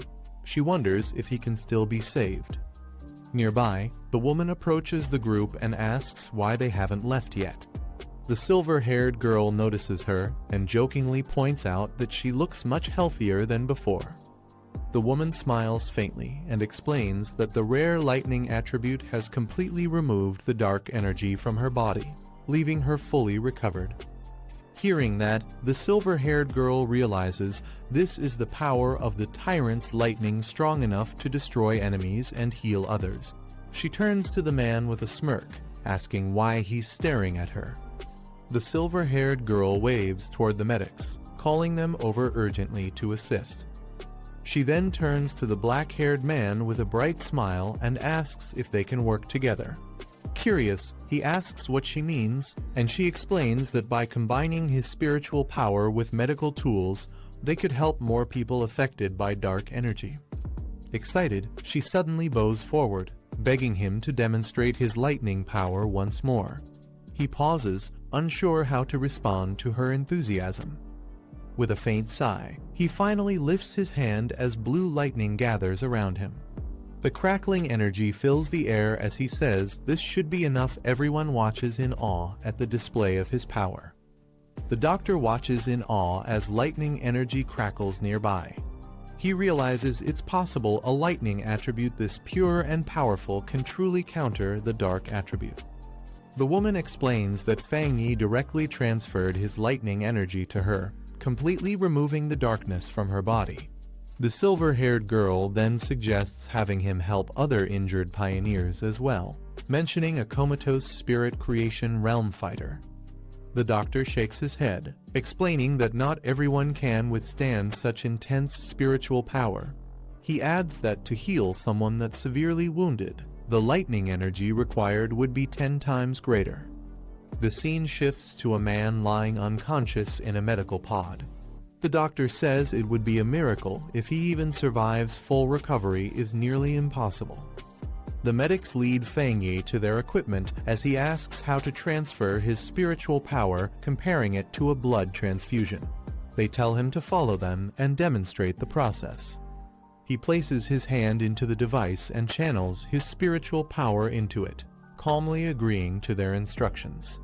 Nearby, others watch as one girl remarks that she didn't expect Galrin to be such a high-ranking officer in the Star God War Zone. She's impressed that the organization would personally extend an offer to him. Another observer quietly notes how even the normally distant Galrin showed interest in him. She took the initiative to befriend him and even gave him her personal token. Fang Yi remains silent, his expression calm and unreadable.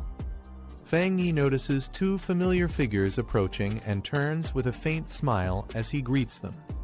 The two women, Yi Yi and Bai, respond warmly, saying they've already adapted to their surroundings. Ye Yi explains that they plan to train further and take on new missions, saying they can't always rely on him if they want to improve. Determined, she thinks to herself that she must catch up to his level as soon as possible. Fang Yi nods slightly and tells them to be careful before turning back to continue transferring his spiritual power under the supervision of the medics. Fang Yi smiles softly, thinking to himself that the younger ones have really grown up. The silver-haired girl waves as she says her team will take their leave for now, hoping they'll meet again on their next mission. Fang Yi and Galrin nod, deciding to go visit Elder Wu next. Their vehicle drives off through the rocky terrain while someone inside complains about how distant the others are for not joining them at the scene. Inside the van, the silver-haired girl fumes in frustration, saying all her efforts to recruit Fang Yi were wasted now that he's been taken by the Star God War Zone. Her teammates laugh, trying to calm her down as she grumbles behind the wheel. In a shadowy meeting, figures discuss the disarray within the spiritual association. They note that its structure is too chaotic, with officials at the headquarters acting more arrogant than even military leaders. They continue, criticizing how elite squads operate independently without unity or discipline, and how few are willing to lower their pride to work with Fang Yi. At the Star God War Zone medical base, the narrator reflects that it's fortunate some of these powerhouses at least avoid causing trouble. Fang Yi and Galrin arrive at the facility. Inside a quiet room, they stand beside an unconscious elderly man. Fang Yi asks if this is Elder Wu, and Galrin confirms he's a former powerhouse of the King Kong realm, now reduced to a frail, weakened state. Elder Wu lies motionless in his hospital bed, his body covered in dark veins as machines keep him alive. Galrin explains that he hasn't woken up since using a powerful technique called the Lost Bloom. Before that, he was nearly like a walking corpse. Fang Yi looks at the frail old man and quietly asks what exactly he went through to end up like this. Galrin recalls the event a catastrophic dark attribute disaster struck the capital.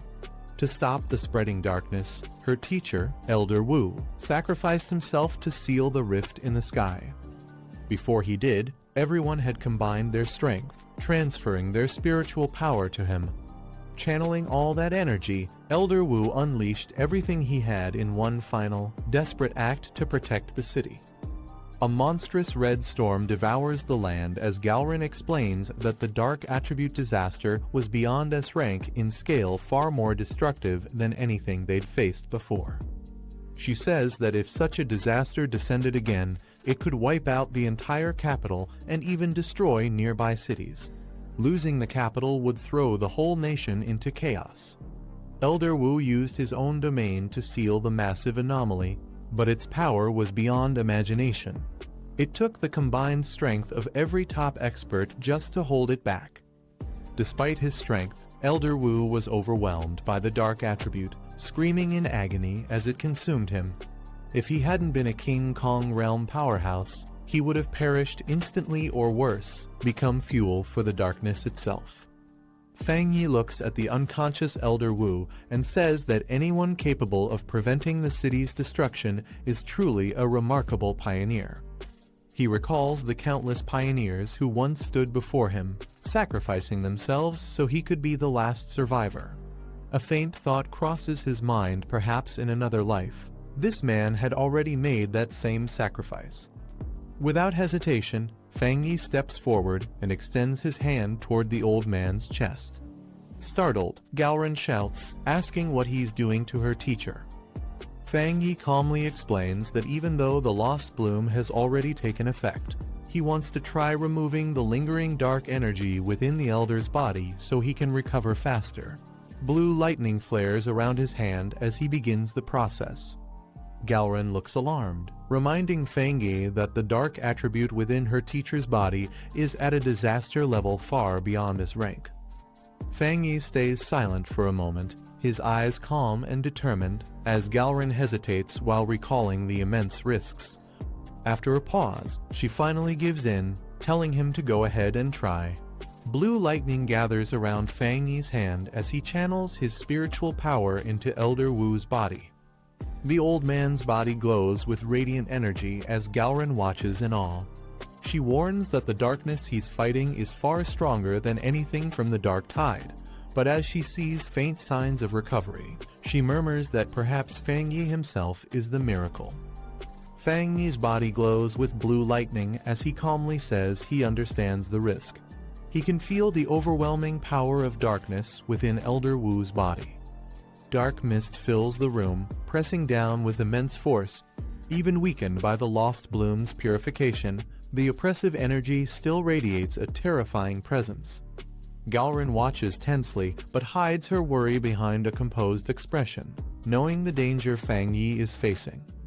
The darkness begins to surge outward, and the ground trembles. Galrin yells for Fang Yi to concentrate, warning that the dark attribute is starting to affect him too. Golden lightning bursts from Fang Yi's body as he steadies himself, his expression calm and focused while resisting the dark energy's pull. His eyes glow with a golden hue, a surge of unfamiliar power awakening within him. He mutters in confusion, realizing something is different. Suddenly, his vision shifts, memories and sensations flood his mind. He finds himself standing in a ruined city under a crimson sky. A massive, ominous eye looms above as he realizes in shock that his consciousness has been dragged back into the past. In the middle of a ruined city, a massive red eye appears in the storming sky. The man standing below stares at it in disbelief, questioning what kind of presence could wield such power. He wonders if the dark energy he sensed earlier is causing hallucinations, or if this entity is truly real. With determination in his eyes, the man steps forward, saying he doesn't care who or what it is, his only goal is to erase it. Blue flames rise from his hand as he prepares to strike, realizing that this so-called anomaly isn't as all-powerful as it seems.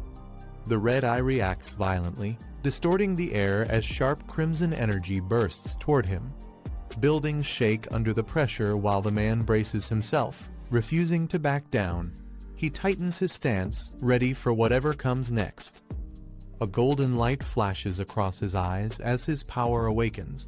His calm gaze turns fierce and focused, signaling the beginning of a battle that could decide everything. Golden energy bursts around the man as he charges forward, his body wrapped in a mix of radiant light and blue flames. The air trembles with destructive force as he meets the dark entity head-on. He observes the strange lightning surrounding him, realizing it carries the same divine power he once absorbed atop Jade Emperor Peak. Its intensity confirms the danger he's facing. Above him, the red eye swirls violently, releasing countless shadowy, insect-like anomalies. The sky darkens further as they spiral downward toward the city. He acknowledges the overwhelming numbers, noting that even if these creatures are illusions, each one possesses the strength of real monsters from the dark tide. Thousands now descend, surrounding him completely. The man's hand ignites in flames, forming a blazing sword that radiates intense heat. His aura burns brighter, fueled by determination and anger. Facing the monstrous red figure in the sky, he declares that there's no other option left. It's time to wipe out every last one of these pests. He leaps into the air, gripping his fiery blade tightly. With eyes glowing crimson, he channels all his power into a single, decisive strike. Shouting fiercely, he brings his sword down, releasing a massive arc of blazing energy that cuts through the darkness, shaking the battlefield with raw, destructive force. The man's blazing sword slashes through the monstrous red eye, causing violent ripples of energy to burst outward. He studies it calmly, realizing this entity is an S-class amalgamation of anomalies, though the illusion might be weakening it. He suspects the lost tempering flower might have reduced its power, giving him a slight advantage. The explosion of light and darkness shakes the ruins around them. Still, the creature's strength feels close to a class, reminding him of the ancient battle Elder Yun once fought when an entire city was wiped out by anomalies like these.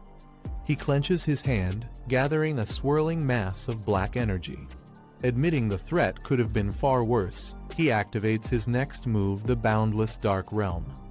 Raising his hand, the man releases the Boundless Dark Realm, a swirling black void that distorts the very air around him.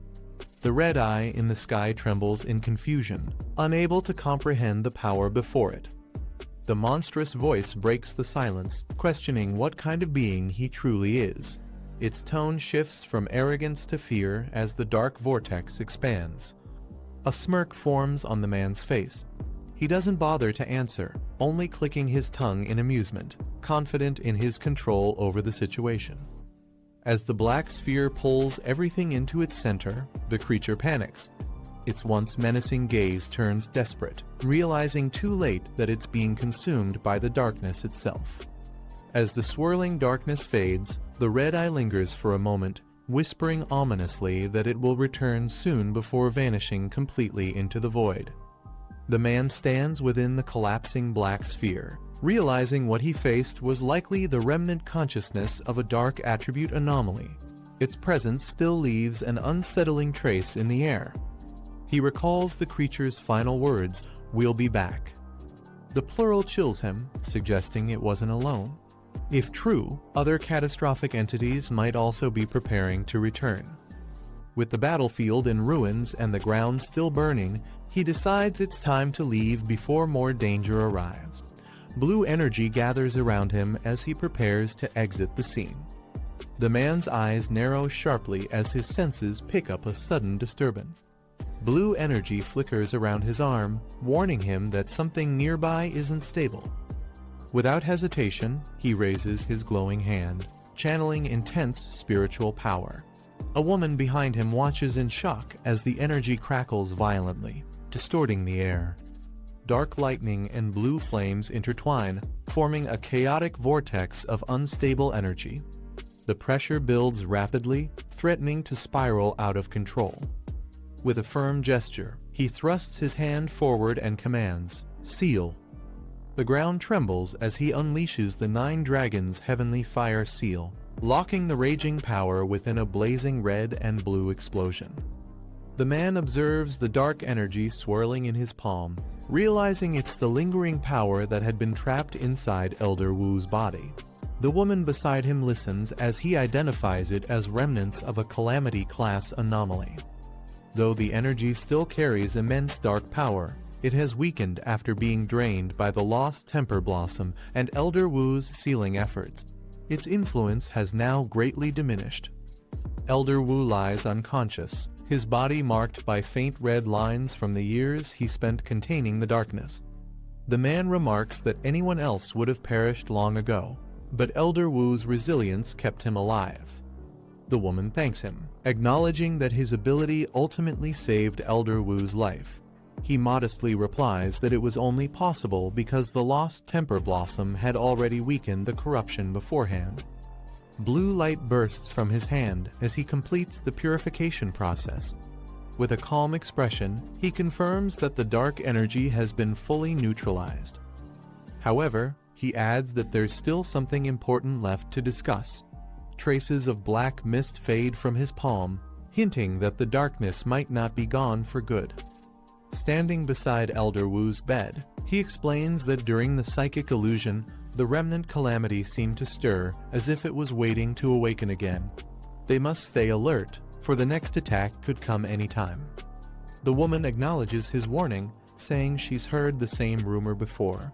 Her tone shifts calm but uneasy, realizing that the threat might truly return.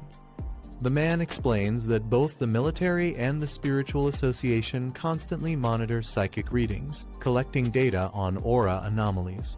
All such records are heavily classified to prevent leaks. He mentions a disturbing rumor that according to official projections, with the nation's current energy reserves, humanity might not survive even the first year of full aura resurgence. It's a possibility no one wants to believe. The woman listens quietly before asking if he thinks the rumor could be true. He notes that the data seems too coordinated to dismiss, hinting that the authorities might know more than they admit. As he reflects, his thoughts drift back to his past life. He recalls surviving 3 years after the aura resurgence began, but by then, the blue star had already been reduced to ruins. With a grim look, he wonders if his rebirth might have changed the future itself. The woman reassures him not to overthink things, saying Elder Wu will wake up soon. Her calm tone hides the weight of everything they've just faced. He looks determined, vowing that if the calamity ever returns, he'll stand and fight beside her no matter what. His eyes burn with quiet resolve.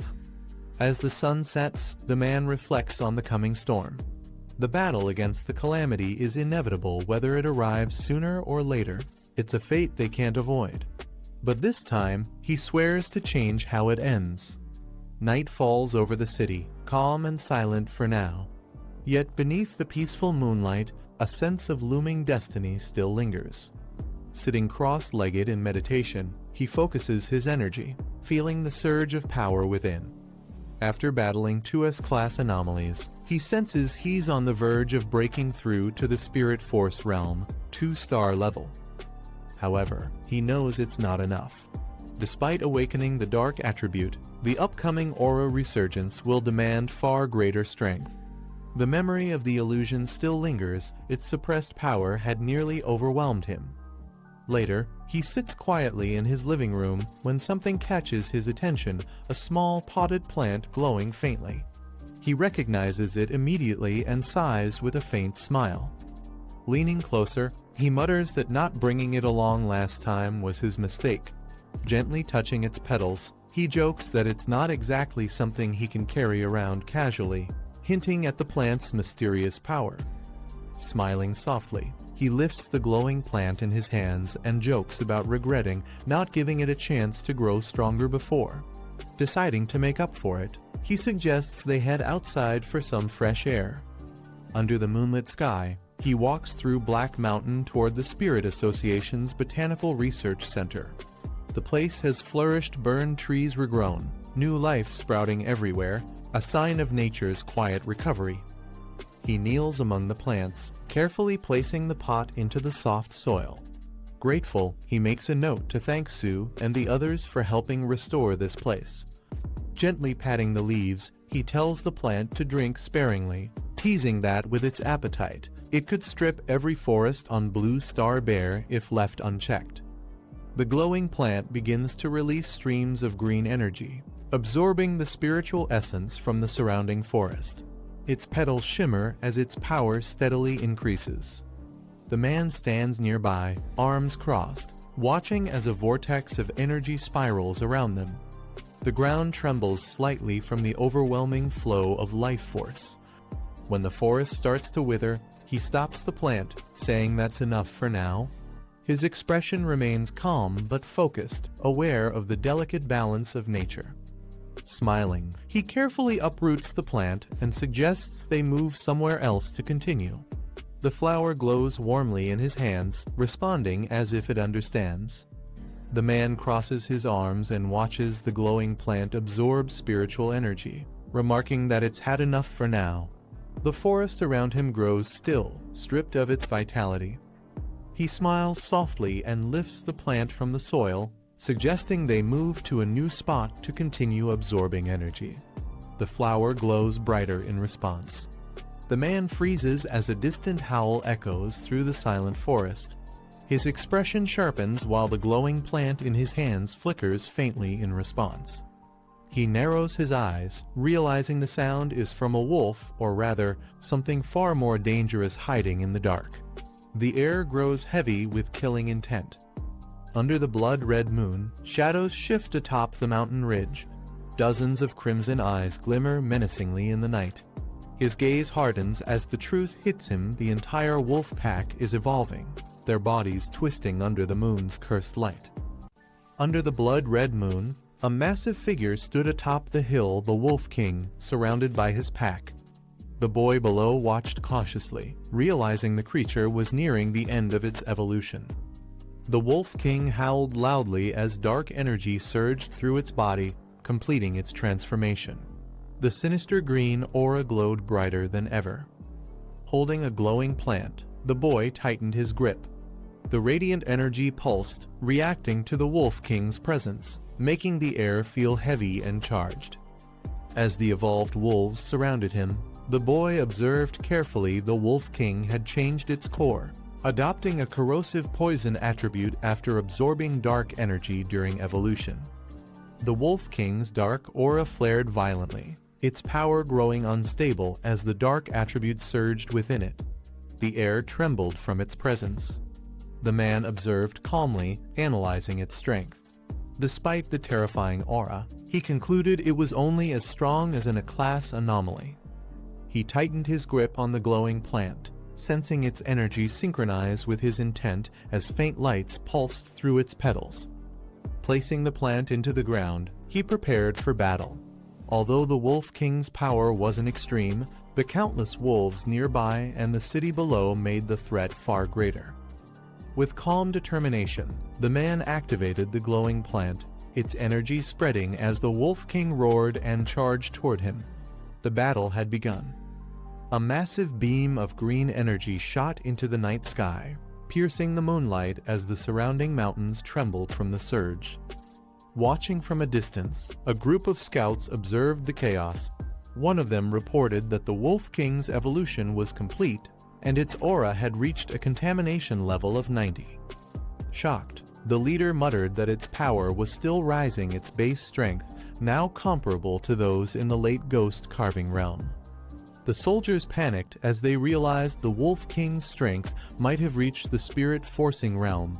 The rest of the pack was already at ghost carving levels, making the situation dire.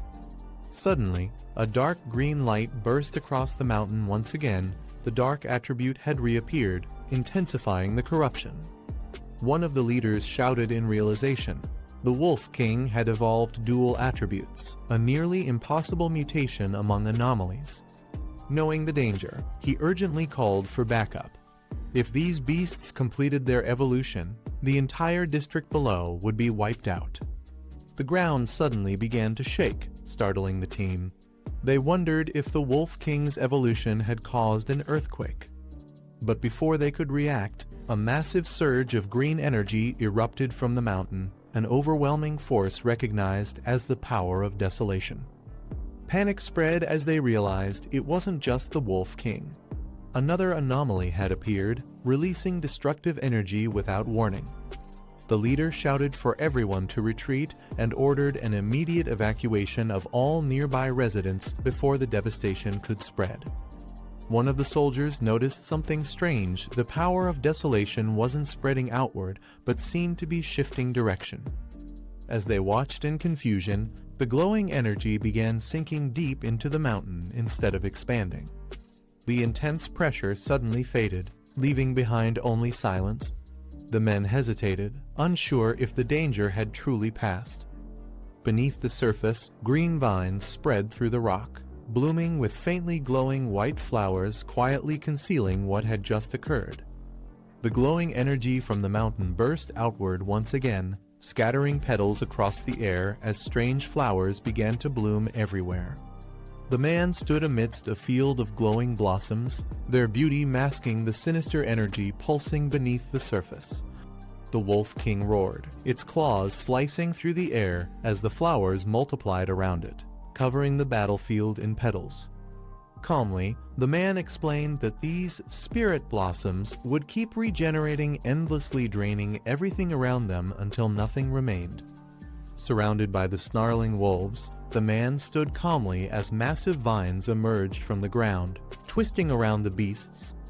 He noted that the wolves still had some spiritual energy protecting them, but it wouldn't last long against what was coming next.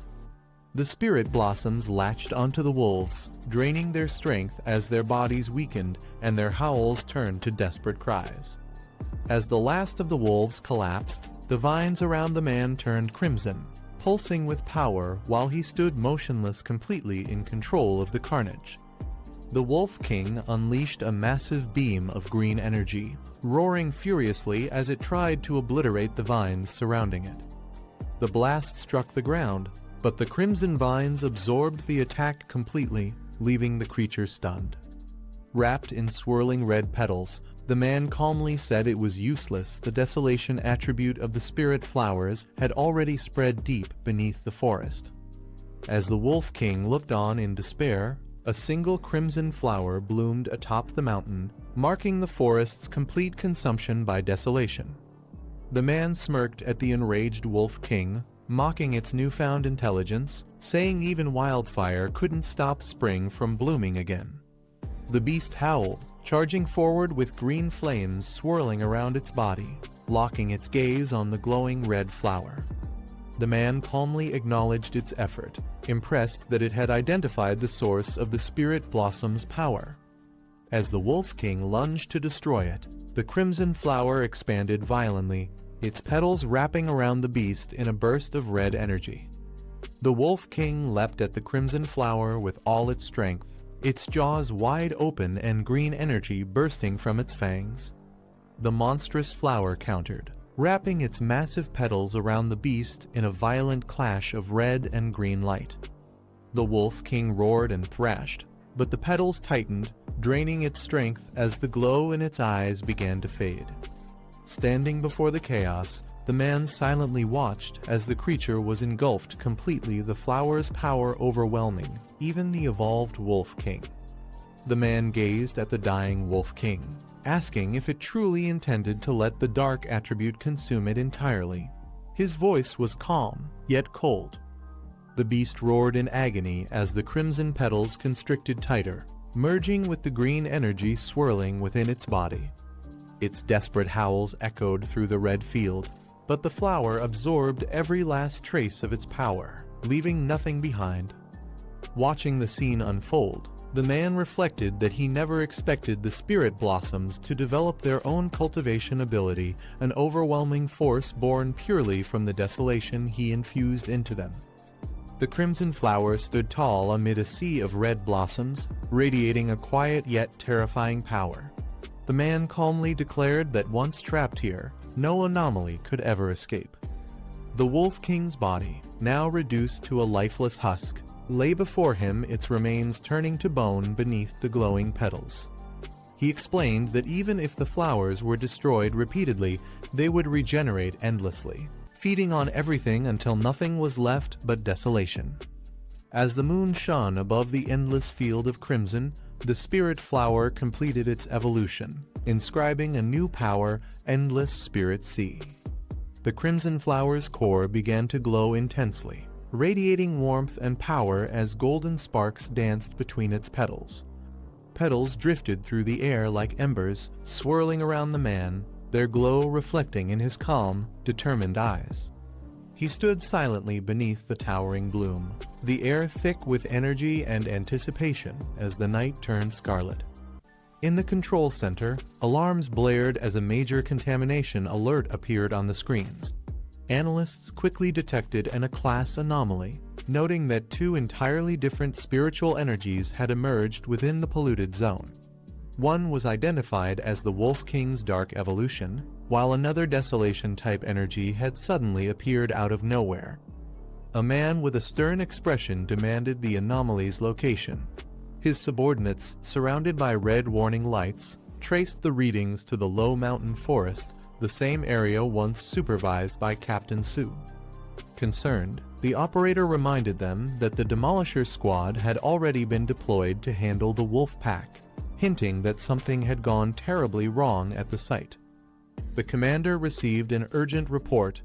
The Demolisher squad confirmed an immense surge of desolation energy at the mutation site, its power rising uncontrollably beyond measurable limits. At the contaminated zone, the Demolisher squad stood in shock as the readings stabilized. The commander on site reported that the surge of desolation energy had completely wiped out the A-class Wolf King anomaly. Yet instead of spreading outward, the energy burrowed deep into the mountain itself. Moments later, strange crimson blossoms began blooming across the slopes, an unnatural and mesmerizing sight that filled the air with an eerie stillness.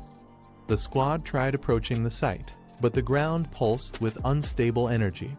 None of their instruments could predict what the after effects might be. They decided to hold position, realizing that even the slightest disturbance could trigger another catastrophic surge. Back at headquarters, tension grew. One officer warned that if the unknown anomaly inside the mountain erupted, the destruction could surpass the previous airborne Ghost Vines incident. Another suggested calling for reinforcements, fearing that even with all the pioneers combined, they might not survive what was forming there. The commander, maintaining his composure, ordered 2 elite units to be dispatched immediately. Elsewhere, a girl with silver hair stood beside a silent man as the command echoed through the comms. Her expression hardened as she gazed toward the direction of the mountain. Something about the disturbance felt familiar. After a brief pause, she murmured to herself, realizing the truth, it was him again. Back at headquarters, the realization struck them like lightning. The silver-haired girl turned to the commander, piecing everything together. She deduced that the source of the desolation energy wasn't random, it was Fang Yi. His home was located exactly within the affected area, confirming their worst suspicion. Meanwhile, far away in the city, Fang Yi stood atop a building engulfed in flames of radiant energy. The fire around him didn't burn. It pulsed with life, resonating with the same mysterious force that had shaken the mountain. Calm and determined, he vowed to protect everyone within the city no matter the cost. High above, in the back mountain where the surge first began, the crimson blossoms continued to spread. The sky shimmered with energy as the earth trembled under the growing anomaly. The air grew thick with power, hinting that something extraordinary was about to awaken. Amidst the glow of red petals, a towering flower emerged from the mountain's core, immense and alive.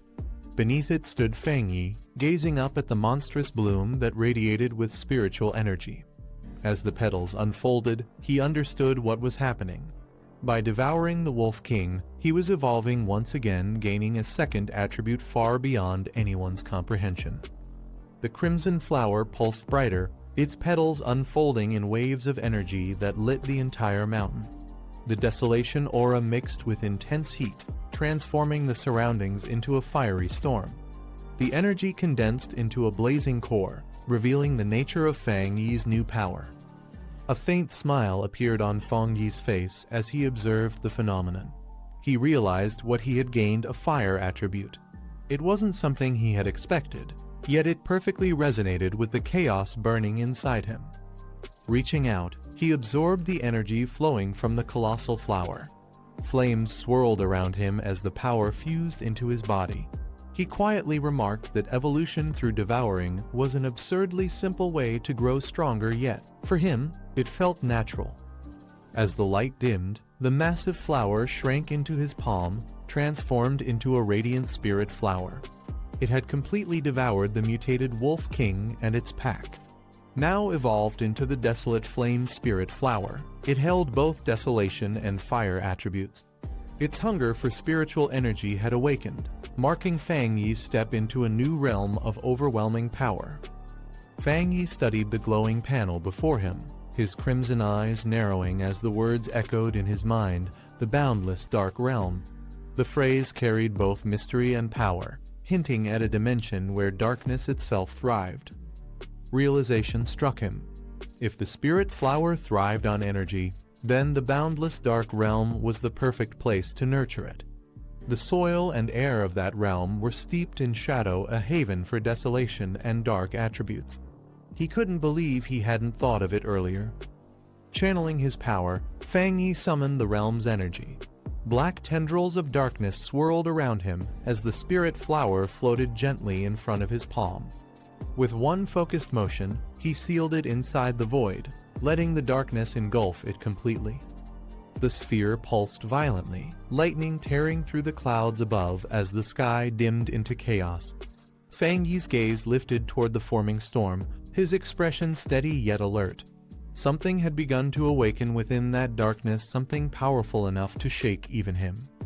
The sky above Fang Yi blazed with golden light as his eyes glowed fiercely, burning like twin suns. His aura surged uncontrollably, shaking the ground beneath him. It was clear he was breaking through once again, reaching the spirit-forging realm, and already advancing to 2 stars. A pillar of divine fire descended from the heavens, enveloping him in radiant energy. The storm clouds parted as lightning danced through the air, recognizing his power. Fang Yi sat calmly within the inferno, unshaken by the overwhelming energy that surrounded him. He could feel the change coursing through his veins. Channeling his power now felt effortless, as if the boundaries between him and the world had vanished. The spiritual essence of heaven and earth flowed into his body seamlessly, no longer resisting him but merging as one. From a distance, a man cloaked in shadows finally spotted the fiery beam that pierced the clouds. His eyes narrowed as he smirked, muttering under his breath. So, Fang Yi had been here all along. The hunter had found his target. Not far away, another figure watched the golden pillar piercing through the clouds.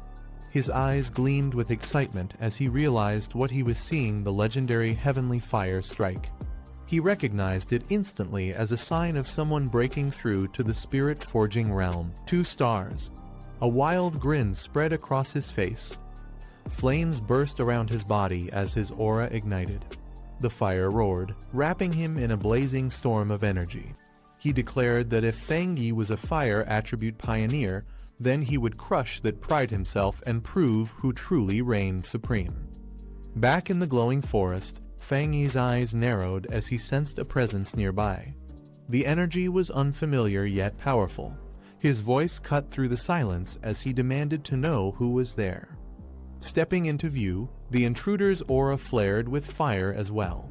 Fang Yi's expression hardened when he realized it, another fire attribute pioneer.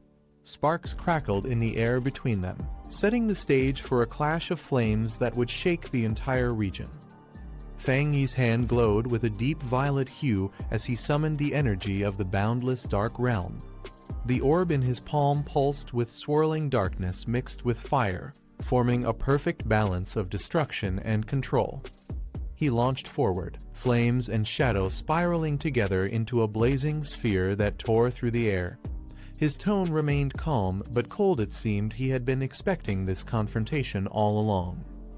"Finally showed yourself," he muttered, eyes fixed on the figure ahead. The opponent stepped out from hiding, his aura wild and unrestrained. Fang Yi observed him with quiet disdain, noting that he hadn't even bothered to suppress his spiritual energy. His presence was loud, arrogant, just like his flames. Fang Yi's gaze sharpened. The man before him was clearly a newly advanced cultivator in the spirit-forging realm. Yet despite his confidence, he stood no chance against someone who wielded both fire and desolation. The clash between them was inevitable. The flames roared higher as the stranger revealed himself completely. His aura burned with intensity, his presence wild and unrestrained. Unlike most pioneers, he had no affiliation or organization, just a lone warrior obsessed with combat. Fang Yi observed him silently. The man's energy radiated a fierce spiritual pressure, enough to make even the air tremble. Yet Fang Yi's expression remained calm, his crimson eyes unwavering as he assessed his opponent. A crooked grin formed on the stranger's face as he stepped closer, his voice filled with arrogance. He admitted he'd forgotten to introduce himself earlier, clearly enjoying the tension building between them. With a burst of fiery energy, he charged forward, shouting his name. "Zhang Lu," he declared. "You'll remember that soon enough." Flames exploded from beneath his feet as he launched himself toward Fang Yi, the battle between two fire-wielding pioneers about to ignite. Zhang Lu lunged forward, his entire body engulfed in roaring flames. His fiery aura blazed brighter with every step, his grin widening as he closed in. But Fang Yi stood motionless, calm amidst the chaos, his finger slowly rising toward the sky.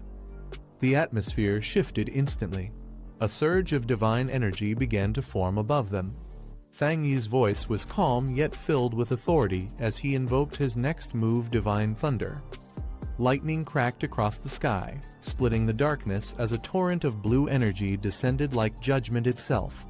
Zhang Lu's charge faltered, his flames meeting the descending storm. His confident smirk turned into shock as he felt the overwhelming power pressing down on him. The ground trembled as the lightning struck, engulfing Zhang Lu completely. His body convulsed under the blinding blue light, his mind racing in disbelief. "Wow, what is this?" he gasped, unable to comprehend the sheer force of Fang Yi's divine attack. A massive surge of lightning struck the ground, engulfing everything in a blinding blue flash. The impact shook the air, sending waves of energy rippling through the forest. Within moments, Zhang Lu's body was hurled backward, consumed by the devastating force of Fang Yi's divine thunder. When the light faded, smoke rose from the shattered ground. Zhang Lu coughed violently, his body trembling as he struggled to stay upright. The searing pain from the lightning coursed through his veins, leaving his flames flickering weakly.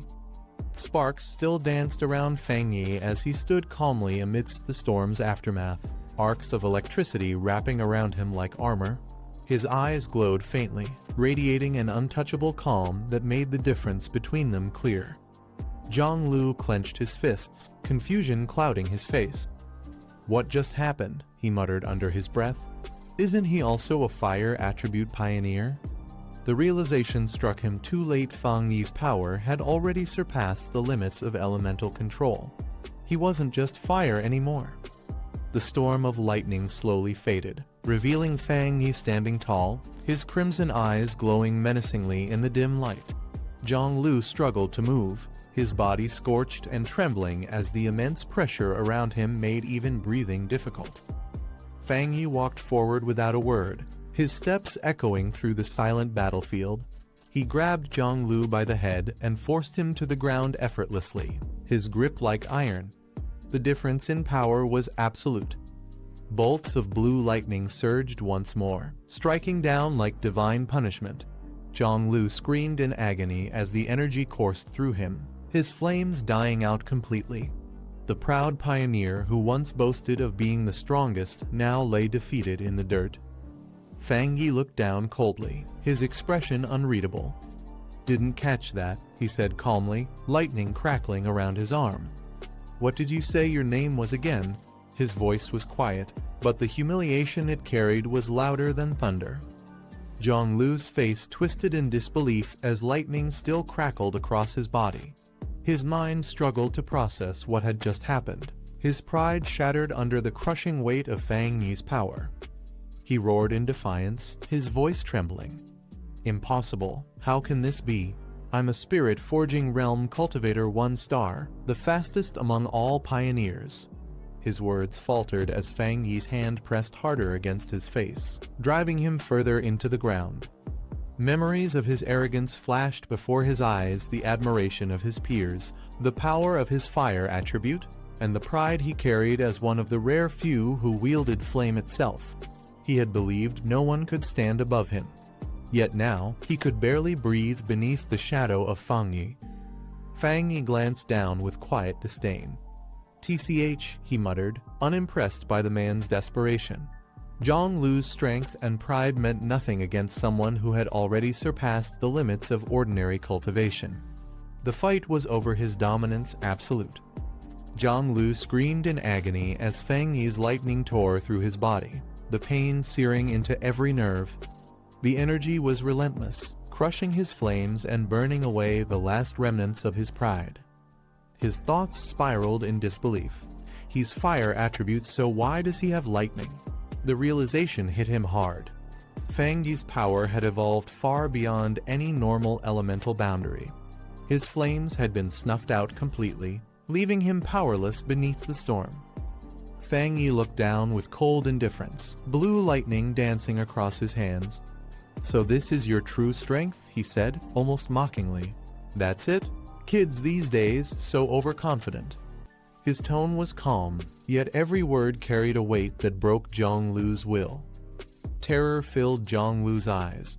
"No, he hasn't even reached the spirit-forging realm, 2 stars, so why does his power feel like it surpasses me by 3 realms?" His mind screamed the truth he didn't want to accept. "I'm gonna die. I'm gonna die." The lightning storm raged around them, its blinding light reflecting off Fang Yi's cold, confident smile. The air crackled with raw power as Zhonglu lay beneath him, paralyzed by fear and pain. The purple-haired man lies on the ground, his body shaking as he begs for mercy. Fear fills his eyes while a hand presses down on his head, holding him in place. Standing above him is a black-haired man with glowing red eyes. He stays silent, his calm yet cold stare making the air heavy with tension. After a pause, the black-haired man speaks, warning that a pioneer's power should never be used against people. His hand slowly lifts, easing the pressure on the man's head. He turns away, advising him to stop picking fights and deal with the rampaging anomalies instead. The purple-haired man looks up weakly, realizing the overwhelming strength of the person before him. The black-haired man lets out a quiet click of annoyance before turning away, his red eyes still glowing faintly in the dark. The purple-haired man watches him leave under the moonlight, confused and shaken, wondering what kind of person he just faced. He questions whether the man's power is truly that overwhelming, or if he himself has simply become too weak to stand against it. The scene shifts to a distant city under a star-filled sky, marking the end of their encounter and the calm before whatever comes next. Inside a quiet office, 2 men sit across a table, deep in discussion. The door suddenly opens, catching their attention as a battered man steps inside, his presence immediately drawing silence. It's the same purple-haired fighter from before, now visibly injured and drained. His face shows both exhaustion and frustration after the encounter. One of the men greets him casually, commenting on his appearance and reminding him that picking unnecessary fights never leads anywhere good. He continues, saying that with the spiritual resurgence not even at its peak, making new enemies is reckless. The words hang heavy, hinting at larger dangers still to come. Inside the room, tension lingers as one of the men scolds the injured fighter for his reckless attitude. He warns that picking fights with everyone, friend or foe, will only lead to disaster one day. Surprisingly, the purple-haired man stays silent instead of snapping back, which leaves his companions confused. They notice something different about him this time. One man jokes, asking if he's been possessed or lost his fighting spirit. The fighter doesn't respond, his head hanging low in shame and exhaustion. When asked about his duel with the Heavenly Fire Strike user, he finally mutters the truth: he was defeated in a single blow. The room falls silent as the weight of his words sinks in. The man beside him looks shocked and demands an explanation, asking what he means by being defeated in a single blow. The purple-haired fighter lowers his head, admitting again that he was one-shotted, his voice breaking as tears fill his eyes. Frustrated, he blames himself for not noticing the danger sooner, realizing that his arrogance led to humiliation. His friends can hardly believe it after all. He's a high-ranked fire attribute user who reached the spirit-forging realm faster than most. He recalls the moment vividly. His strongest technique, Flowing Blaze Flare, was destroyed instantly by his opponent's Thunder Strike. The memory of that overwhelming power still haunts him. The calm man reminds him how powerful his fire attribute is, saying that at his current level, few could even challenge him unless they came from a higher combat zone. The red-haired man recalls how, back when he first awakened, he easily defeated 2 wild pioneers with the same fire attribute. He suggests that maybe the heavenly fire strike user he faced wasn't a normal pioneer after all. Frustrated, the purple-haired fighter grabs him, shouting that they wouldn't understand because they didn't witness it themselves. He insists that the attack he faced was real and terrifying. His expression shifts to fear as he remembers that moment, the overwhelming thunder energy, the pressure so intense it felt like the heavens were roaring beside his ears. He trembles, calling his opponent a monster. The red-haired man listens carefully as the fighter insists his gut feeling is certain it was that same man who defeated him. He describes the attacker as a dual-attribute pioneer who controlled both lightning and thunder, completely overpowering his flames with ease. The others are shocked, realizing that if his opponent truly hid such power, he must be at least at the 3-star spirit-forging realm. They admit that kind of strength would make him every pioneer's worst nightmare. The room falls quiet as the fighter lowers his head, repeating that he was crushed in a single move. Even his companions can't hide their unease, realizing how terrifying such power truly is. The purple-haired man clenches his fist, frustrated yet curious, wondering if he should go and learn from the one who defeated him so effortlessly. Meanwhile, the black-haired man sits in deep meditation, surrounded by swirling golden energy. He notices something strange. His breakthrough to the next realm suddenly feels blocked. Opening his eyes, he realizes the issue isn't with his body, but something else interfering with his energy flow. His eyes blaze with fiery light as he calmly concludes that the cause must be external, not internal. The room trembles slightly under the intensity of his aura. The black-haired man walks through his quiet apartment, realizing that the surrounding spirit energy has stopped resonating. He can no longer condense it for his advancement, which feels unusual. He recalls the government's recent efforts to control spirit-related incidents, including secret data extractions from major zones. Rumors suggest something massive is being covered up. Looking out over the city, lightning flashes across the sky. He wonders if the long-awaited spiritual resurgence has already begun right here in his city. Concerned, he decides to contact Jilan to confirm the military situation, but the call doesn't go through. The line remains dead, heightening his unease. Unable to reach anyone, the black-haired man wonders if the military has already moved to the front lines. But if that were true, he believes he would have been informed, unless communication itself has been deliberately blocked.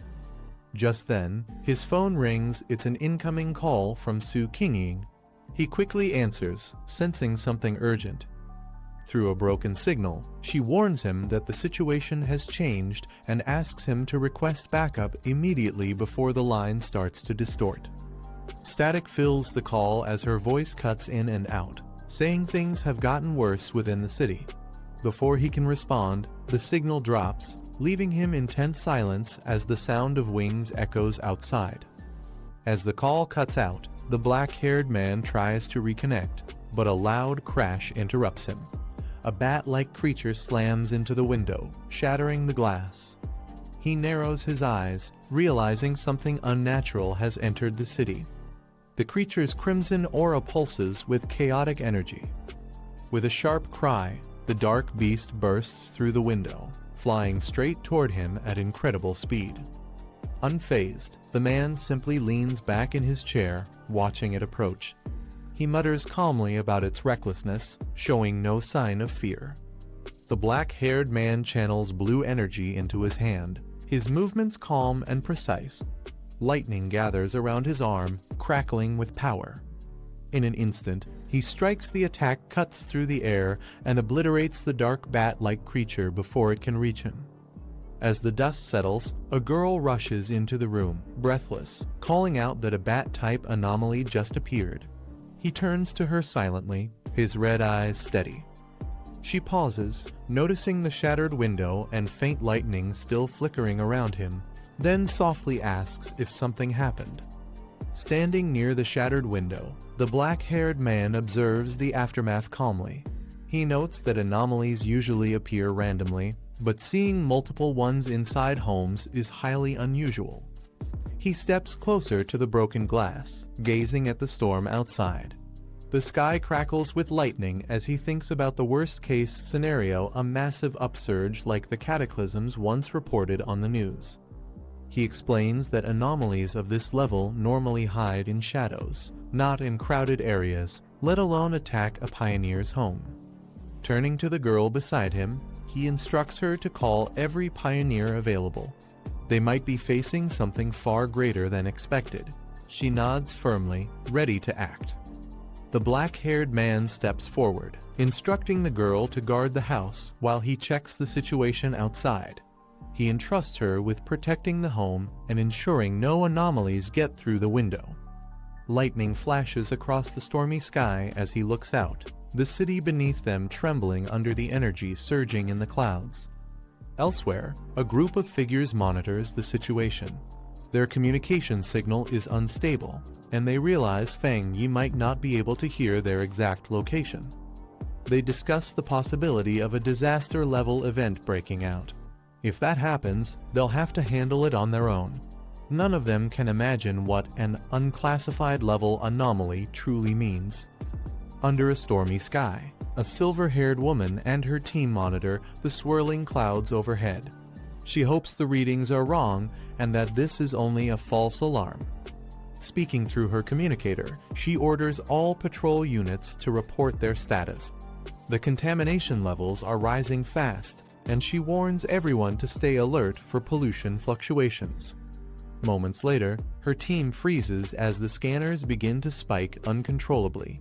A dark shadow forms in the sky, followed by a chilling roar. They look up in horror as multiple bat-like anomalies descend from the vortex above. The system blares and alert multiple anomalies detected across the entire area. Dark clouds swirl above the city as bolts of lightning tear through the sky. News reports warn that this will be the heaviest rainfall the city has faced in 50 years. Red alerts have already been issued, and the authorities urge everyone to remain indoors for their safety. Streets that were once full of people now stand nearly empty, as the storm approaches with full force.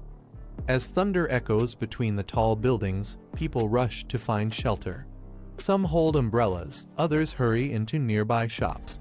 One woman nervously looks at the dark sky, saying it feels like the world itself is changing.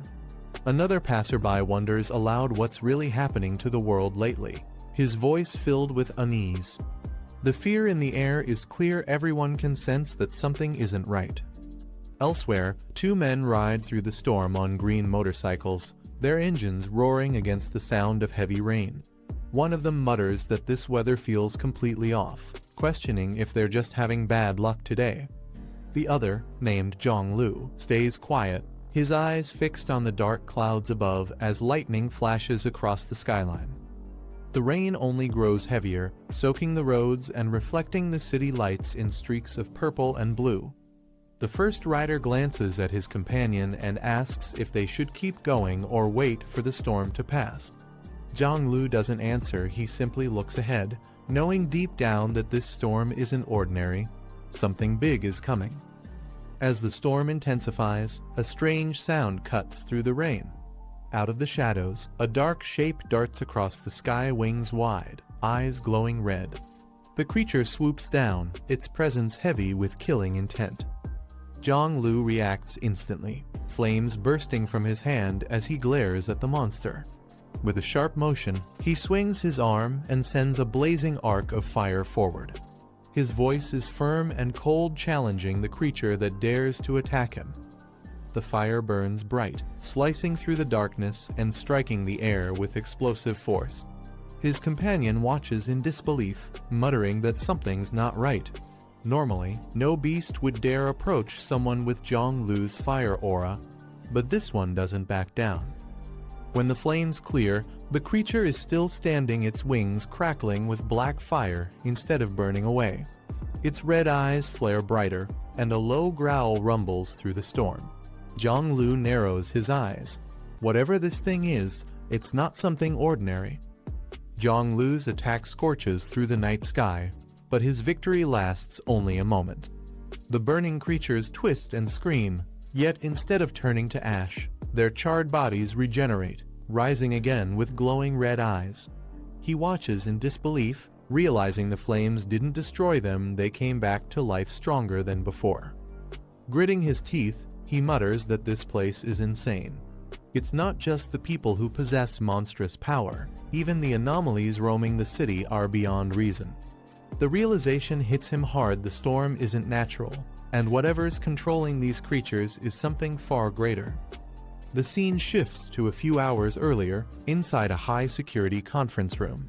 Several top officials appear on holographic screens, their faces tense as they discuss the sudden disturbances across the region. One officer suggests bringing in the Spirit Association's highest-ranking members and coordinating a joint response with Fang Yi's division. The briefing grows darker when an emergency alert flashes on the monitors. A robotic voice announces a special anomaly warning, and a class threat is expected to descend upon the city within the next 24 hours. At the same time, reports confirm that a massive swarm of anomalous bats has already been spotted gathering near the outskirts. The storm outside was only the beginning of something far more dangerous. The room falls silent as the report confirms a class anomaly heading straight for the city. Shock spreads among the officials, but the woman with silver hair steps forward without hesitation, ordering the teams to deploy immediately. She declares that she'll be joining the mission herself. Moments later, the live footage from the outskirts flickers again, and the atmosphere turns grim. The analyst monitoring the data suddenly shouts that the prediction has changed. What was once classified as an A-class threat has now been upgraded to S-class. The creature's energy levels are off the charts, and its power shows no upper limit. On the screen, a massive shadow spreads its wings under the blood-red sky. Rows of glowing eyes emerge from the darkness, signaling the arrival of countless monsters. The specialists can only watch as the readings continue to rise beyond what their systems can measure. Far beneath the surface, inside a secured research facility, alarms blare. The metallic corridors echo with the sound of approaching footsteps and mechanical hums. Whatever lies within those walls is about to be awakened as the city above braces for the storm to turn into chaos. The storm reaches its peak as a swarm of red-eyed bats fills the sky, their screeches echoing through the city. The night turns crimson, blanketed by their countless wings. From the command center, a massive surge of energy is detected, and moments later, a blinding beam of light pierces through the clouds, striking down with incredible force. On the battlefield, the silver-haired woman lands gracefully amidst the chaos. Her cloak flutters as she channels a powerful aura that radiates with violet energy. The soldiers behind her open fire, but their bullets barely slow the swarm. She raises her hand, forming a glowing circle that pulses with power before releasing a wave of energy that cuts through the dark creatures. Her eyes sharpen with focus, calm even under the storm's fury. She draws a deep breath, and the ground beneath her cracks from the pressure. Within seconds, a massive barrier forms a web of purple light trapping the bats midair. Their screams fade as the barrier tightens, erasing everything caught within its reach. The rain continues to fall, but for a moment, silence fills the air. The woman stands firm, her expression cold and determined. The threat isn't over yet. This was only the beginning of the city's longest night. As the battlefield quiets, a new figure steps forward through the rain. Galan, known for his rare spiritual mutation ability. His power allows him to reshape spiritual energy into any form and amplify its strength beyond normal limits. Lightning crackles around him as he surveys the area with calm precision. He glances at the dark sky filled with faint traces of the creatures he just wiped out. Yet even after such destruction, the swarm keeps regenerating. He notes how the dark attribute bats refuse to die completely, almost as if they're protecting something hidden deep within the storm. A young officer with golden hair and lightning aura approaches him, commenting that Galan's strength has increased since recovering from his injuries. Despite his confidence, his tone grows uneasy. He reports that their situation is worsening. Most forces have been wiped out, and only the two of them remain holding this district. Galan listens silently as the officer continues. The communication lines are down, jammed by the anomaly's interference field.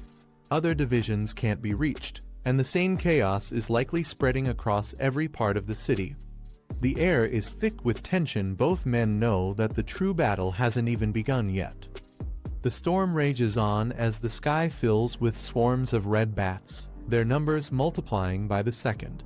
The soldiers on the ground raise their weapons, struggling to hold their formation as lightning splits the clouds. The woman in command clenches her fists, quickly assessing the situation.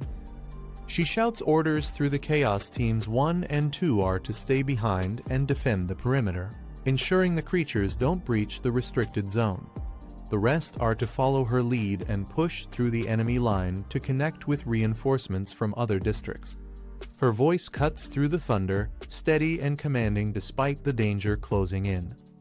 Without hesitation, she leaps into the air, energy surging around her as her team follows close behind. Purple light bursts from her palms, illuminating the rain-soaked battlefield. The group charges upward, slicing through the waves of monsters as they fight to regroup. But as the battle intensifies, a chilling realization hits them. The bats aren't focused on the restricted zone at all. Their true target is much larger. Above the storm clouds, the swarm begins to spread over the entire skyline, their movement forming a massive shadow that blankets the city below. The anomaly isn't just invading a district, it's coming for everything. As chaos unfolds across the city, life still moves quietly in other corners. Under the heavy rain, a few people wait at a bus stop, unaware of the danger spreading above them. A taxi passes by, its lights cutting through the downpour while thunder echoes in the distance. Two vloggers take shelter, talking excitedly about the weather.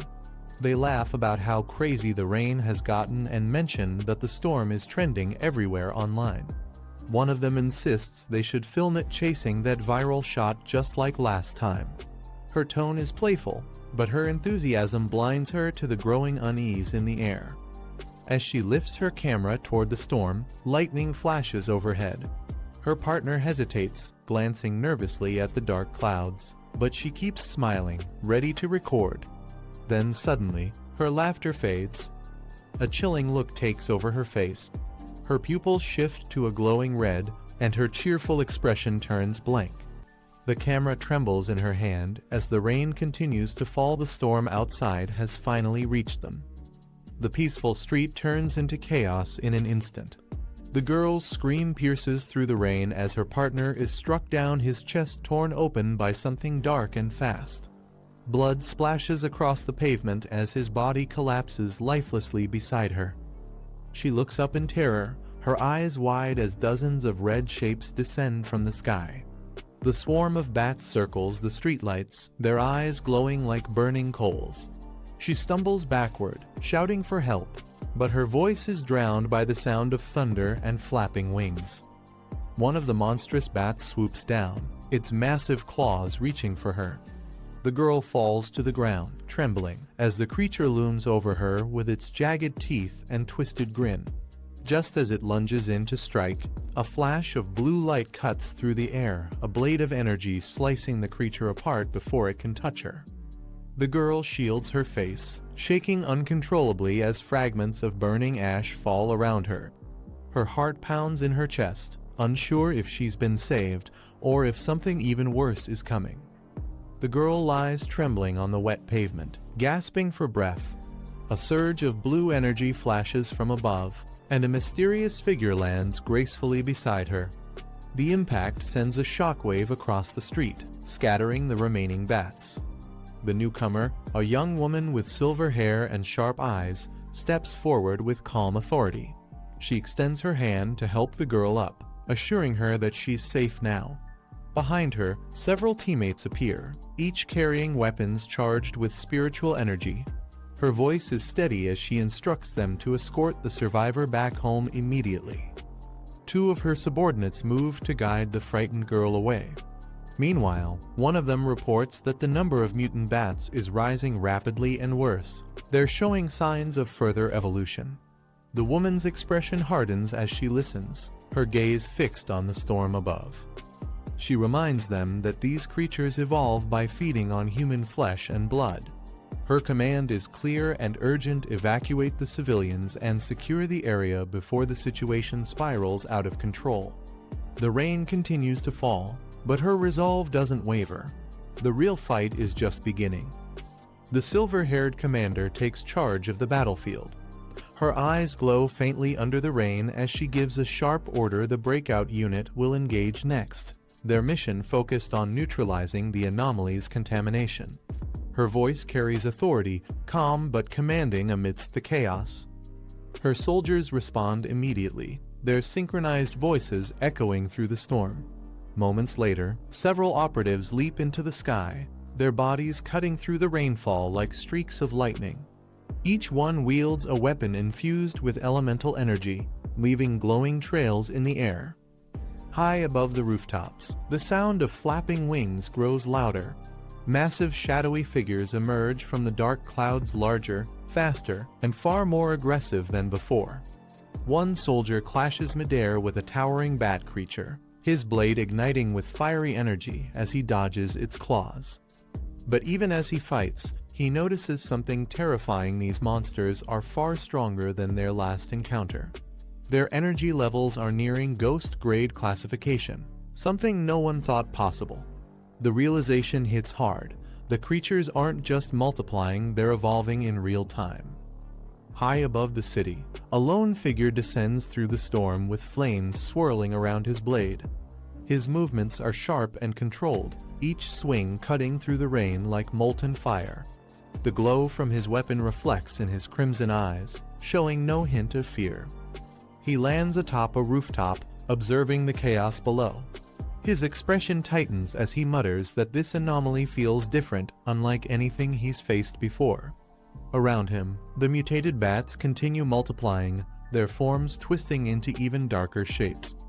Every time they're struck down, they reform, stronger and more resilient than before. He studies their movement closely, realizing something deeper.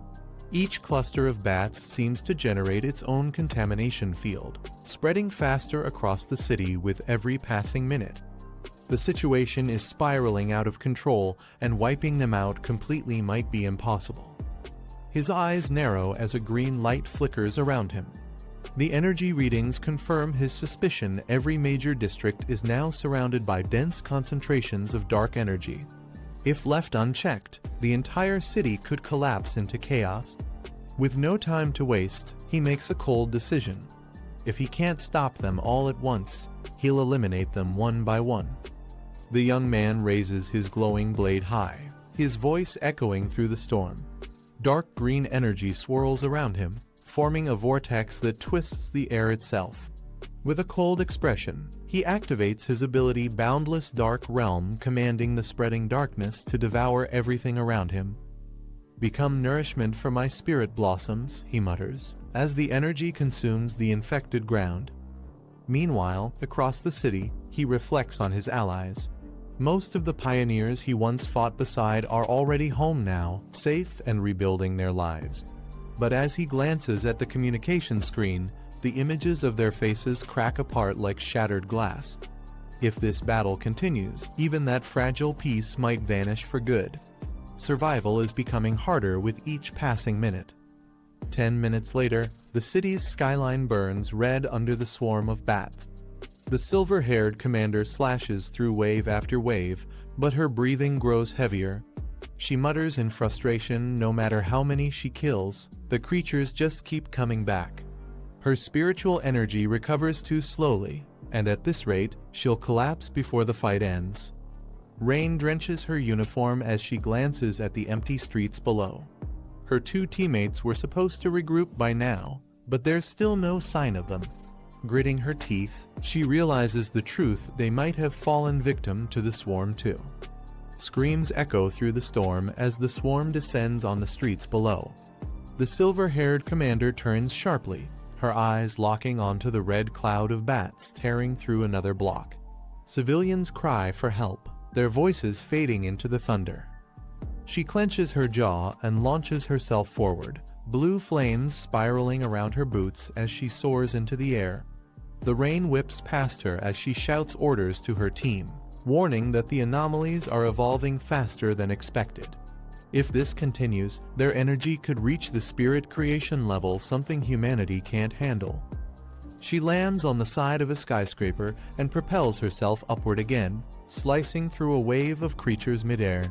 Her energy bursts with blinding light, tearing through their ranks, but for every one that falls, two more take its place. Inside the nearby buildings, people are already under attack. Gritting her teeth, she remembers the reports from the capital. This is exactly how it started back then. As another massive shadow closes in, her blue aura flickers, exhaustion setting in. If this keeps up, she realizes grimly, even she won't last much longer. The silver-haired commander gasps, her eyes widening as a shadow looms above her. The air grows heavy, and her senses sharpen instantly. Something far stronger than the previous anomalies is descending. The clouds twist violently, forming a massive vortex of black and crimson energy. From within it, countless bats spiral downward, merging into a single monstrous form. The creature's roar shakes the surrounding skyscrapers, its wings spreading wide enough to darken the entire block. The city is drowning in chaos as dark anomalies spread through the skyline. Red bats swarm the skies, devouring everything in sight. The storm rages endlessly, and it feels like no one can stop what's coming. Citizens hide under the rain, trembling as the infestation grows. The ground forces are losing control, and the whole city stands on the brink of destruction. In Sector 13, the Pioneer Squad struggles to contain the outbreak. Explosions erupt as they use heavy firepower against the bat swarm, but the creatures multiply faster than they can be destroyed. Inside the control center, officials report severe casualties. Even with emergency plans activated, reinforcements won't arrive in time. The bats' overwhelming numbers push the defense to its breaking point. Inside the command center, panic grows as reports flood in. The city is now completely surrounded by a massive black mist, cutting it off from the outside world. Military support and rescue teams can no longer enter the perimeter. Realizing the truth, one of the officers trembles. Their city has officially become isolated.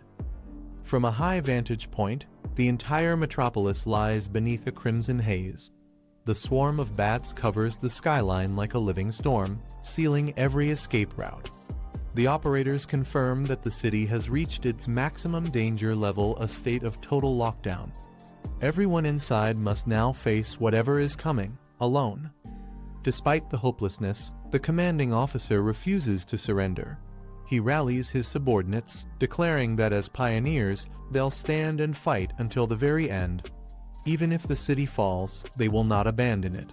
His voice echoes across the room, igniting a final spark of courage among the exhausted defenders. Determined, he orders the transmission of their final status report to headquarters. Their spiritual reserves are nearly depleted, and their defenses are collapsing. Yet, before turning away from the screen, he makes a vow: if the anomalies want to destroy this city, they'll have to trample over their corpses first. Amid the chaos, a powerful energy sphere emerges at the heart of the anomaly. The air crackles with dark pressure as a lone figure descends into the glowing vortex. The swarm of bats circles wildly, shrieking as the energy begins to distort the space around them. At the center of the storm stands a white-haired mage, her eyes glowing with fierce determination. She gathers her energy, realizing that if they can't stop the catastrophe, they must at least seal the corrupted zone to prevent the dark attribute from spreading further. Her hands glow as the spell takes shape, her final hope to contain the outbreak. She raises her hand high, channeling every ounce of her power. A blinding blue beam erupts from her palm, shooting upward like a divine pillar. The beam pierces through the darkness, tearing apart the cloud of bats as it climbs toward the sky. The impact shakes the entire area. Light clashes with shadow, exploding into a radiant surge that engulfs everything around her. For a moment, the endless cries of the bats fade into silence, as if the entire city holds its breath, waiting to see if her sacrifice was enough to stop the darkness. Just as the beam of light pierces through the dark storm, a monstrous figure bursts from the shadows. With glowing red eyes and razor-sharp claws, the creature charges straight toward the white-haired mage, roaring through the chaos. Sensing danger, she channels her remaining strength to reinforce her barrier. The impact shakes the entire area as the monster's claws crash against the glowing shield. Sparks of blue energy explode outward, forcing her to hold her ground with sheer willpower. She grits her teeth, realizing her spirit energy is almost depleted. Despite the exhaustion, she refuses to back down, pouring everything she has into maintaining the barrier. Sweat runs down her face as her voice trembles. She knows one mistake could mean the end. But before she can react, the creature's massive arm breaks through the defense, striking her directly.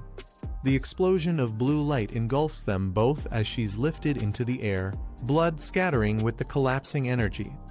Her spell shatters, and silence follows the battle's outcome, uncertain beneath the storm's roar. The monstrous creature hovers above, its wings spreading through the storm as it prepares to strike again. The mage, battered and bleeding, lies surrounded by shattered fragments of her barrier. Her body trembles under the pressure, yet her eyes remain fixed on the enemy closing in from above. Blood drips from her lips as she struggles to rise. She mutters that there's no other choice left. Escape is impossible, and reinforcements will never arrive in time. With her strength fading, she gathers what little energy remains within her. Summoning every ounce of her willpower, she ignites one final surge of power. Her body glows with a blinding blue aura as her spirit energy erupts upward once more. Even if it costs her life, she swears to stop the creature before it destroys everything. Her light cuts through the storm like a spear, clashing head-on with the incoming wave of darkness. The entire sky splits between blue and red, her final act of defiance shining brighter than ever. As the explosion unfolds, a new figure appears in the distance, rushing forward with blazing energy, signaling that the battle isn't over yet. The blue light collapses into a massive explosion, shaking the entire battlefield. The blast clears the air for a moment, but through the smoke, a burning silhouette emerges. Flames surge forward, illuminating the figure holding a blazing sword. From the fire steps a man cloaked in darkness, his weapon radiating intense heat. The injured mage looks up in disbelief, whispering weakly, her voice trembling as she recognizes the figure before her. Her savior has arrived. The man's eyes burn with twin lights, one red, one blue, their energy crackling with pure destruction. His calm expression hides a storm of power building inside him. He doesn't waste a word. His presence alone silences the chaos around. He raises his blade high, merging lightning and flame into a single strike. The aura around him twists the air as he prepares his next move, divine thunder. The ground splits beneath him as he launches forward, ready to end the battle in one decisive blow. The monstrous being roars furiously, its body engulfed in flames as it charges forward. The ground splits beneath its steps, and its burning red eyes lock onto the man standing against it. The creature's power surges, shaking the entire battlefield. The black-haired warrior doesn't flinch. Lightning and fire intertwine around his blade, forming a radiant strike filled with destructive energy. As the monster lunges, he swings his weapon down with full force, his blade colliding with the beast's fiery core. The clash creates a blinding explosion that lights up the dark sky. Energy waves ripple outward, and a series of fiery blasts follow, each one echoing through the ruined city. The words "core burst" appear as the explosion consumes everything in its path. When the dust finally settles, the warrior lands beside the fallen mage. His sword still crackles with faint blue sparks as he looks down and says calmly that finding her took longer than expected. Despite the destruction around them, his arrival marks the turning point of the battle. The storm still rages as the two stand amid the ruined streets. The man grips his blazing sword tightly while the wounded mage warns him about the path ahead. There are too many identical anomaly zones scattered along the route, each one a trap waiting to awaken. She can barely stand, but still cautions him to be careful, her voice trembling. Above them, the clouds swirl into a vortex filled with red shadows, the swarm beginning to reform. She struggles to explain that the anomalies can revive themselves, even after being destroyed. The man doesn't flinch. His eyes narrow with quiet determination as he replies that she doesn't need to worry when he says he'll handle it. He means it. Dark energy begins to pulse from his hand, spreading like ripples through the air. A sphere of pure darkness expands before him as the ground trembles under its power. The atmosphere distorts, pulling everything into its gravity. With a calm yet commanding voice, he activates his ultimate ability, Boundless Dark Realm, Domain Unfold. The shadows swallow the sky, and he declares firmly, "I do it." The mage watches him in awe as the swirling darkness expands across the ground. She finally realizes the truth: this city still has hope because of him, a man who wields unimaginable power. The calm determination in his eyes reminds her that the fight isn't over yet. He steadies his stance and focuses his energy. The purple sphere pulses violently, creating a gravitational pull that bends the very air around it. The entire city trembles as his power begins to consume the remnants of the anomaly. With a sharp motion, he unleashes the dark sphere, sending waves of energy across the ruined streets. The black void expands, swallowing every trace of corruption. When the chaos finally settles, the suffocating red mist starts to fade away. The mage rushes to his side, asking if he's all right. He gives a faint smile, saying he's fine and thanks her for holding on. Though the battle left him scarred and drained, he still carries fragments of heroic energy, proof that his fight is far from finished. The man's red eyes glow faintly as he turns toward the injured mage. His expression softens for the first time since the battle began, a calm sense of relief washing over him as he checks on her condition. Despite his exhaustion, his focus remains sharp. He gently touches her shoulder, releasing faint sparks of lightning that flow through her body.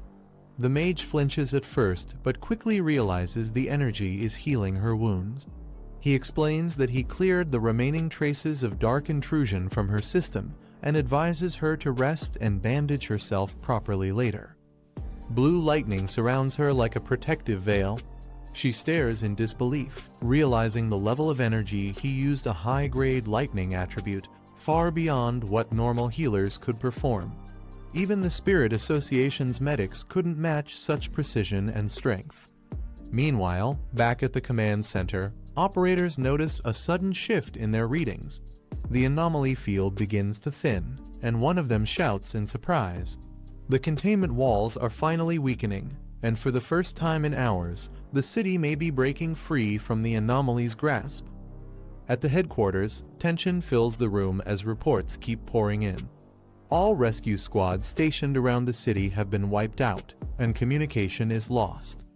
The analysts confirm that the anomaly's spread outside the city hasn't slowed down. The situation is still critical. Inside the city, however, something strange begins to happen. The number of anomalies starts to drop rapidly, yet not a single combat unit has reconnected. The officials realize the reduction isn't a victory, it's a warning. The swarm is converging toward a single point. One of the senior commanders, standing silently before the screens, murmurs that he wants to see his parents again, but knows he'll probably never get that chance. His voice echoes softly through the empty command room, a moment of quiet acceptance before the next disaster hits. Outside, the sky splits open with a massive green vortex, its energy tearing through the clouds. The man and the mage stand beneath it as he explains the terrifying truth: this isn't over. The swarm is gathering because a new entity is descending, an S-class anomaly capable of destroying an entire city on its own, the Anomaly King. The mage explains that what they're witnessing isn't just another anomaly, it's something far worse. People call it a cataclysm, a phenomenon that marks the beginning of total destruction. The glowing cocoon in the sky serves as its warning, a signal that chaos is about to awaken. She continues, comparing it to humans sensing disaster before it arrives, feeling the terror yet powerless to stop it. Inside that vortex lies something monstrous. Once it fully hatches, the entire city will fall, and no defense will be strong enough to contain it. But now, science has given them an explanation. Research shows that anomalies, even of the same type, will fight and devour each other in their instinctive drive to evolve faster. The strongest among them becomes the core of all others, the ruler that commands absolute obedience. A massive dark serpent appears in her vision, its green eyes glowing like emerald fire. She explains that when a dark-type anomaly reaches perfection, it exerts a powerful bond over its kin, turning every other creature into its servant. This terrifying being is known as the Anomaly King, a living symbol of perfect evolution. The mage looks at him with concern, her voice trembling as she admits she knows how powerful he is, far beyond what she can comprehend. Yet, she reminds him that even the strongest pioneers before him fell while trying to seal a cataclysm. The thought of losing another hero weighs heavily on her.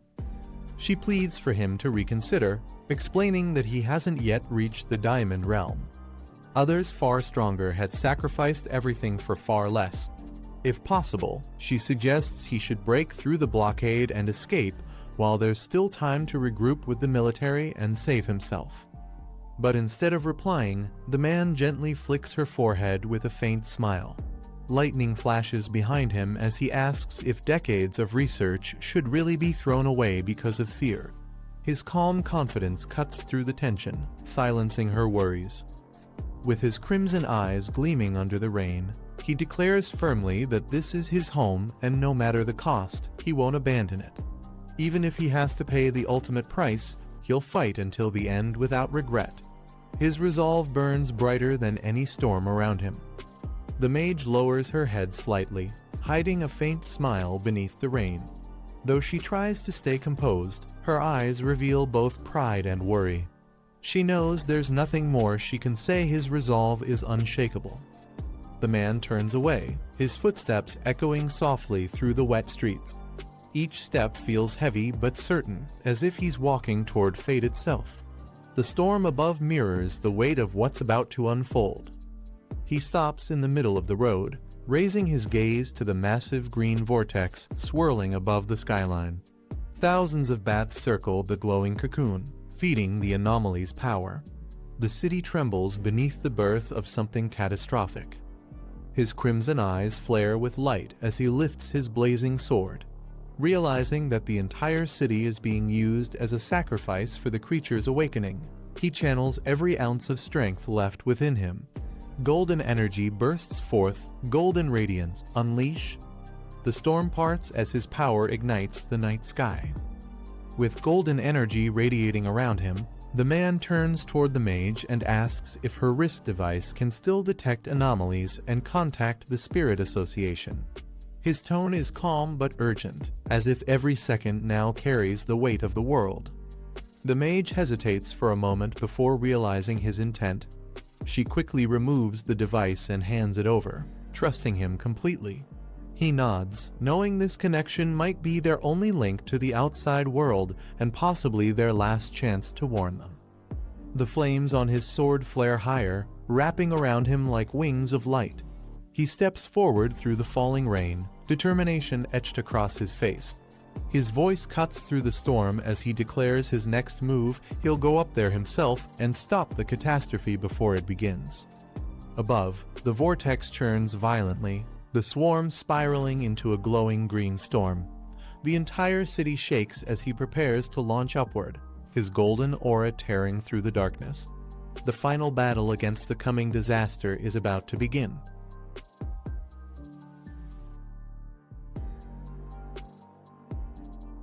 In the command center, an alert suddenly goes off.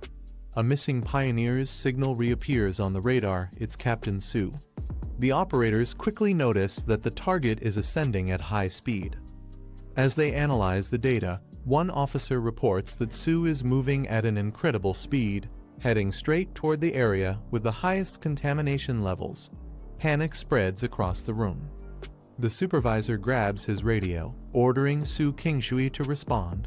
He demands that she stop her actions immediately and wait for backup, warning that charging in alone is suicidal. But before they can reach her, Su's communicator flickers to life. A faint signal begins to transmit from her wrist device.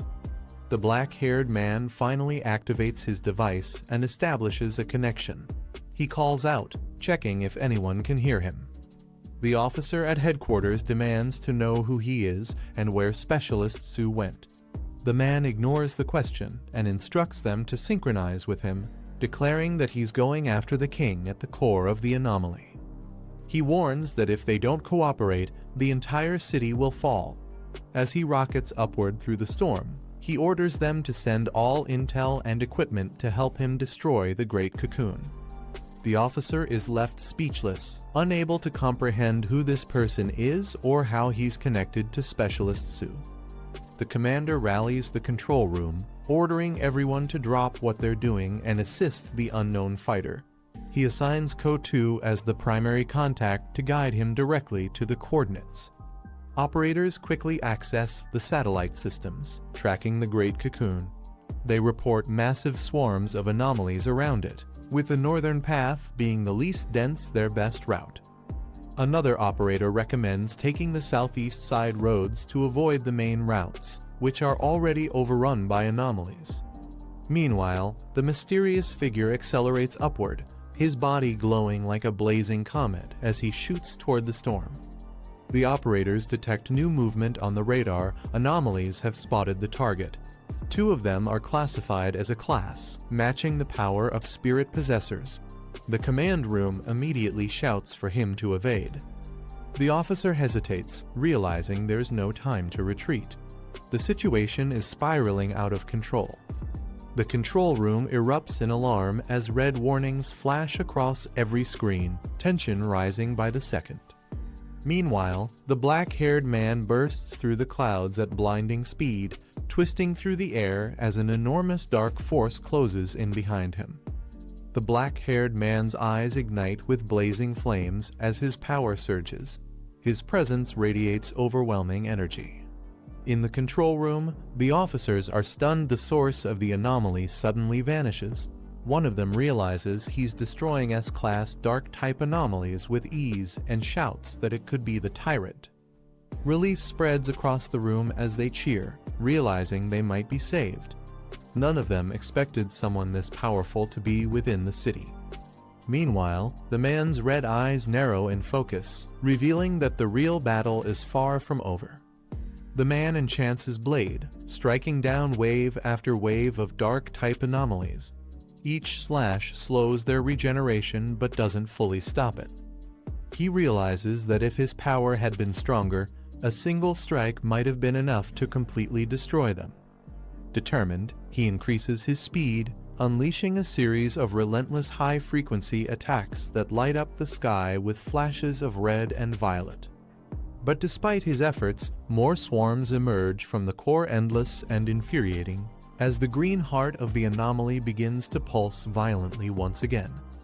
A swarm of bat-like anomalies bursts from the green vortex, their eyes glowing red as they dive through the city. But suddenly, the creatures halt midair, their formation freezing as if controlled by something unseen. On the ground, two figures watch in confusion as the bats retreat toward the swirling core. One of them realizes the attacks have completely stopped. An older man explains grimly that this can only mean one thing: the Anomaly King has recalled its army and is accelerating its descent toward the city. The sky darkens as countless bat-like creatures swarm above the city. A worried voice questions if there's even a chance to survive now that the flocks are being recalled to the core. A lone fighter stands atop a rooftop, unleashing a powerful energy beam that cuts through the storm, striking down several anomalies at once. Elsewhere, a blond man asks how much longer until they reach the city center. His companion, calm but tense, estimates at least another half hour. She warns that by then, the Anomaly King will have descended and the city will be lost.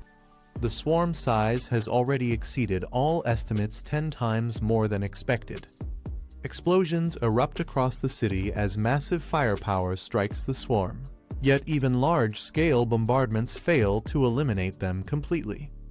The purple-haired woman grits her teeth, realizing that if this continues, nearby cities will soon be consumed by dark energy.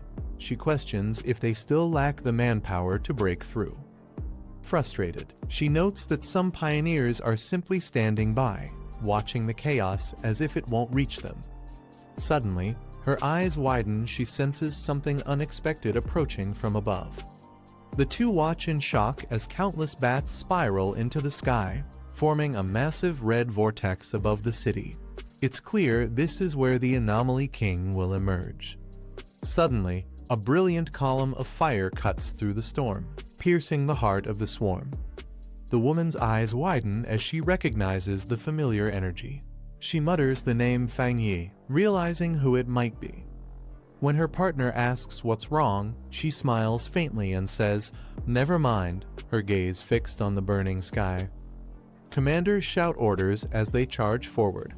All units are told to increase firepower and push into the city, refusing to abandon even a single sector. A blazing pillar of fire erupts from the ground, cutting through the storm and scattering the dark swarm above. Two women watch in awe, their eyes widening at the sight of the sea of flames. One of them recognizes the technique instantly. It's her cousin's blade style, a swordsmanship she could never forget. A massive wave of dark bats charges through the storm, their red eyes glowing as they swarm toward the city.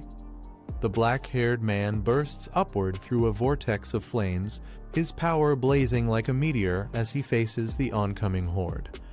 He grips his weapon tightly, a faint smirk on his face. This is exactly what he wanted, a battle against impossible odds.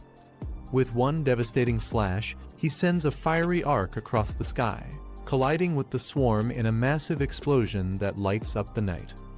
The fiery slash cuts through the endless swarm, splitting the sky apart as the bats disintegrate in its blazing path. Flames swirl around the black-haired man's eyes, burning brighter with each passing second. He mutters that feeling has returned the same power that once pushed him beyond his limits. Engulfed in golden fire, he surges upward, feeling the rush of breakthrough as his energy pierces the clouds. With a confident smile, the black-haired man's eyes blaze with fiery light as he shouts for more speed, pushing his power to the limit. He raises his hand, summoning a swirling void of purple energy that expands rapidly in front of him. A massive vortex opens above the city, the boundless dark realm, its energy warping the skies as light and darkness collide. With a smirk, he commands his next move, calling forth Spirit Blossom appear as his aura burns brighter than ever. A surge of red energy bursts outward, splitting the air with violent shockwaves as the battle reaches its peak. High above the city, the dark cocoon begins to crack open, releasing blinding lightning and chaotic power. The black-haired man focuses his strength, channeling his energy toward the spiraling core. He shouts with determination, commanding his power to drain the remaining anomalies and push him toward a new breakthrough. A dark sphere blooms open like a blood-red flower, releasing a violent surge of energy. Crimson spirals wrap around it, shaking the entire sky as the power bursts outward. The flower expands further, petals stretching like tendrils of pure chaos. Bright sparks flicker around it, as if the energy is fighting to break free and devour everything nearby. Dark, vine-like limbs shoot out at high speed, tearing through the scene. Their movements are fast and aggressive, as if they're searching for something or someone to crush. The monstrous flower pulses again, glowing hot at the core. The twisting limbs spread wider, crawling forward with unstoppable force, making the ground tremble under their emergence. The man steps onto the heart of the massive crimson flower, surrounded by swirling embers. The air vibrates with power as he calmly rises from its center. Looking toward the churning red and green vortex above, he mutters to himself something has awakened again. His red eyes gleam sharply, observing the storm forming in the sky. A faint smirk crosses his face. Though he cannot see the enemy directly, he senses its presence through the chaos, the heartbeat of a mighty being resonating within the storm. He listens closely, the sound echoing like distant war drums from an ancient battlefield. His expression hardens. This isn't just noise, it's the rhythm of an approaching war. Dark silhouettes rise around him, their spears aimed high. The air grows heavy, filled with a strange rhythm that strikes deep into the soul, an echo that awakens ancient instincts and primal desire. His crimson eyes narrow sharply. He senses the truth, the power he feels is immense, yet incomplete. It's as if the transformation ahead hasn't fully taken shape. Turning toward the swirling storm, he raises his hand slightly. His tone stays calm but commanding as he asks if the target's exact location has been found. A red light flashes on his wrist device, confirming the signal. He mutters with resolve the king's position has been detected, and now it's time to move. He raises his hand toward the swirling storm, a red beam shooting from his wrist device into the clouds. His sharp gaze locks onto the signal, the target is right there. Golden energy surges around him, crackling like divine lightning. His eyes blaze as he channels the ancient technique, the golden sun absorption art, summoning raw, overwhelming power. The light erupts all at once, engulfing everything in a blinding golden explosion. The air vibrates as his power fully awakens, tearing through the storm above. From within the golden blaze, a demonic figure emerges, rushing forward with blazing red eyes. The clash between divine light and darkness is about to begin. A blinding golden vortex expands above the city, its radiant energy pouring down like sunlight. People below stare in shock, trying to comprehend what kind of power could produce such an overwhelming force. Inside a monitoring facility, the staff scramble as readings plummet on their screens. They report that the anomaly's energy level is dropping rapidly, the field is shrinking at an impossible rate. Across the front lines, armored convoys and mechas begin to move. Commands echo through the comms, confirming that all combat units are mobilizing toward the anomaly zone. From a rooftop overlooking the city, a woman watches the burning sky. The golden sun-like sphere glows above the skyline, and with a calm but determined voice, she announces the start of the assault on the King of Anomalies. The golden-haired man recognizes the source of the immense power it's him, the same man who once split the heavens with a single strike. He admits that the strength radiating now carries pure solar energy, capable of absolute destruction. But facing the King of Anomalies alone is still too dangerous. The woman quickly issues an order to mobilize toward the city. Before they can move, the man beside her points out something alarming, something unexpected is happening. A woman's eyes widen in shock as she notices a strange glow forming in the distance. High above, a massive green core begins to pulse violently. The King of Anomalies has started his true transformation, releasing a wave of power that distorts the entire sky. On the city streets, people panic as the glowing green sphere looms above the true form of the King of Anomalies. The sight alone fills them with terror as they shout about avenging those it has killed. Elsewhere, a small team watches from a rooftop. realizing the creature's emergence was inevitable. They discuss preparing weapons capable of piercing its defenses before it fully awakens. In the pouring rain, two mages struggle to stabilize a spell. Blue energy flickers between their hands as cracks form around them, showing just how much strain the situation is putting on everyone. The woman clenches her fists, eyes filled with fury. She reminds them how many comrades have fallen to these monsters and vows not to let any more lives be lost. Her eyes widen as realization strikes she's found a way. The determination in her gaze hardens as she looks toward the raging anomaly above. The monstrous core pulses violently, its red and blue energies colliding in chaos. It begins absorbing surrounding power, mimicking an ancient ability once seen in a previous battle, the energy of primordial desolation itself. She grits her teeth, realizing that the creature has inherited that same destructive trait. Its strength is growing faster than they expected. Without hesitation, she commands her team to combine their strength. They channel their energy into a single stream of light, launching it upward to counter the monster's absorption, forcing it to take in their power on their terms. The team unleashes their combined energy toward the sky, streams of blue light shooting upward in unison. Their attacks converge on the monstrous red and blue core hovering above. An older commander watches closely, analyzing the situation. He questions whether the Vanguard is truly capable of channeling such immense power without losing control. As the beams strike, the core trembles violently. Another observer notes that their energy hasn't reached the level required to directly damage the anomaly. It's too resilient. But then realization hits: the vortexes forming in the sky aren't attacks. The team is channeling their combined energy to amplify Fang's power, summoning an external force strong enough to pierce the anomaly's defense. The commander clenches his fists, channeling his remaining strength as blue energy surges around him. He shouts his resolve he'll lend his power to the attack as well. Others join in, roaring with determination.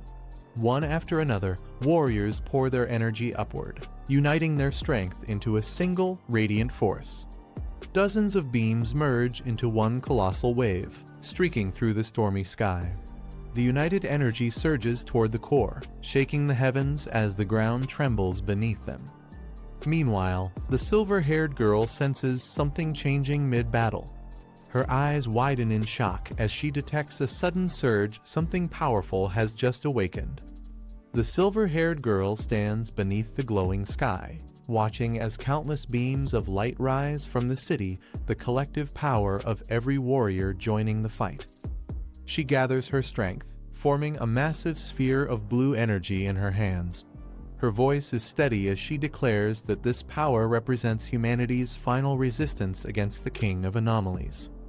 The blue energy collides with the fiery lotus in the clouds, unleashing a brilliant explosion that lights up the night.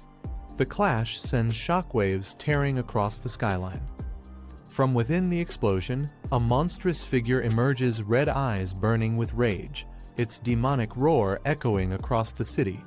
The true form of the Anomaly King has finally awakened. The man launches forward like a golden streak, his power slicing through the air with explosive force. The battlefield shakes as he closes in on his target. His red eyes narrow as black marks crawl across his skin. Warnings echo through his comms. Countless anomaly fragments are converging toward him at incredible speed. He looks up, surrounded by a swarm of crimson shadows filling the sky. Even the high-ranked class creatures are gathering in the thousands, drawn to his overwhelming energy. But he stands unfazed. Facing the massive green core above, he mutters coldly that it doesn't matter how many enemies come, he'll erase them all until nothing remains. With a cold smirk, he taunts the creature above, asking if the King of Anomalies still hasn't completed its evolution, or if it's hesitating out of fear of him. The green mass above twists violently, forming claws and limbs as it lets out a deep, guttural roar. Its energy spikes, shaking the entire battlefield. The man grips his blazing golden sword tightly, his aura flaring. His expression stays calm as he mutters one word, "Come." The king of anomalies descends, its emerald eyes glowing with pure malice. The clash between divine flame and corrupted darkness is about to begin. The king of anomalies lets out a furious roar, its single green eye burning with hatred. The air vibrates as a surge of destructive energy gathers within its claws. The monster spreads its wings, launching a concentrated green beam that spirals downward. The shockwave tears through the sky like a collapsing storm. On the ground, the impact splits the earth open. Fighters brace themselves as the tremor spreads. They recognize the signature of the king's power and realize how close they are to annihilation. Watching from afar, the woman and the blonde man stare in shock. Her expression hardens as she whispers his name Fang. Her voice carries a mix of fear and faith, hoping he can withstand what's coming. The silver-haired girl looks tense but hopeful. Her eyes fix on the battlefield as she whispers that the plan must succeed. It's their only chance. Beside her, the dark-haired woman clenches her fists, determination burning in her eyes. She refuses to let their sacrifices be in vain. Standing amid the blazing light, Fang's calm voice echoes. He declares that the king of anomalies is the root of this chaos, the one responsible for humanity's suffering. Engulfed in golden flames, Fang steps forward into the heart of a massive, burning lotus. His aura flares brighter than ever, merging with the inferno as he prepares for the final strike. The monstrous king of anomalies lets out an ear-splitting roar, its single green eye burning with murderous rage as waves of energy explode from its body. Fang's red eyes lock onto the beast, his expression calm yet filled with lethal intent. His entire body glows with divine fire, ready to unleash everything he has. Without hesitation, he swings his burning blade forward, channeling all his power into one final strike. The light collides with the creature's core, tearing through the darkness as he shouts for it to die. A blinding explosion engulfs the area, sending shockwaves outward. The sheer force lights up the battlefield, marking the beginning of an intense clash. As the smoke clears, a massive green eye opens, releasing a dark, oppressive aura. The man steps forward cautiously, facing the monstrous gaze without fear. The creature roars with anger, its voice echoing through the space as green energy gathers in its mouth. It prepares a deadly strike, mocking the man for daring to stand against it. Realizing the incoming danger, the man swiftly dodges the blast. His red eyes gleam sharply as his body moves with precision, ready to counter the beast's next move. The monstrous creature roars again, its fangs dripping with green flames as it releases another devastating wave of energy. The impact tears through the air, shaking the ground beneath them. The man steadies himself mid-air, his expression calm but focused. He notes how resilient the monster is despite taking heavy hits. It hasn't been completely destroyed. This creature is clearly far beyond a normal beast. Landing inside a dark, pulsating space filled with twisted organic tendrils, he realizes he's been pulled into the monster's body. The corrosive atmosphere burns with toxic energy, but he still stands firm, analyzing his surroundings. Standing amid the dripping purple walls, he mutters that an ordinary explorer would have already been dissolved by now. Judging by the complexity of this environment, he deduces that the creature's evolution must have reached an intelligent stage. The man stands still, his red eyes glowing sharply as he examines the pulsating interior around him. A thought crosses his mind: if this creature is so confident in trapping him, then it must believe its body is impenetrable. He clenches his fist, flames igniting in his hand. The fire burns brighter with his determination as he plans to strike from within, targeting what he believes to be the monster's weakest point. With explosive force, he unleashes his fiery power, the impact shaking the entire area. The burning energy surges through the walls, echoing like a raging storm inside the beast's body. As the flames continue to blaze, he calmly steps forward through the liquid floor, his arms still surrounded by fire. The burning glow reflects off the dripping walls, signaling that his counterattack has just begun. The man's expression remains calm as electricity crackles around him. He assesses the situation, realizing that although his power has been weakened by the creature's corrosive environment, his attacks are still effective enough to cause real damage. Determined, he extends his hand as fiery petals begin to bloom from his palm.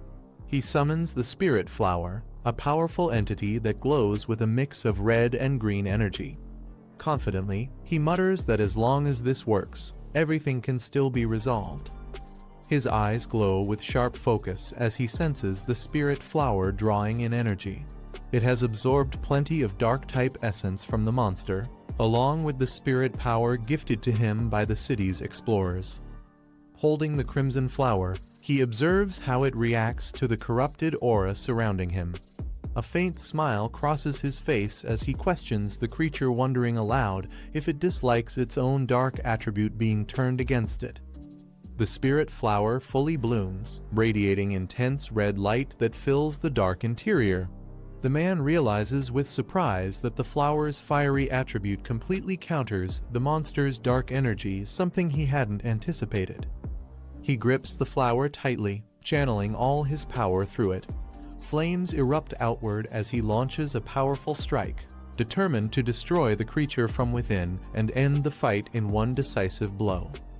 Outside the monster's body, a violent explosion bursts open the skies. A massive dark figure rises above the city, surrounded by swirling green energy and countless shadow bats, its presence terrifying everyone below.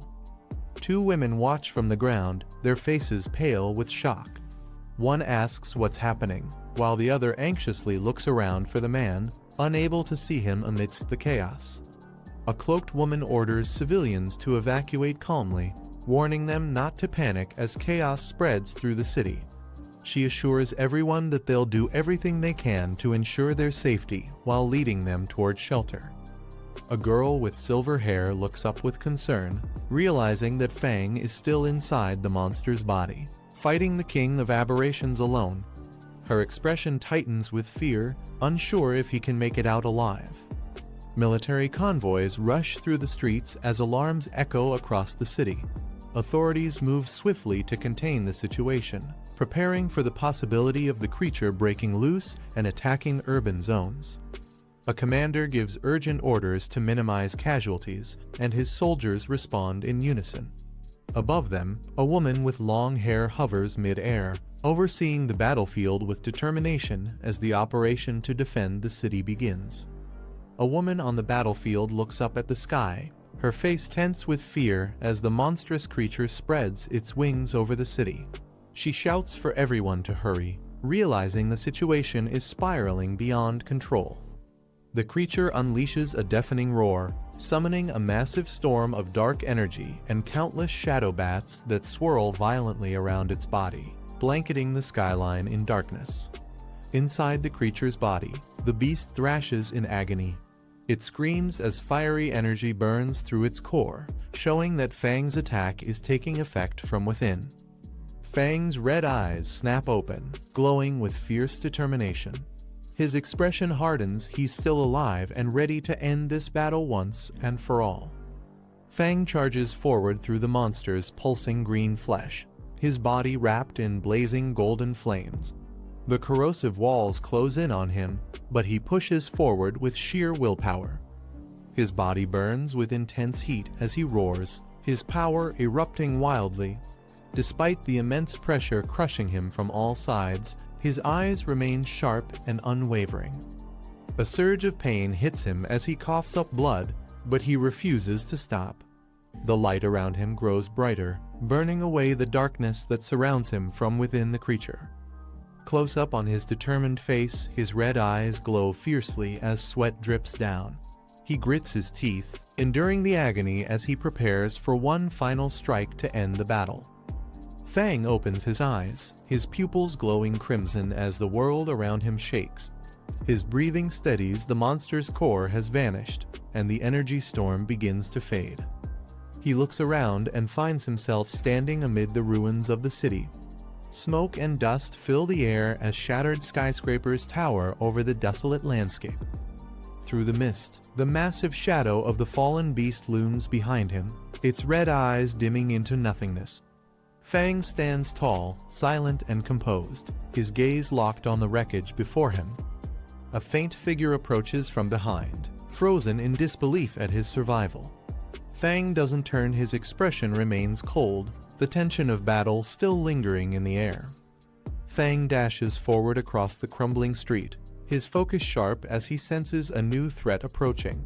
The air grows heavier, signaling the return of something monstrous. He clenches his jaw, realizing something's wrong, his spiritual power is fading. The exhaustion from the last battle still lingers, leaving his strength only partially recovered. A massive shadow looms above him. A colossal black fist crashes down from the sky, the shockwaves splintering the ground beneath his feet. From the dust emerges a ferocious beast with glowing red eyes, roaring with fury. Fang braces himself, facing the monstrous figure that has risen once again, ready for another deadly clash. Fang steadies himself atop a slab of shattered concrete, analyzing his condition.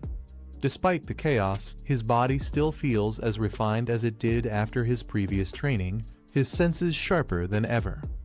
He looks up at the monstrous figure towering over him. The creature's glowing red eyes and massive frame confirm it. This is the King of Aberration's manifested power. For a brief moment, Fang feels as though he's been transported back to his past life. The beast lets out a deafening roar and raises its enormous clawed hand, bringing it down with crushing force, shaking the ground apart with each impact. Fang reacts instantly, dodging the devastating strike with agile precision. He counters with a fierce punch aimed directly at the creature's chest, the clash sending shockwaves through the ruins. Fang steadies his breathing, his hand glowing faintly with energy. He analyzes the situation calmly, realizing that the King of Aberrations isn't overwhelmingly stronger, its power doesn't surpass his own. Closing his eyes briefly, he focuses inward. His abilities haven't vanished, they're just suppressed within this illusionary space. If he can find the weak point holding this illusion together, he can turn the fight in his favor. Before he can act, the beast lunges forward, its massive claw wrapping tightly around him. The grip is suffocating, its strength shaking the air with each movement. The creature smirks menacingly, its red eyes glowing brighter. It mocks Fang, declaring that once he's entered this domain, there's no escape. Fang glares back coldly, silently preparing for his counterattack. Fang's eyes glimmer with realization, a faint smile forming on his face. Amidst the chaos, he finally understands the flaw within the illusion. He's found the weakness he was searching for. The monster's face distorts into a terrifying grin, its red eyes blazing with rage. It snarls that everything is over, that this place will be Fang's eternal grave. With a roar, the creature opens its massive jaws wide, lifting Fang toward its mouth, intending to swallow him whole and end the battle in one bite. Meanwhile, outside the battlefield, fallen hunters lie among the ruins. The beast's mocking voice echoes across the area, declaring that humanity's so-called evolution is nothing compared to the true power of aberrations. Fang lowers his head silently, his expression unreadable as a faint smirk begins to form on his face. The monster's words echo, but his calm demeanor hints that he's already planned his next move. He chuckles softly, tilting his head slightly as if amused by the creature's arrogance. His tone turns confident, mocking the beast's claim of victory. Golden flames erupt around his body, illuminating the dark space. His energy surges, burning brighter and stronger than before. With a steady gaze, he tells the creature it has underestimated him. The fight isn't over yet. Reaching upward, his golden aura expands like sunlight breaking through darkness. He declares that his power isn't for revenge or pride, but to protect his home and everyone he cares about. Golden silhouettes of allies and spirits appear around Fang, their hands extending toward him. Their combined energy flows into his body, forming a radiant stream of light that surges with immense power. The beast's eyes widen in shock as the golden brilliance engulfs it. Fang's aura burns so intensely that the monster's dark energy begins to dissolve under its overwhelming purity. A massive explosion of golden light erupts, piercing through the sky. The energy wave spreads across the battlefield, wiping away the corruption and shadows that once consumed the city. As the storm of flames settles, the golden glow fades into the horizon, leaving behind trails of warmth and renewal, a symbol of Fang's rebirth and victory over the darkness. Fang's eyes blaze with divine intensity, the golden light within them burning like molten fire.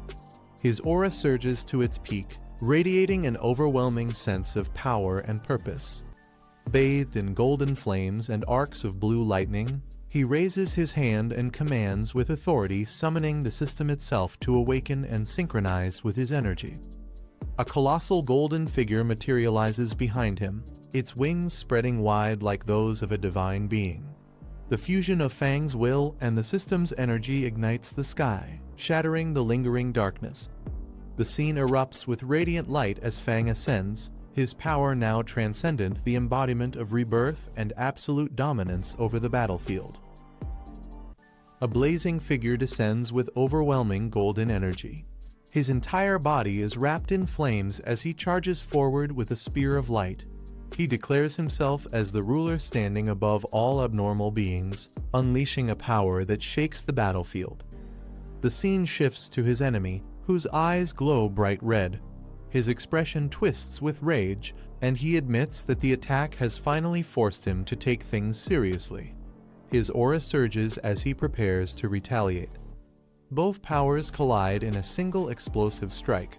The flaming figure pushes through the dark energy, slicing straight down with intense force. Sparks burst across the frame as the two sides clash head-on. The flame-haired warrior emerges calmly from the blaze. His eyes sharpen as he explains that he is not a hero, but a victim seeking revenge. The fire around him intensifies, showing that the real fight is only just beginning. A massive vortex forms around the flame-haired warrior as he walks forward with his burning blade. The enemy mocks him loudly, calling him insignificant and weak. The swirling cyclone grows stronger, but he keeps moving without hesitation. He raises his head, unfazed by the taunt. Flames surge around him as he stands firm, showing no reaction to the provocation. His expression stays calm, as if the enemy's words hold no meaning. Suddenly, a dark shadow lunges forward and strikes him with explosive force. The impact sends flames scattering across the scene, but he withstands the attack without falling back. A towering dark figure appears above him, its red eyes glowing as it declares that he won't leave this place alive. It threatens to tear him apart, laughing as its power spreads across the sky. The flame warrior simply stands below, ready for whatever comes next. The shadow creature suddenly freezes, shocked by something it senses inside the flame warrior. Its red eyes widen as it realizes the danger approaching from him.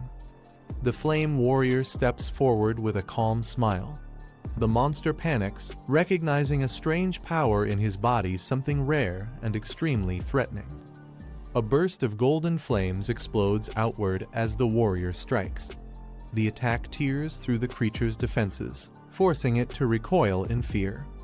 The warrior raises his hand, energy gathering around his fingers. He speaks a single command, sealing the creature's fate as the flames blaze brighter than before. The flame warrior unleashes a massive burst of power, engulfing the shadow creature in blazing light. The monster panics, shouting that this strength is far beyond what a lower-ranked being should possess. A gigantic explosion rises into the sky, bright enough to illuminate the entire city. People below stare at the blast in shock as the flames erase everything in their path. Inside the explosion, the shadow creature's red eyes tremble violently. Its form is overwhelmed by the expanding light, unable to withstand the attack. The scene shifts to the city rooftops. A dark wave shoots across the sky, sweeping past the buildings as the aftermath of the battle spreads outward. A massive purple vortex opens in the sky, twisting violently as its pull grows stronger. Dark energy gathers at the center, forming a black core that drags everything toward it. The flame warrior steps forward, his body surrounded by blazing fire. The vortex wraps around him, but he stands unfazed, letting the dark sphere form right in front of him. His flames flicker brighter as his eyes glow red. He looks straight ahead with a calm expression, showing that the swirling chaos around him doesn't shake him at all. The vortex expands once more. He lifts his flaming weapon and walks into the swirling darkness, ready to confront whatever lies inside as the energy pulls him deeper into the core. The dark vortex finally begins to fade, and people on the ground look up in disbelief. Someone murmurs that the chaos might finally be over as the swirling clouds slowly clear. Crowds cheer loudly as soldiers confirm that the city has survived. They shout that the second defensive line held and that the worst has passed. Relief spreads across the entire street. A woman steps forward, calm and composed. She looks at her team and asks if they plan to go after him now that the situation is under control. Her tone suggests she already knows the answer. She turns away with a faint smile and says they still have their own mission to handle. The sky brightens behind her, signaling the end of the battle. The sun rises over the city as people celebrate the end of the disaster. Soldiers cheer, and the woman in the white coat stands above the crowd, saying they must help restore normal life and rebuild the city. Inside the control room, the team erupts in excitement. They shout that they succeeded and finally contributed to stopping the threat. The moment feels unreal to them, almost like a dream. They watch the screen where the flame warrior stands inside the fading vortex. One of them admits they were lucky he appeared in time and actually defeated the king-level threat. They vow to protect the city from now on, even if it costs their lives. Outside, emergency teams load injured survivors into vehicles. A girl steps forward and quietly asks if those people are still alive, hoping for good news amid the aftermath. The girl listens quietly as the older man assures her that their medical center hasn't detected any abnormal infections yet. She stays silent, absorbing the situation as the sun sets behind them. She explains that she understands the risks. Without proper treatment, injured people might not survive. She mentions that she often wondered how someone with such limited abilities could unleash such overwhelming power, doing things no one else could even imagine. They walk together as the man admits the recent sky phenomenon proves that the Flame Warrior's power has fully awakened. He believes someone had secretly guided him long before any of them realized it. From a distant hill, they see the Flame Warrior standing alone with his glowing blade. The girl watches him and says that no matter how reckless he may seem, he is still the one who built this city's greatest miracle. The older man explains that before the flames pierced the clouds, the fire dragon sealing technique had already appeared. He says this was the result everyone witnessed. Now that the battle has drawn attention from higher authorities, investigations will begin soon. He insists they must also prepare to act. The girl reacts with surprise. The man continues analyzing the situation, and she quietly thinks over his words, unsure how to respond. Meanwhile, the Flame Warrior stands surrounded by swirling fire. He looks toward the sky as if considering a new name for himself, something that reflects his power and the role he played in sealing the threat. Elsewhere, two girls run across the cracked street. One of them calls out for her friend to slow down and wait as they hurry toward the scene. The girl runs forward in a panic, asking where her cousin went. Someone behind her tells her not to rush and suggests they should go home and wait instead, but she ignores the advice. She stops suddenly, sensing something ahead. Her eyes sharpen as she realizes she might have found him. Another girl appears, calling out happily as she spots her cousin in the distance. Relief fills her face as she raises her voice toward him. The Flame Warrior stands quietly among the ruined buildings. He turns slightly at the sound of his name, holding his smoking weapon as the wind blows through the shattered street. He meets the two girls in the ruined street. They rush to him, asking why he came out alone and if his body is still holding up. He wonders why they were so desperate to find him. The girl tells him she knew he would need them sooner or later. She looks relieved but still worried about his condition. He doesn't answer immediately, keeping his expression calm. He puts an arm around her shoulder and says he's fine. He reassures them that nothing serious happened, even though he hasn't faced a king-level threat in a long time. His eyes sharpen as he recalls the final clash. He explains that his last hit, combined with the sealing technique, almost drained all the power he had left. He admits it even made both girls worry more than he expected. The girl suddenly hears her device buzzing. She picks it up in confusion, sensing that something urgent has happened again.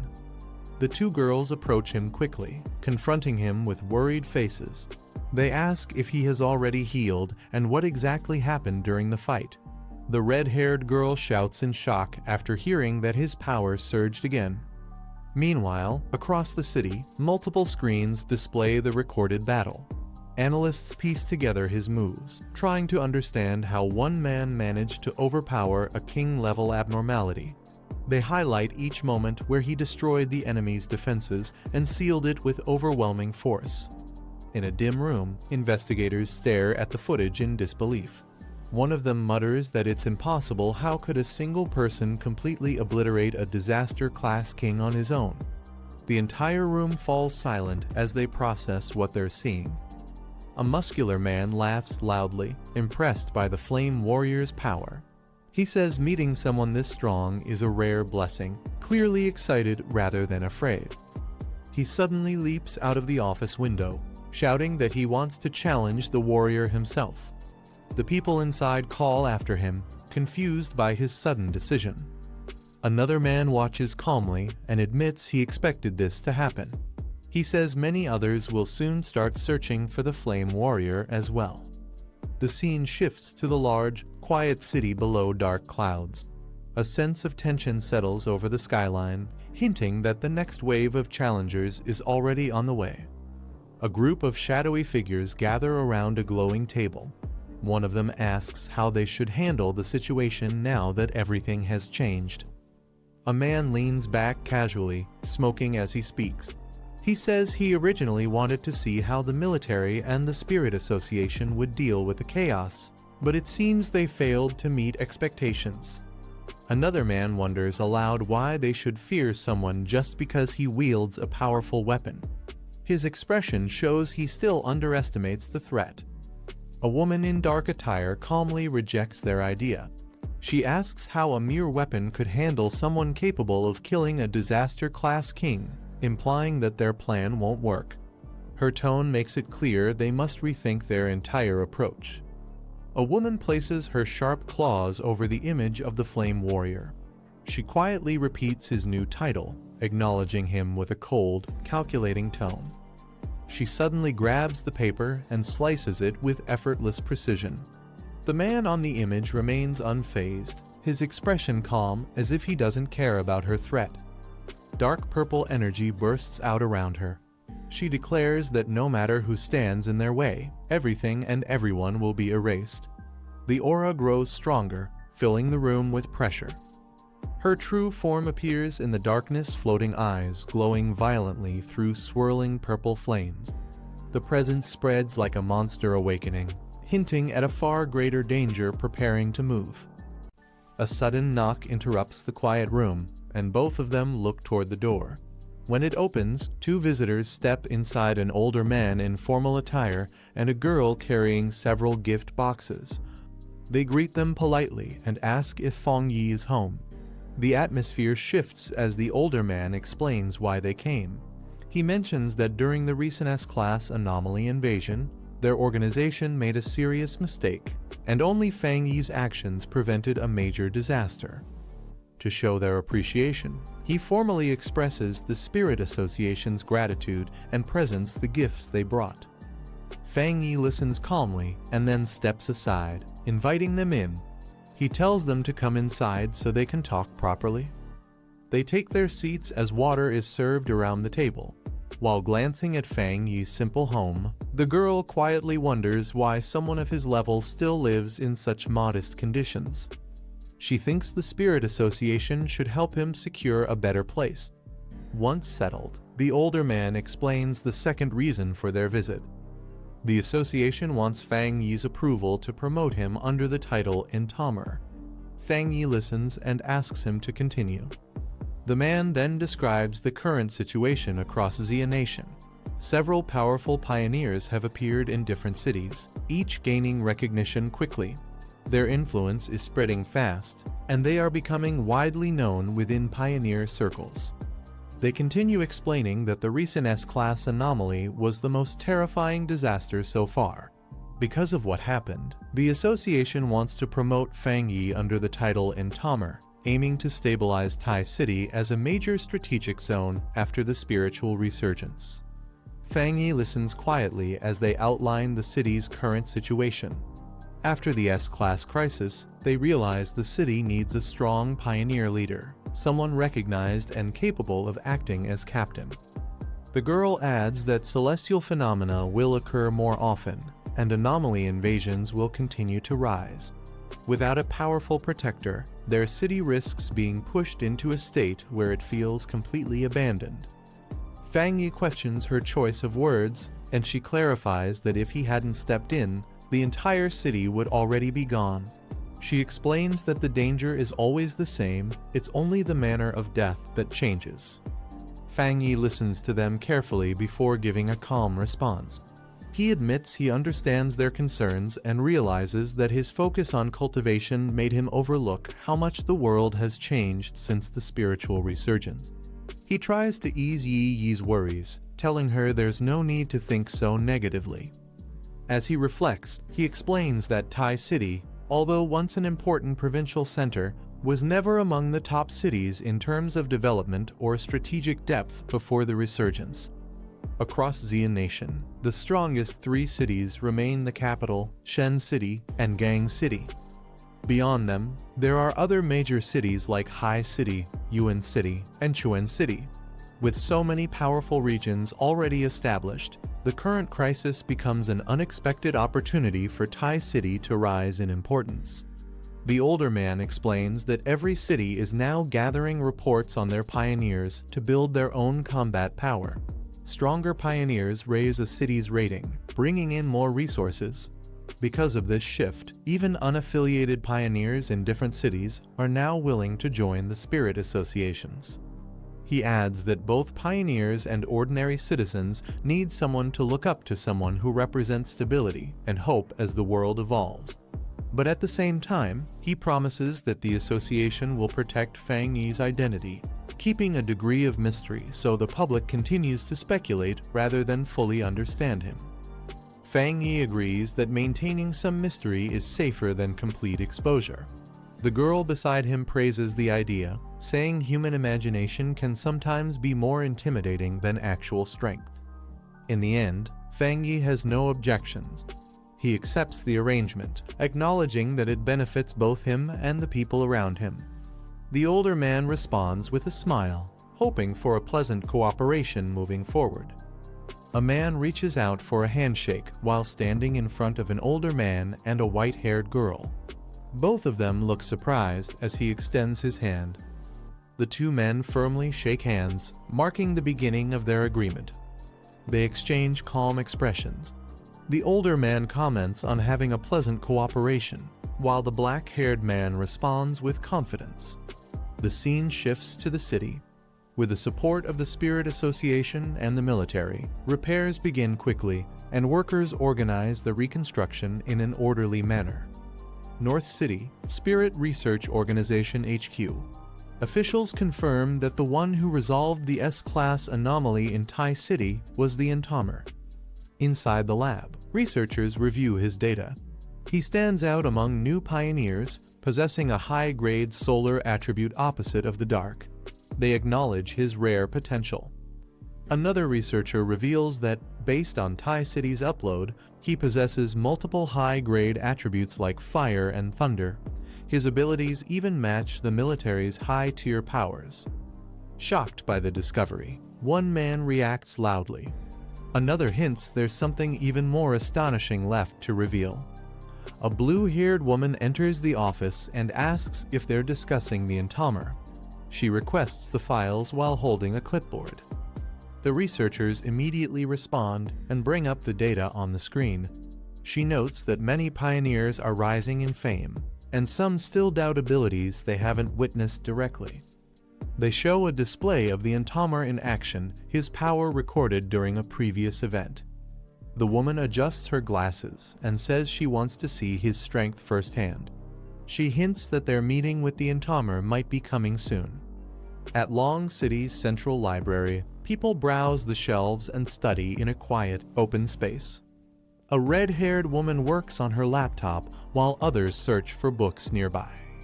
A man approaches her with a smile and tries to start a conversation, but she calmly shuts him down, reminding him that it's a library and he's bothering others. The man walks away frustrated, calling the people around him boring, while the woman continues her work without reacting. The red-haired woman closes her laptop, annoyed at how ordinary people remain unaware of how much the world has changed. She reflects on her time in Kang City, how the exams ended and she unexpectedly gained spirit energy, becoming a one-star ghost carving realm pioneer. She notes that pioneers are extremely rare, and she's fortunate to be among them. She thinks this newfound strength is likely why she survived the Thai City disaster. Comparing herself to ordinary people, she wonders what they could possibly use to fight anomalies. A sharp smile forms as she adds that certain despicable people can't do anything at all, emphasizing her rising confidence. She watches from a distance and realizes the two standing together are merely classmates. She thinks back to someone else and concludes that, judging by his usual behavior, he was probably taken out by the bats long ago. She criticizes herself for even comparing the two. She looks at her laptop, where an image of the entamer is displayed. She notes that he is far more exceptional than the man she was thinking of. A confident smile forms as she decides that only someone as powerful and handsome as the entamer is worthy of her. He holds a house hunting brochure, indicating they're checking out new places. The two walk together confidently. He says they're taking a break today, and their goal is to look for a new house. She hesitates, wondering if skipping training is okay. He explains that taking a day off is rare and that improving their living conditions is also important. Another girl joins them, mentioning Captain Sue's suggestion. She agrees they need better living conditions and offers to go house hunting with them. She gets excited, saying she never expected Captain Sue to arrange such luxurious housing. She's surprised they'll be given 2 units and wonders if one of them is hers. They walk together while he explains that in the new era of spiritual resurgence, powerful pioneers hold immense value. No house can compare to that. She admits the offer still feels overwhelming. A strange green mist drifts past her face, catching her off guard as she suddenly smells something unusual. They both react to the odor. She asks if he smells it too, and he describes it as something like a sewer stench. He notes that something feels wrong, since he's never encountered this smell in Thai City before. He narrows his eyes, realizing the smell isn't from a damaged sewage pipe. He concludes that someone is following them. They stop and look around cautiously, confirming something is off. A group of armed men appears. The leader steps forward, calling him the entamer and mocking him for noticing only after entering the range of his potion. The man insults Thai City, calling him an overrated captain with no real strength, while the attackers move in aggressively. The attackers rush forward, shouting that they're going to teach him a lesson and demanding all the benefits Thai City gave him. She reacts instantly, meeting one of the charging enemies with a powerful, glowing strike. One of the attackers raises his weapon, preparing to swing as blue energy flashes across the scene. She blocks the attack with a burst of energy, forcing the enemy back while bracing herself from the impact. She warns him that the attackers are all in the spirit forging realm. He steps forward and grabs one enemy's weapon with ease. The attacker freezes in shock as the weapon cracks under the force of his grip, unable to process what just happened. Flames swirl around his arm as he gathers power, the fire wrapping tightly around his fist. He prepares to strike, calling the attackers trash for trying to rob him in broad daylight. A masked man attacks, but the black-haired boy blocks him instantly as flames burst from his arm. The strike overwhelms the attacker before he can react. Another thug panics as his partner collapses. He can't believe the boy is still moving even after being hit by his special paralyzing potion. The masked man watches in shock. He expected the boy to be fully numb by now, yet nothing seems to be affecting him. The boy steps forward calmly, flames rising around him as he adjusts his glasses. His unchanged expression makes the attackers realize the situation is already out of their control. One of the thugs activates a glowing green device filled with a pungent penetrating potion. The text explains it's a refined paralysis mixture created to weaken an opponent's spirit energy shield, though it has a terrible stench. Both attackers rush forward again, claiming they only lowered their guard earlier and insisting they're not afraid since they're in the spirit forging realm. They charge at him together. The boy observes them calmly, noting their variant earth and wood attributes. He comments that such underhanded tactics match their usual style. Fire ignites around him as he walks forward, unaffected by the potion. He states that a normal spirit shield might fail against their method, but unfortunately for them, it has no effect on him. A thug leaps high into the air with a weapon raised, aiming to strike the woman standing below him. She reacts quickly, dodging the attack and flipping him over with a powerful counter, slamming him into the ground. The boy watches them calmly, thinking about how he didn't want to cause a scene, but their constant interruptions are becoming annoying. He removes his glasses slightly, his red eye glowing as he mutters that the whole situation is simply troublesome. The boy, surrounded by blazing flames, tells Yi to step aside. The attackers hesitate as the heat intensifies around him. A massive burst of golden energy spreads outward, trapping the enemies inside a radiant sphere that begins to collapse in on them. The sphere detonates with overwhelming force, launching the thugs into the air as they scream in panic. Engulfed in scorching flames, the enemies cry out, terrified by the power. One of them recognizes the attack and questions if this is the Entamer. The girl rushes over in a panic, asking if the enemies are still alive and telling him to leave at least one. He looks back at her calmly. She relaxes when she sees the thugs unconscious, explaining that they were priority targets under Spirit Association surveillance. He asks if she plans to take them in. She confirms it, saying the Spirit Association has begun registering pioneers, especially problematic ones like this group. Standing over the defeated men, she warns them they're lucky to still be alive. He adds that he doesn't like being disturbed, and next time won't end as easily. One of the thugs lets out a weak HMPH. As the injured attackers are carried away, the girl says that if this had happened 2 days earlier, the Spirit Association wouldn't have intervened and they all would have been killed. She adds that the Entamer spared them only out of respect for the association. She watches the unconscious men being loaded into the ambulance, calling them idiots for provoking the number one person endorsed by the Spirit Association. Another woman asks what punishment they'll receive.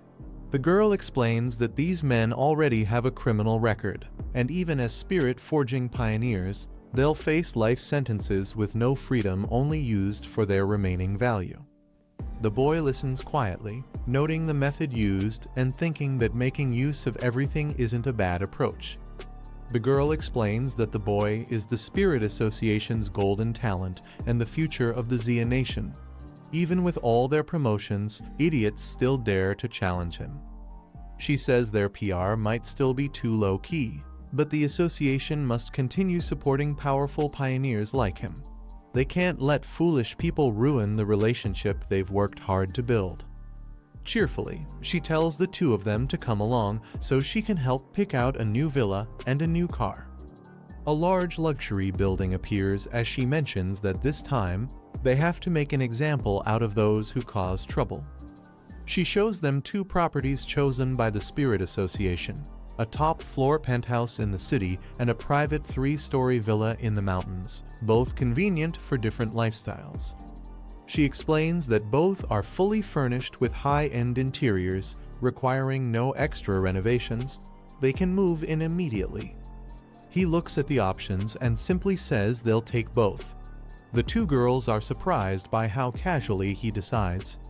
He tells her he trusts Captain Sue's sincerity, while she looks shocked but pleased at his confidence. They arrive at a luxury dealership. She says the Spirit Association has a partnership here, so he can choose any car he wants. As they walk in, people notice the girl's beauty and comment on her fair skin and strong presence. Others observe the boy, saying he stands out even in simple clothes and wondering which influential family he belongs to.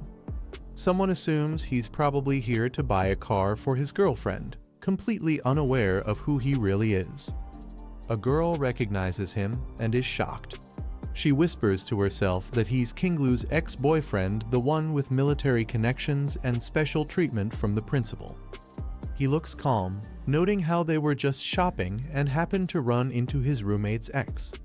The girl stares at him, confused and annoyed, wondering why he's buying a car for another girl. She secretly records them as he stands beside the new car with the two girls, clearly misunderstanding the situation. A phone vibrates on the table.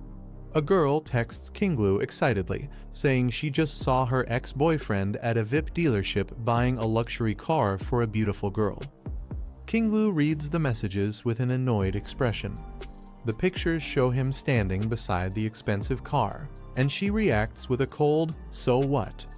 Sitting in class, she questions how he could afford a car, doubting he would ever have that kind of money.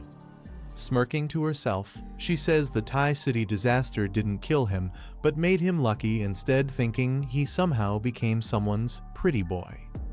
The red-haired girl smirks to herself, thinking that the gap between them isn't something he can cross easily.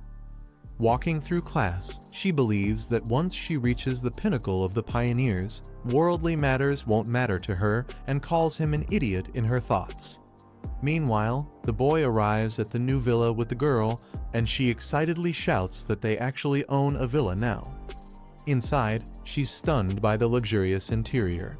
He tells her it's nice and reminds her they also have a penthouse downtown, so they can switch between both places whenever they want. As they enter the villa, the girl excitedly runs upstairs. He watches her and notes that she's finally behaving like a child instead of acting overly mature. He recalls his past life, realizing he never met her before being reborn. Judging from her actions, she must have been a trusted pioneer back then too. Suddenly, his phone rings. He's surprised to see Garen calling and wonders why she would contact him now. He answers the call with a calm greeting. Garen congratulates him on his promotion and mentions she heard the Spirit Association granted him 2 properties. He relaxes on the couch while talking on the phone, saying he thinks it's a good habit and they should continue the support. Garen tells him there's no need to defend the association. She knows someone as strong as him doesn't care about material rewards, but improving living conditions is still valuable. She mentions the first batch of spirit fruits will be harvested soon, and she'll send some for him to try. She explains the gap between normal people and pioneers comes from power, and that this difference also shapes their perspectives. The gap between top-tier pioneers like him and ordinary pioneers is even greater. Facing a classified document, Garen says she has an internal mission and wants him to take it, asking if he's interested. He asks Garen to get to the real reason she called. She asks if he knows Tianbao Tower in Kang City. He recognizes it immediately, calling it the biggest mall in the city. She explains that the tower was recently sealed due to an anomaly invasion, which caused many deaths. The people of Kang City have been complaining non-stop. Now the tower stands abandoned and surrounded by ominous energy, earning the name Ghost Building. Tianbao Building is shown as the busiest landmark of Kang City, a place that represents the city's image. People move around it normally as part of their daily routine. Recently, abnormal disturbances began appearing around the building. Strange energy formed above it, forcing the Kang City Spirit Association to seal the entire area. A young man arrives in the city during the crisis. He briefly introduces himself, stating he is here on a mission assigned by the Star God Warzone. Meeting a small group, he recalls being instructed by Jalen to hide his identity and level for now. Unsure of the reason, he decides to follow the order and keep things concealed. He observes the group in front of him and notes that their cultivation levels can't be detected. From this, he realizes everyone is intentionally hiding their true strength. Looking at their uniforms, he identifies two of them as members of the military district, standing calmly among the others. One of the military members steps forward and greets him, acknowledging that they have finally met. Another pair introduces themselves as well. Their aura reminds him of Sea Kinging, leading him to conclude they are most likely from the Spirit Association. The group informs him that Officer Jailan has already updated them about the situation. Members of the Kang City Spirit Association step forward, stating they'll be working with him for this mission. They quickly move out. A vehicle races through the heavy rain, showing they are heading toward their destination without delay. Inside another car, two operatives discuss the newcomer. One of them admits they still don't fully understand his strength. Meanwhile, the main team sits together in silence. Each person remains focused, preparing mentally for the mission ahead. Inside the vehicle, one of the girls suggests that once they enter the mission area, everyone should help each other. The others respond awkwardly but agree.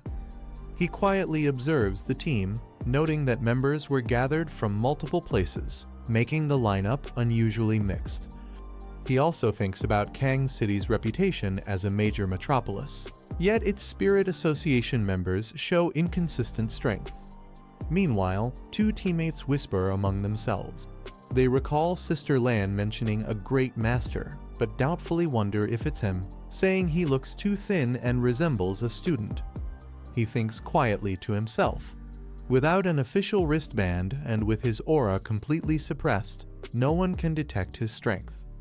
The purple-haired woman suddenly reacts.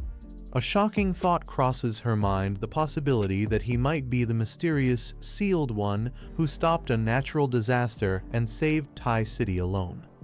She compares the rumor to the person sitting nearby. The Sealed One was described as overwhelmingly powerful, yet the newcomer looks far too young to match that image. Still, something about him doesn't add up. The uncertainty only increases her curiosity, making her more interested in who he really is. Inside the Star God Warzone's military office, she receives an urgent call reporting a major crisis at Tianbao Building. The caller explains that the building has completely fallen. All contact with the previous team is lost, and the abnormal energy level has surged to dangerous numbers, with dozens already confirmed dead.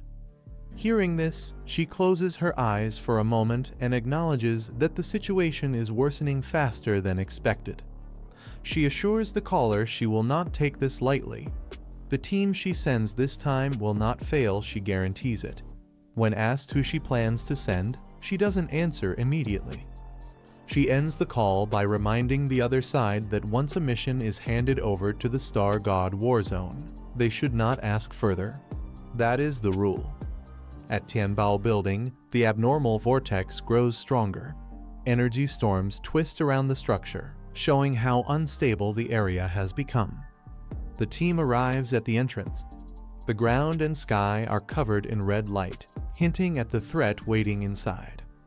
He observes the building calmly. Based on the pressure he feels, he states that the situation is severe. Whatever is inside is no weaker than the dangers they have faced before. The team examines Tianbao Building from outside. Strange marks cover the windows, and he notes that what they're seeing is highly unusual. One member explains that the building is narrow inside but has 40 floors. Over 2,000 people were evacuated before the seal was completed. However, some people refused to cooperate earlier, leaving many still trapped inside. Previous rescue teams were sent, but none returned. When asked if anyone inside can be contacted, the answer is no. Ever since the abnormal event began, no message has come out. One member adds that he assisted outside during the early lockdown. He explains that on the first day, the building appeared lifeless and abandoned despite being brand new. No figures were visible inside, only thick fog. When they tried to enter through a window, they saw corpse fragments being forced out by anomalies. After that incident, the abnormal aura inside grew stronger each day. In less than a week, the entire structure became dangerously unstable. Hearing this, he criticizes the Kang City Spirit Association for being too careless, pointing out that their casualty count is only based on the pieces of bodies that fell out. The man defends himself, saying they had no choice. He concludes that ordinary people stood no chance inside. In a sealed space filled with anomalies, the weak were simply prey unable to escape a predator. He ends the discussion and declares that there will be no more delays. They are entering now. He warns that anomalies grow stronger by devouring humans, so the casualties inside will only make things worse. One of the military members grabs his shoulder, demanding that he share his strategy if they are expected to follow his lead. He responds calmly, asking what strategy they expect when they still have no information.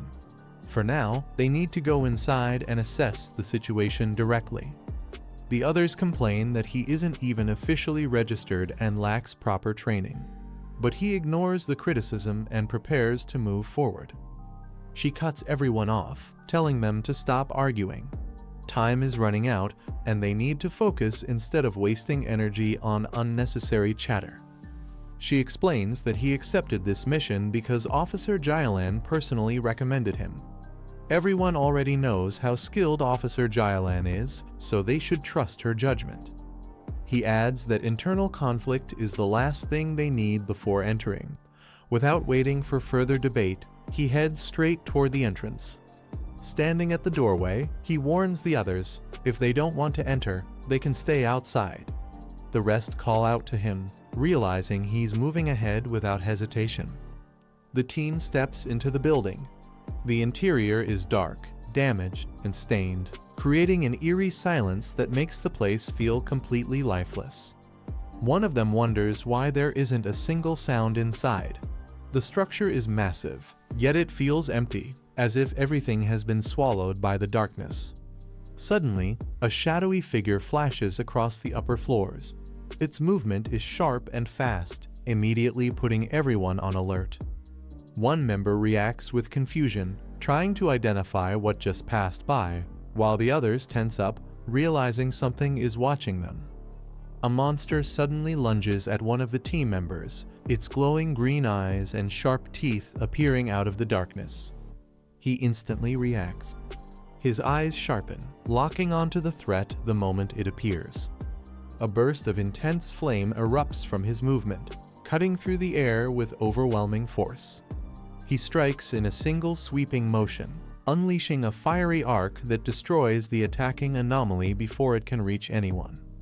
He focuses again, his blade glowing with fiery energy as another anomaly charges forward with a distorted, twisted face. A barrage of sharp, blue slashes traps the creature mid-attack, shredding its movements before it can react. He follows up immediately, swinging his flaming sword through the opening, finishing the creature in a single decisive strike. The team watches in shock. One asks if it's already over, surprised at how quickly he ended the threat. The others stare in shock, unable to understand how he suddenly produced a flaming blade. His weapon appears as if it came out of nowhere. He kneels beside the monster's remains and picks up a torn piece, examining the fragment closely. He identifies the creature as some kind of hybrid between a bird and a gecko. Judging by its mutated state, he concludes it must have devoured many victims to evolve this far.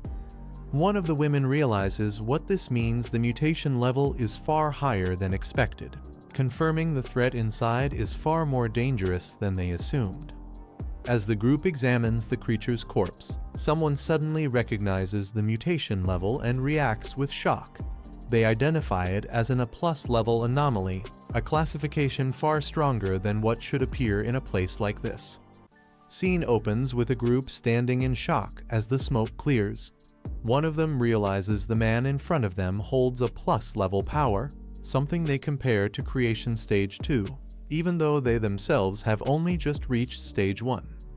The black-haired man begins walking forward calmly. The two people behind him tense up, whispering that someone at his level could defeat them with a single slash. As flames swirl around his blade, one man steps forward in disbelief. He asks if the black-haired man is truly the burial sealer, and whether the glowing weapon he's holding is the legendary Heavenfire blade. He admits he never expected this identity reveal. Another man comments that, according to everyone's impression, the sealer is a reclusive master who never leaves his sword behind. Yet here he is, standing before them with that very blade, proving his identity beyond doubt. The man explains that after advancing, he fused his Tang blade with spiritual power, allowing him to summon and reshape it as a spirit weapon. He adds that he's sure he's not the only one capable of doing this. The group begins moving, and one member urges everyone to move faster, saying there's no time to waste. Another replies with an okay, while someone quietly mutters that they're lucky he's on their side. A close-up shows flames gathering in the man's hand as he summons more power, the fire swirling intensely around his fingers. The group follows him down a long corridor. The man walks ahead with the fiery blade and burning energy in his hand, while the others trail behind, watching him carefully. The group reaches a staircase area filled with bloodstains. The man holding the flame blade pauses silently. Someone behind him comments that at this rate, casualties might exceed 500. A close-up shows the man's eyes glowing red as he observes the scene, his expression turning serious. They enter a destroyed aisle. One member notes that the area has been cleared, but another points out that although there is blood everywhere, there are no bodies. He adds that even anomalies that consume human flesh wouldn't leave absolutely nothing behind. Suddenly, a monstrous figure with glowing green eyes appears behind them. One teammate turns around in shock while the others stand frozen as the threat reveals itself. The girl suddenly shouts, warning everyone that something is behind them. The man turns quickly as flames intensify around his blade. He leaps forward immediately, striking the creature before it can attack. The others react in shock as his blade cuts through the monster with a swift flaming slash. The creature explodes into burning fragments, its green eyes fading as the attack completely destroys its body. As the flames settle, another grotesque anomaly emerges from the fire. One of the teammates steps back nervously, stuttering that there's another anomaly appearing right in front of them. The man looks at the group with sharp red eyes and asks if none of them noticed something strange. His tone makes everyone pause. One of them asks what he means. The man shows the flames on his hand as another teammate explains that the two anomalies they fought were elite level, but nothing unusual beyond that. The man responds calmly, saying that with only this number, the rescue teams shouldn't have been wiped out so completely. His expression turns serious as he analyzes the situation. He steps back and tells them that this place is probably not the real Tianbao building. The group spreads out around him, realizing the environment may be something entirely different. A teammate looks confused and asks what he means. The others watch nervously as they wait for an explanation. The man explains that although there's blood everywhere, the smell and heaviness in the air come entirely from dark attributes and anomalies. None of it is from actual corpses. He grows more serious, saying they're moving like headless flies right now, and he needs to run a test to confirm his suspicion. The group steps back slightly as he considers his next move. he quietly wonders whether he should reveal the boundless dark realm in front of them to test his theory. One teammate agrees with him, saying he's right the place feels tragic, but the emptiness around them isn't caused by mass death. It feels as if no living beings were ever here to begin with. Another member adds that it resembles a simple hollow model, as the visual shows a structure stripped of life while dark energy swirls around it. The man confirms it with a calm correct, extending his hand as he begins preparing a technique to test his theory. A vortex of purple energy forms around his arm as he explains that if he's right, this entire place has been turned into a hollow shell by an anomaly and the real location of the missing people should be somewhere else. The man slams his hand onto the ground and summons a massive sphere of dark energy. The others stare in shock, realizing he's invoking the boundless dark realm, and one of them exclaims that this power is actually dark attribute. A system-like prompt appears, identifying the energy as the inner darkness realm and asking whether to activate its information. The man simply answers, yes. A swirling void appears, and the explanation states that the dark inner realm is a space formed by dark attributes, essentially the nest of darkness, capable of absorbing the real world. It also mentions its similarity to the deep dark zone and the boundless dark realm. A massive structure becomes enveloped by purple darkness, and the information concludes that to enter the true inner darkness, one must locate its gate. He quietly says he understands now. He explains that to enter the real Tianbao building, they need to locate the gate, and the same applies to anyone trying to escape from inside. He raises a hand toward the dark vortex and explains that people were influenced by the darkness, causing their minds and emotions to be twisted by hallucinations. Because of that, they mistook windows as exits. The vortex expands as he continues, saying this is why everyone who tried to escape through the window ended up dead. They had already been killed inside the inner darkness long before. The girl reacts strongly, realizing the full meaning behind his explanation. She says that now they must find the gate he mentioned, and adds there's still something else they need to consider. The man suddenly reacts, saying, "It's here." A burst of golden energy surrounds him as he prepares himself for something approaching. A massive vortex of dark energy forms in front of them. The group is dragged backward as the pull intensifies, and the man braces himself against the swirling force. The others clutch their heads in pain. One says he's being attacked by dark attributes and doesn't understand why his spiritual shield isn't working. Another says the same, while a third screams that something is trying to crawl out of his mind. A close-up shows the man's eyes glowing one red, one golden, indicating he is resisting the darkness while maintaining focus amid the overwhelming pressure. A golden barrier forms around the group, shielding them from the overwhelming dark vortex. They cling to each other as the force around them finally stabilizes. As the barrier fades, one girl holds her head and says she's fine now.